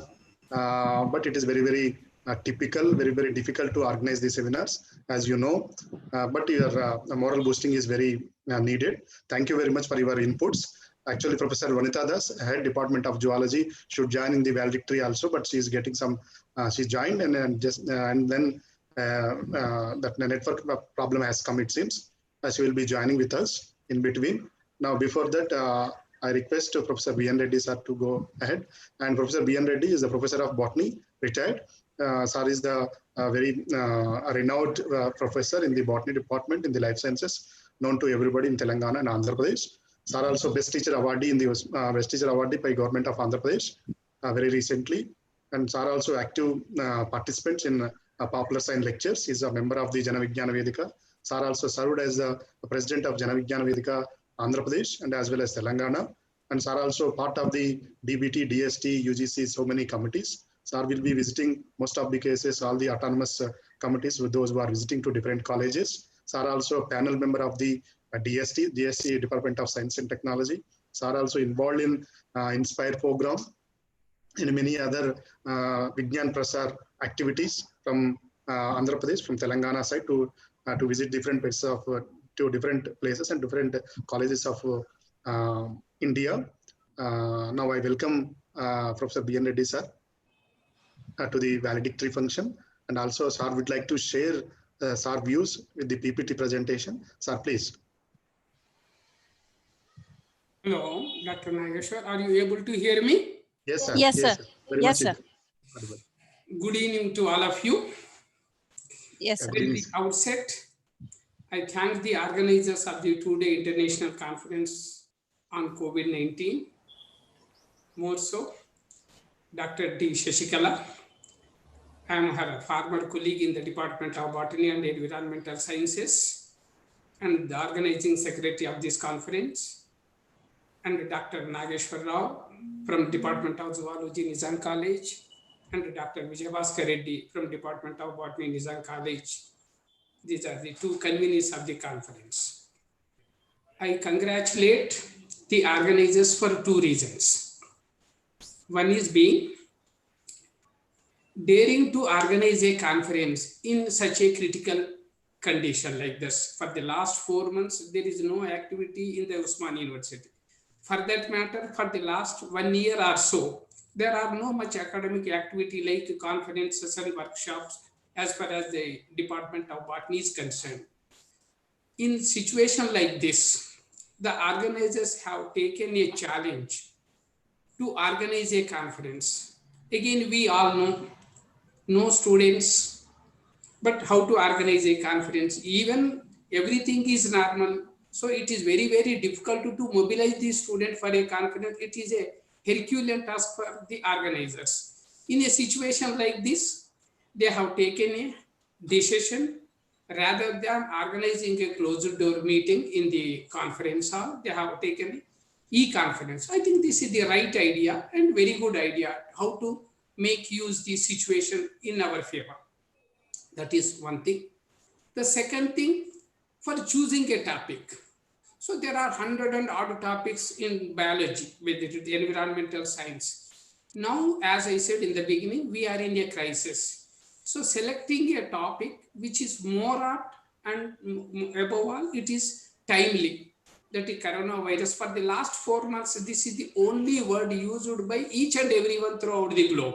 I think no other word is used as much as the word of corona. It is not an exaggeration. So she has taken, the team, that organizing committee has taken a right decision to organize or throw some light on the COVID-19 and its impact on the environment as well as on the health. So for the last 4 months or so, though first report was in the last week of December 2019 in Wuhan city of China. Again, you all know, World Health Organization declared the COVID-19 as a pandemic on March 11th. Since then, there is a lot of literature, research is going on different aspects of the coronavirus and the impact of this COVID-19. So this is not the first pandemic. I requested organizing secretary of the two-day international conference, Dr. Shashikala. I made one slide. I think if it is possible, show. Otherwise, I will just in a glance. Yes, you can share, sir. There are many epidemics. Some of them are spread over different countries, spread over in different continents. We will call them as pandemics. So I think this is the first pandemic that we are witnessing in our lifetime. There are about 8 to 10 pandemics. Several people, millions of people died in each pandemic. When it comes to the present one, I think many times we will compare after a century, in the year 1918, Spanish flu. So there is a rough estimate of 1.7 crore to 5 crore people died throughout the globe due to this. Once again, it is a flu. So this is, and I think if you ask anybody, whether it is a scientist working in the laboratory or a layman in a village, now everybody is able to tell something about the corona, how it spread, where it started, how to control it. So when we can expect the permanent solution also, can a villager can say, sir, no, unless we get a vaccine, sir, there is no solution, though despite taking several precaution measures. When I went to my native place in a remote place, they are telling all these things. What I know, almost 80% what I know on the corona, even villagers, because they are following the electronic media, print media, social media, day in and day out. For the last 4 to 5 months, everything, 90% of the news related to the corona. That is a lot of awareness about the corona. I need not to tell again and again about this thing. Coming to this corona, so government started with lockdown and lockout. Now we are almost in the second half of the July. So coming to, anyway, it is in the title they said effect of COVID-19 or effect of corona on environment. So I will put it in a different way. Effect of environment on the coronavirus or viruses in general. So there are very good articles published in Nature and Nature Medicine, how this coronavirus is not a new virus. We know SARS, even MERS, it is the same coronavirus, but with a little bit different genetic combination of it. So what made this coronavirus? SARS, we will call it as SARS-CoV-2, which is responsible for the COVID-19 disease. How this new coronavirus, a virulent coronavirus, evolved? The answer comes from the climate change or the environment. So it is, the virus is not a man-made, it is not a genetically engineered organism. There are 10 to 12 authentic research outputs published in well-reputed journals like Nature. It is not produced in a laboratory. So just I listed out some of the, just I will leave it to all of you, some of the pandemics in the past, as early as in the year 541 to 549, that is nearly 1500 years back, the plague of Justinian. It is named after the Byzantine Empire. His name is Justinian. The first plague, it was reported 15 years back. The old name for this one is Constantinople. Now it is in Istanbul in Turkey. This is the first pandemic in which 30 to 50 million people, that is 3 to 5 crores people, were died in this, the first recorded, we can say as per the records, the first pandemic. It is caused by the bubonic plague, caused by the bacterium Yersinia pestis. It will spread through the fleas which will harbor the rodents. Like that, the second one, the Black Death, once again is caused by the bubonic plague bacterium, in which it was appeared in the year 1346 to 1353, about 7 years. It was spread started in Europe and spread to Africa and Asia. Nearly 75 to 200 million people died in this Black Death pandemic. The third one, which was started in our country, the third cholera pandemic in the year 1852, it continued till 1860, that is about 8 years. As I said, it originated in India. Later, it spread to parts of Asia, Europe, North America, and Africa. Nearly 1 million people died in this third cholera pandemic. The bacterium you all know, cholera bacterium, Vibrio cholera. Coming to flu pandemic, it is also known as Asiatic pandemic or Russian pandemic, since it was originated in the Russia in the year 1989. It is continued up to 1890. Nearly 1 people died in this pandemic. The organism responsible for this influenza A subtype H3N8 virus. The 6th cholera pandemic, it was reported in the year 1899. It is continued up to 1923. Originated in India once again. In the later spread to the Middle East, North Africa, Europe, Russia. Nearly 8 lakh people died due to this 6th cholera pandemic, the same cholera bacterium. As I mentioned in the beginning, the Spanish flu, or it is known as flu pandemic, a century ago. It was started on March 1918. It is continued up to 1920, nearly 2 years. First recorded in the US soldiers during the World War I in the 1918.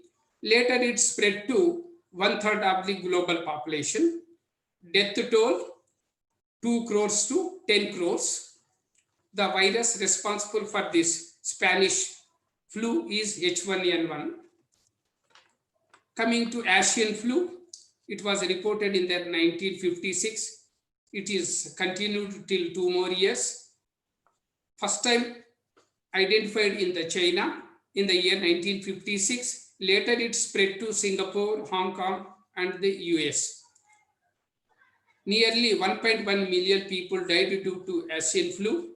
The causal organism of Asian flu is influenza A, H2N2 subtype. Like there are Hong Kong flu pandemic in the 1968, and AIDS, you all know. AIDS also declared as a pandemic. Nearly 2/3 of the global population in Africa, 32 million people died due to, it is not a, still it is recurring. Coming to SARS, coming to the coronavirus type. So SARS is the one, it belongs to the corona. Once again, it was first time reported in the Guangdong province. It is in South China in the year 2002. Later, the virus spread to 26 countries, mostly Singapore, Hong Kong, and Taiwan. Infected more than 8,000 people. Death toll is in hundreds, 774. The virus responsible for this is SARS coronavirus, SARS-CoV. The animal reservoir for this virus, that is SARS, they consider it as a bats, and finally it spread to other animals like civet cats, and finally to the human beings. In between, there is a swine flu in the 2019, and later MERS, Middle East Respiratory Syndrome. It was first time reported in Saudi Arabia in the year 2012. Death toll 858. The virus responsible for this disease is MERS coronavirus. In between, Ebola, Zika. Coming to the present one, coronavirus or SARS coronavirus 2. So when compared to the previous two, SARS and MERS, the present COVID-19 virus, it spread over more than 200 countries. I think no other virus or no other bacterium spread in such a fast pace. Some of the bacterium, it took 2 to 3 years to spread 1/3 of the global population. When it comes to present corona, in 2 to 3 months, it spread over more than 200 countries. The population or the people infected with this is also not very small. As on today, the total world figures, again you all know, 1,42 lakhs. Is it 1 crore? Yeah, 1,42 lakhs people infected with this one, of which 6 lakhs people are died. If you take India, 10,38,000 people, of which this is till yesterday, 26,273 people died. If you take our Telangana, nearly 45,000 people are infected with this one, exact figure 43,780, of which 409 people died. So we have a unique distinction of occupying the 3rd position. If you take positive cases into account, next only to America and Brazil. If you take deaths, we are in 6th position, next only to US, Brazil, Britain, Mexico, Italy. Then comes the India. So knowing the impact of the coronavirus or COVID-19, there are a lot of literature generated. I am not going to, because we have discussed threadbare for the last 2 days. Because I once again congratulate these organizers. They have picked up eminent people from different parts of the globe to throw some light on this new disease that is COVID-19. So we all know, but now everybody, so one thing, the only solution, despite taking all the precautions, as I said, no, everyone will take how to protect from the infection by this coronavirus. Everybody know that is sanitization or using mask, maintaining the physical distance. These are the 3 common factors. And then what to do? But now everybody, despite following all these things, but the COVID-19 is spreading enormously. Even earlier, about 3 months back, many scientists and research organizations predicted that coronavirus is going to spread, it going to remain for a long. It is just not a matter of 2 months or 3 months. It will be with us for at least a year or 2. We have to accept the fact. So don't think that by next month everything will be normal. The only solution everybody is looking at a very good direct medicine to check the coronavirus, or the permanent solution for this menace is the development of the vaccine. I think these are the only permanent solutions to completely control or check the COVID-19. But there are more than 100 people or organizations or multinational companies, including India is also part of it, are trying very hard day and night to develop a vaccine. So we hope, I think in another, if not in days, as ICMR said in the beginning, by 15th of February, 15th of August, it is not possible. But to increase the speed of the work, they said, no, there will be a lot of red tapeism. So that is the reason, we should be very careful, and day and night we should work to develop the vaccine. We hope something will come at least by this year end. Till that time, shall we wait to when it comes to the vaccine? But we have to do.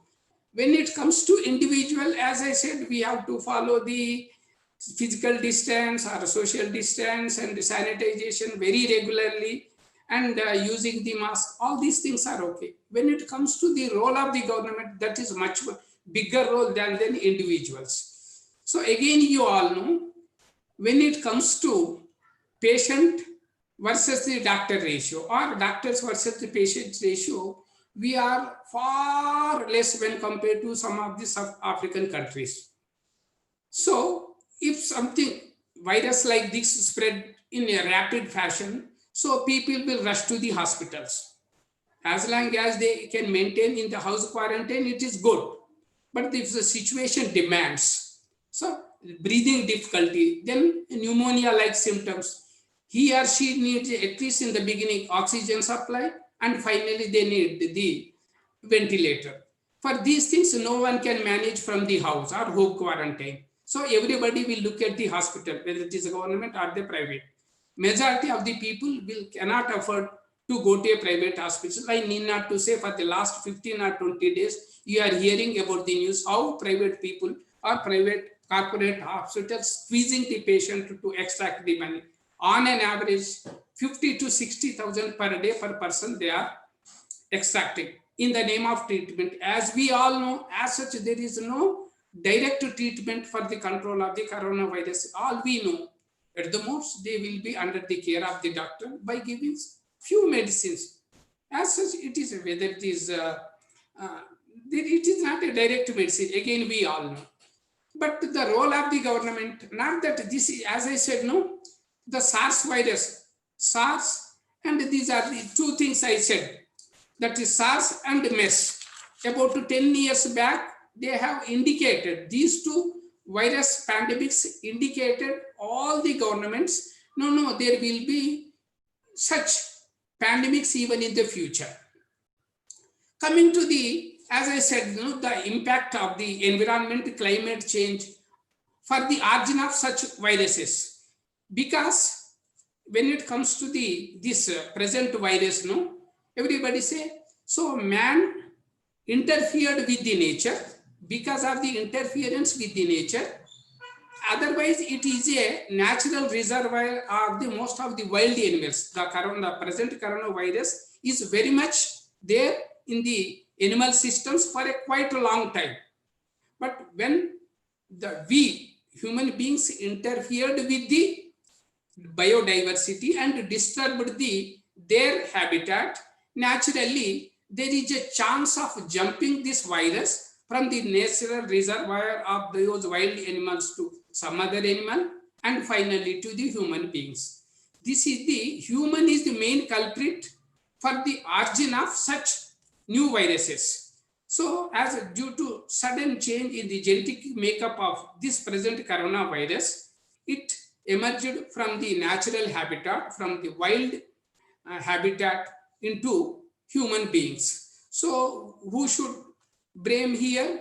We are people, but we should not, but don't confuse with us. It is not a genetically engineered organism in any laboratory. When it's for political reasons, some of the leaders will blame, no, they have produced in a laboratory in Wuhan. As such, I will give, there are about 10 research reference where in the recent past, about 3 to 4 years, most of the researchers they have conducted in US, they said it is not a genetically engineered virus. We have enough proof. They gave about 20 to 25 references in the recent past.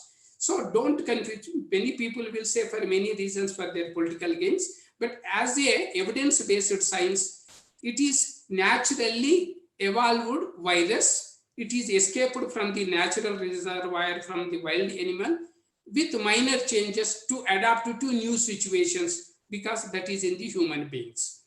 So here the man-made encroachment into the natural habitat is the main reason for the production of new viruses. Don't think that coronavirus is the end of the story. I think many viruses will bound to originate in the future.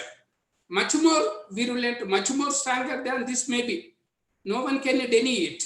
So that is the reason even some of the countries, even in America, even in China, now they are working on different viruses and different bacteria that are reservoirs in the wild animals. Knowing that I think in future they may become a problem like coronavirus. In the most of the Amazon forest, there are several people, they are collecting the samples from the different wild animals to screen the microorganisms, particularly bacteria and viruses, so that genetic makeup of all these microorganisms, if it is ready, so that they can save the time if it emerges as a virulent pathogen in the future, which will cause the diseases in human beings. It is a precautionary measure. I think there are many people are working on it. I think it is a very good sign how to overcome the future pandemics, if at all, if it comes coronavirus-like organisms in the future. So coming to the role of the government, as a scientist, they are struggling to produce the medicine or a vaccine. Anyway, it will come, if not in 3 months or 4 months or 6 months, it may take 6 months or 1 year. That is a different story. But till that time, simply we should look at the vaccine or what are the things we should do. As a government, should, as I said, no, the health machinery, healthcare system is very, very, very poor in the country. So not that many, as I said, many diseases are coming now and then since last 40 to 50 years, even in the previous pandemics. But little preparedness, that is the result of the present menace. People are dying, thousands of people. On an average in our country, between 25,000 to 30,000 people are dying for the past 1 week. Who should blame? Are the negligence of the common man? Are the negligence of the government not equipped? So as I said today, there are just less than 20,000 people. They need the hospitalization in our state. If the number increases to 10 lakhs, no one can expect, but if in case if it goes up to 10 lakhs to 15 lakhs, what is the fate of the people? What is the fate of the common people? They have to die on their own. No government bed is available if it goes beyond 10 lakhs or 15 lakhs. So unless we prepare the healthcare system, many eminent doctors and people are demanding the government to enhance the healthcare budget. So nobody cares for that. So we as a scientist, we should look for the scientific solutions. At the same time, we should demand the government. Just by developing the vaccine for coronavirus, it may take 6 months or 1 year. Till that time, people will die, despite taking all the precautions, despite taking minimum facilities either in the government sector and the private sector. Everybody will say that this healthcare system is not, whether it is in America, whether it is in India, any country you name, the healthcare system is not sufficient to cure the patients if the number is increases, except like Cuba. Luckily, New Zealand managed to control the coronavirus. As of today, there is no guarantee that new cases may not come once again after a few months. But healthcare system in general, globally, it is very, very poor unless the people who are in the elm of affairs, the people who are ruling the countries or the politicians should take it very seriously, because it is, science is clearly proving that viruses are going to come. They are going to create havoc even in the future. We have to equip our healthcare system to face the future challenges of bacterial diseases or viral diseases, because again we all know climate change is coming in a big way. New microorganisms, more virulent fashion, will emerge from the nature. It is bound to happen. So coronavirus may come and go after a year or two, but that climate change is going in a rapid pace.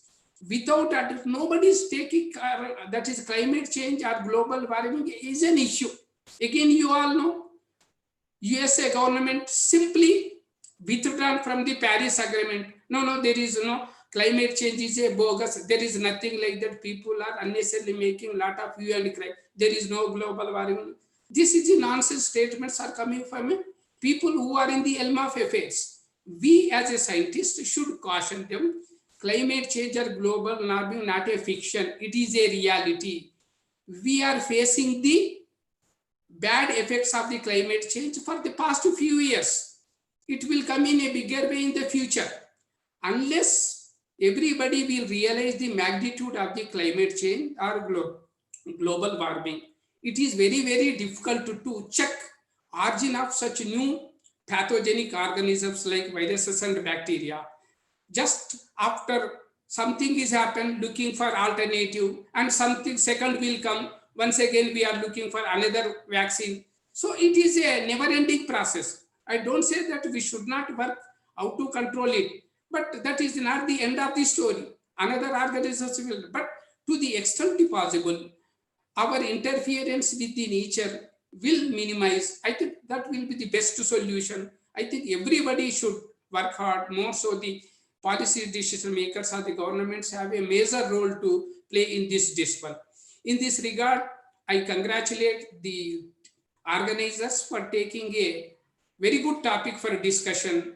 I hope with the deliberations for the last 2 days, I think I request Dr. Shashikala and Dr. Nageshwar Rao and Dr. Vijay Bhaskar Reddy, just you make a small note of it, the outcome of the 2 days conference. in the form of the resolutions or like Hyderabad declaration, something like that. If you send it to concerned people like ICMR or the state government level, health department or government itself, whether it is central or state government, some of these recommendations, they may be small in nature, let it be. If you send it to the concerned people, this is the outcome of this one. By some way, we can minimize the spread or we can minimize the death of certain people, even it is a very big contribution. So with these few remarks, I once again congratulate the organizers of this 2 days international e-conference for organizing on a nice topic. I wish him all the success. Yeah. Thank you, sir. Thank you, sir. Thank you very much, sir. Definitely, we will follow your suggestions, sir. Definitely, we will look forward to follow your suggestions, sir. Thank you very much, sir. And because of it is already beyond schedule up to 6 hours past 40 minutes, that is the reason I don't want to trouble you anybody at this 11th hour. Okay. Sir, thank you very much, sir. Thank you, sir. Thank you, sir. Yeah, thank you very much, sir. Professor B.N. Reddy, sir. In fact, in the beginning, keynote speaker, Dr. Abhi Vanek told that every year in India, because of the rabies disease, because of the bite, dog bite, rabies disease, there is a government data says that 20,000 people will die because of the rabies. Like that, there are so many communicable diseases which occur every year, but they are not like the corona. They are not severe like corona. So that is the only difference. But every day or every day or every year, there is a death for the death of the people because of these different diseases. It is also one of the like. Thank you very much for your elaborative, important message in the valedictory session, sir. And definitely we'll try to give a report of the conference, at least one page to the government of India. We will make a mail to the government of India, concerned health department, as well in the state government. We'll be in touch with you in the future conferences and future guidance also, sir. Thank you very much for your valuable address.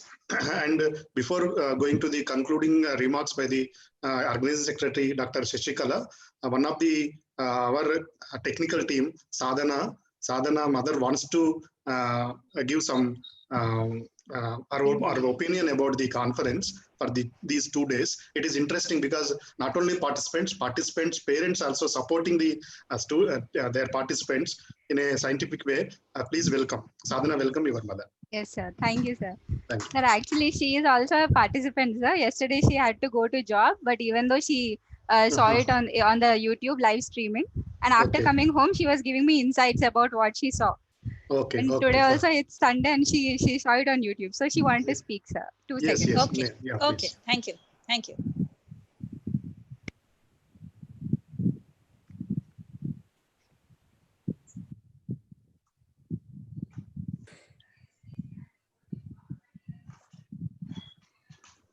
Good evening to all.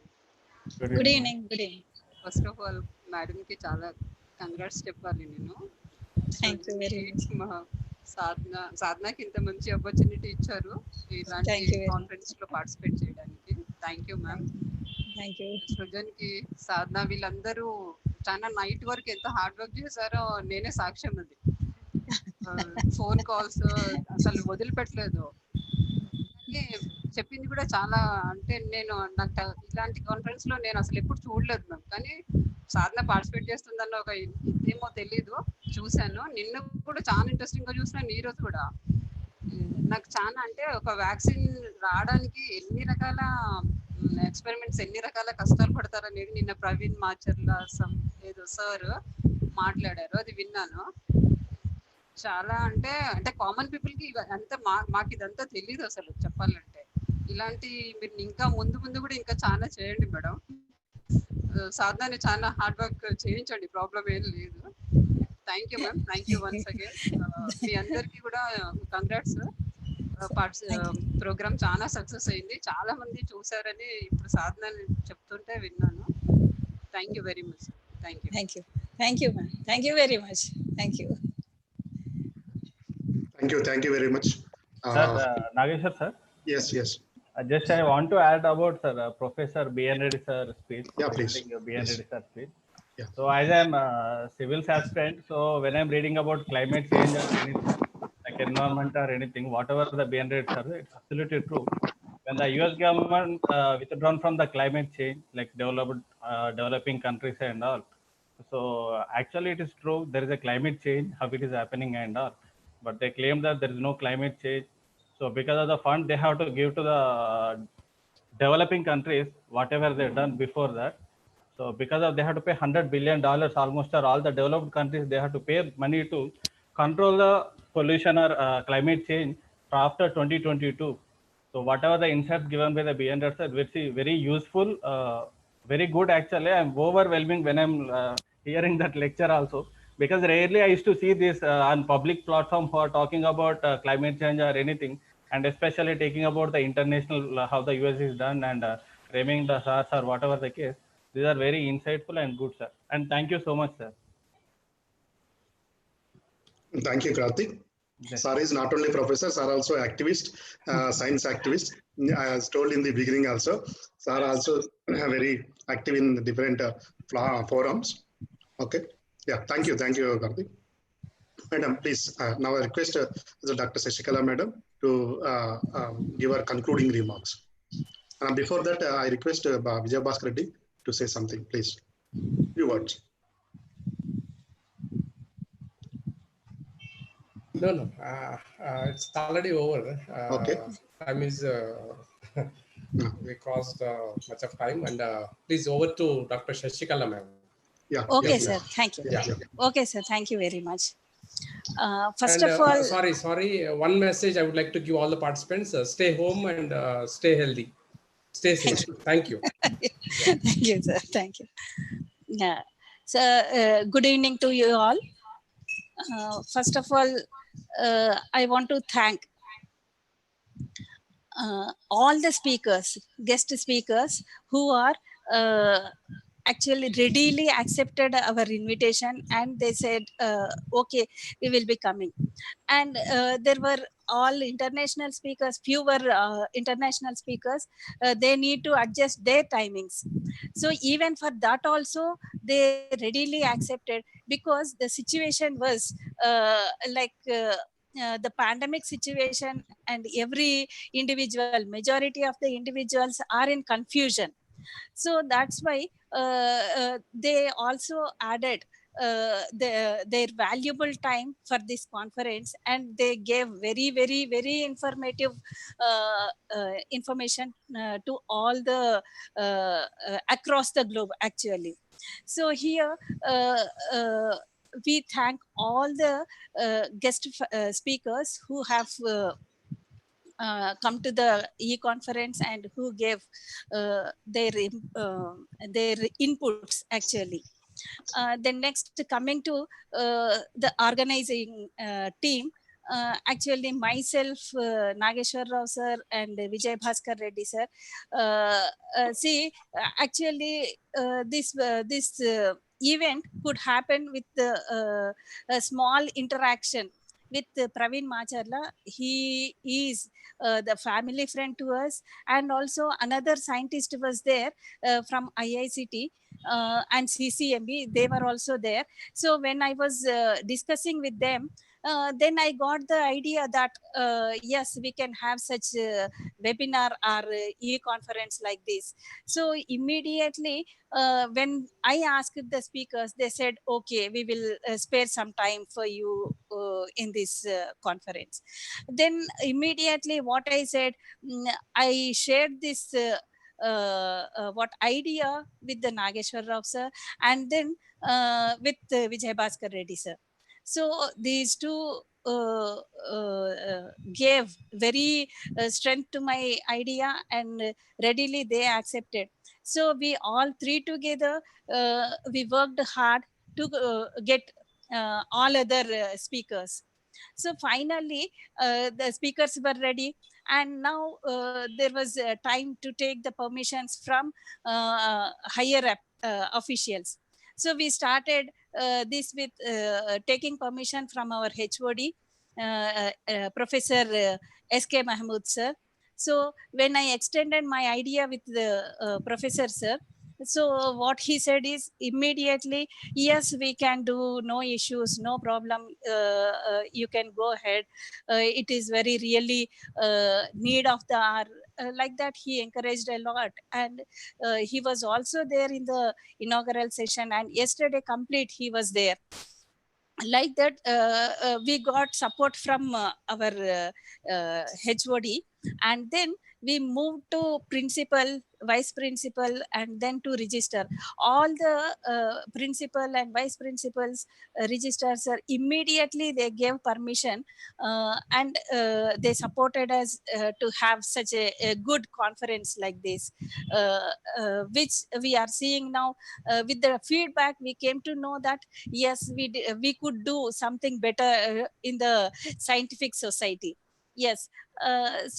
This was possible only with the permissions of all higher officials, which we got very easily, because maybe the intention was good, or our efforts were good, or our team is very strong. What I don't know exactly, but we got all the permissions very easily. And now when it comes to how to handle all these things, now it is again our technical team, they are like warriors. Okay. So everyone in my technical team, every one of us are like warriors. They are not seen with any rifles or like that, but they were all ready. And then uh, uh, now I'll take the chance of when we were okay, the platform was ready, technical team was ready, everything was ready. The thing is, we need to have session chairpersons as well as jury members, right? So we asked the to chair the sessions, we asked our own university faculty members. When I asked the different faculty members, they readily accepted, and we got support from biochemistry department, and biochemistry department, Manjula madam came, and from zoology department, Sunita madam, Chitra ma'am was readily accepted. From botany department, Sabita madam and Shailaja madam readily accepted, and they were session chairpersons in yesterday's sessions. So like this, we got support from them. Then next is jury members. So here we want to make a point clear that jury members, we strictly thought that they should not be from our own university, because if they are from our university, then there may be a chance of bias. So that's why we don't want to have such bias. So that's why we invited jury members from Mahatma Gandhi University as well as Palamur University. From Mahatma Gandhi University, we invited Dr. M. Ramchandar Gaud, and then from Palamur University, we invited Dr. Kishore to do this meticulous job. I thank all the members who have helped us. Then next, okay, if we are doing this program in department or in university, then there was no issue. Okay, only time have to be spent by the family members. But now, as it is lockdown, or we are in holidays, then we cannot expect anything from university, like physically we cannot go to university, and we cannot open our department, and we cannot conduct such programs there. So that's why every one of us, all the technical team, and we three together, we are working from our own places only. So here family members, they literally supported like anything. I need to thank them all. Okay, because they are sparing our complete time and complete space they are completely finger on the lips. They are not even talking, because there may be chance of what noise and all disturbance to our e-conference. So I think even three organizers meets Nageshwar sir's family as well as Vijay Bhaskar Reddy sir's family. Definitely I need to thank them, because without the family member support, this could not happen, especially in one place we are doing. So children will come, they may talk, they may do some mischievous things. So yes, definitely I need to say thanks to all family members. And also this technical team support. Yes, anyhow they are completely from past 3-4 days, 24/3 they were available. So to have such support, definitely all the family members of the technical are also I need to be thanked, because without their support this technical team cannot work, and without technical team this program could not be realized. And the next the guest of honors, actually B.N. Reddy sir, who has spared his valuable time to be on the valedictory function and gave very good strength to our such program. And also he showed or throwed light in actually what to do and how to do in future, also how to carry on the things. All these things he has given. And so sir, I will thank you, sir. Thank you very much for the support which you have given to us. And I thank Shivashankar sir, PA to register sir. He has given full support in getting permissions to conduct this program. So I'll thank all the higher officials and supporting staff, even from my department and also botany department. Thank you very, very much to one and all. For the first time I am conducting such event, so that's why I asked, I also ask pardon if I do any mistakes or something from my end, if there is any mistake like. So definitely your suggestions I will definitely improve in my future tenures. Thank you one and all. Thank you very, very much. Thank you, sir. Thank you. Thank you, sir. Thank you. Sir. Thank you very much, Madam, Dr. Shashikala Madam, for your very good concluding remarks. Now I think we are at the end of the session. Is there anything to go? Yeah. Before, sir, announcements. You need. Yeah. Before leaving the this group, there are few announcements. Especially one is all the participants, those who have attended 2-day session will get certificate. And we are sharing the feedback form already shared. If anybody is not having the feedback form, please get back to us, so that based on the feedback form, your name will be printed. So certificate will get all the participants attended for the 2 days, and those who shared feedback form also. Without feedback form, we don't have your names and details, all the affiliations. It is very, very difficult for us to share. So that please give your feedback form, so that we will give the certificate. And for the best oral presentation 1 and best oral presentation 2 will be given based on the grading of the judges in the oral presentation. At the same time, we will also go through the posters, and posters will be evaluated. Likewise, similarly, posters also will get the first best poster and second best poster award with the certificate within couple of days.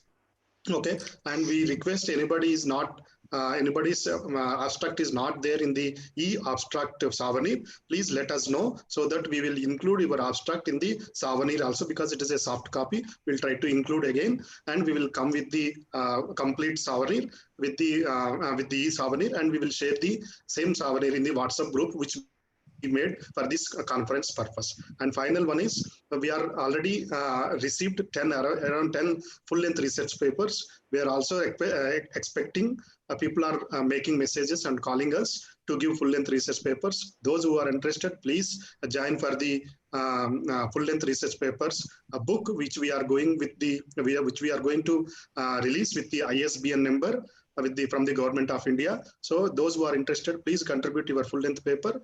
That guidelines we are already we have circulated. Please go through the circulation, that circular, and give the full-length research paper by end of this July, as early as possible. These these comments I want to tell, notices we have to bring your notice. And before concluding this session, I think we have national anthem, right? Yes, sir. Yes, is there anything to say? National anthem is to come. Now we will conclude the session with the national anthem. Now the national anthem will come. It is sung by Miss Kumari, Dhatrika Chinmay, Mauktika Chinmay, and Nainasri. Thank you. Do we all need to stand up, sir? Yeah, stand. Video, please.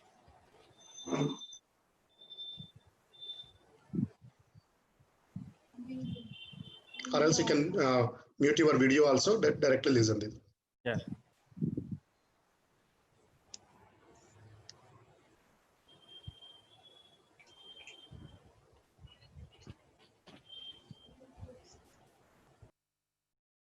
National anthem, madam, please. Can I start if the host is disabled?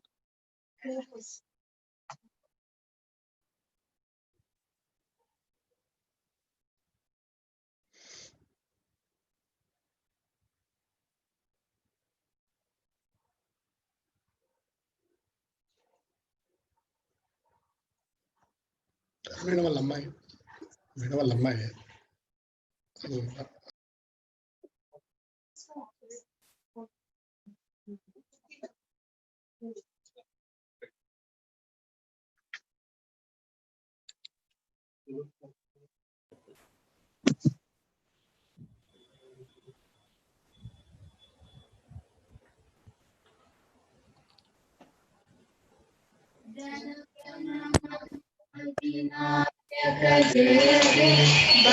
Bharat भाग्य विधाता पंजाब सिंधु गुजरात मराठा द्राविड उत्कल गंगा विंध्य हिमाचल यमुना गंगा उच्छल जल वितरंगा तव शुभ नामे जागे तव शुभ आशीष मांगे गाये तव जय गाथा जन गण मंगलदायक जय हे भारत भाग्य विधाता जय हे जय हे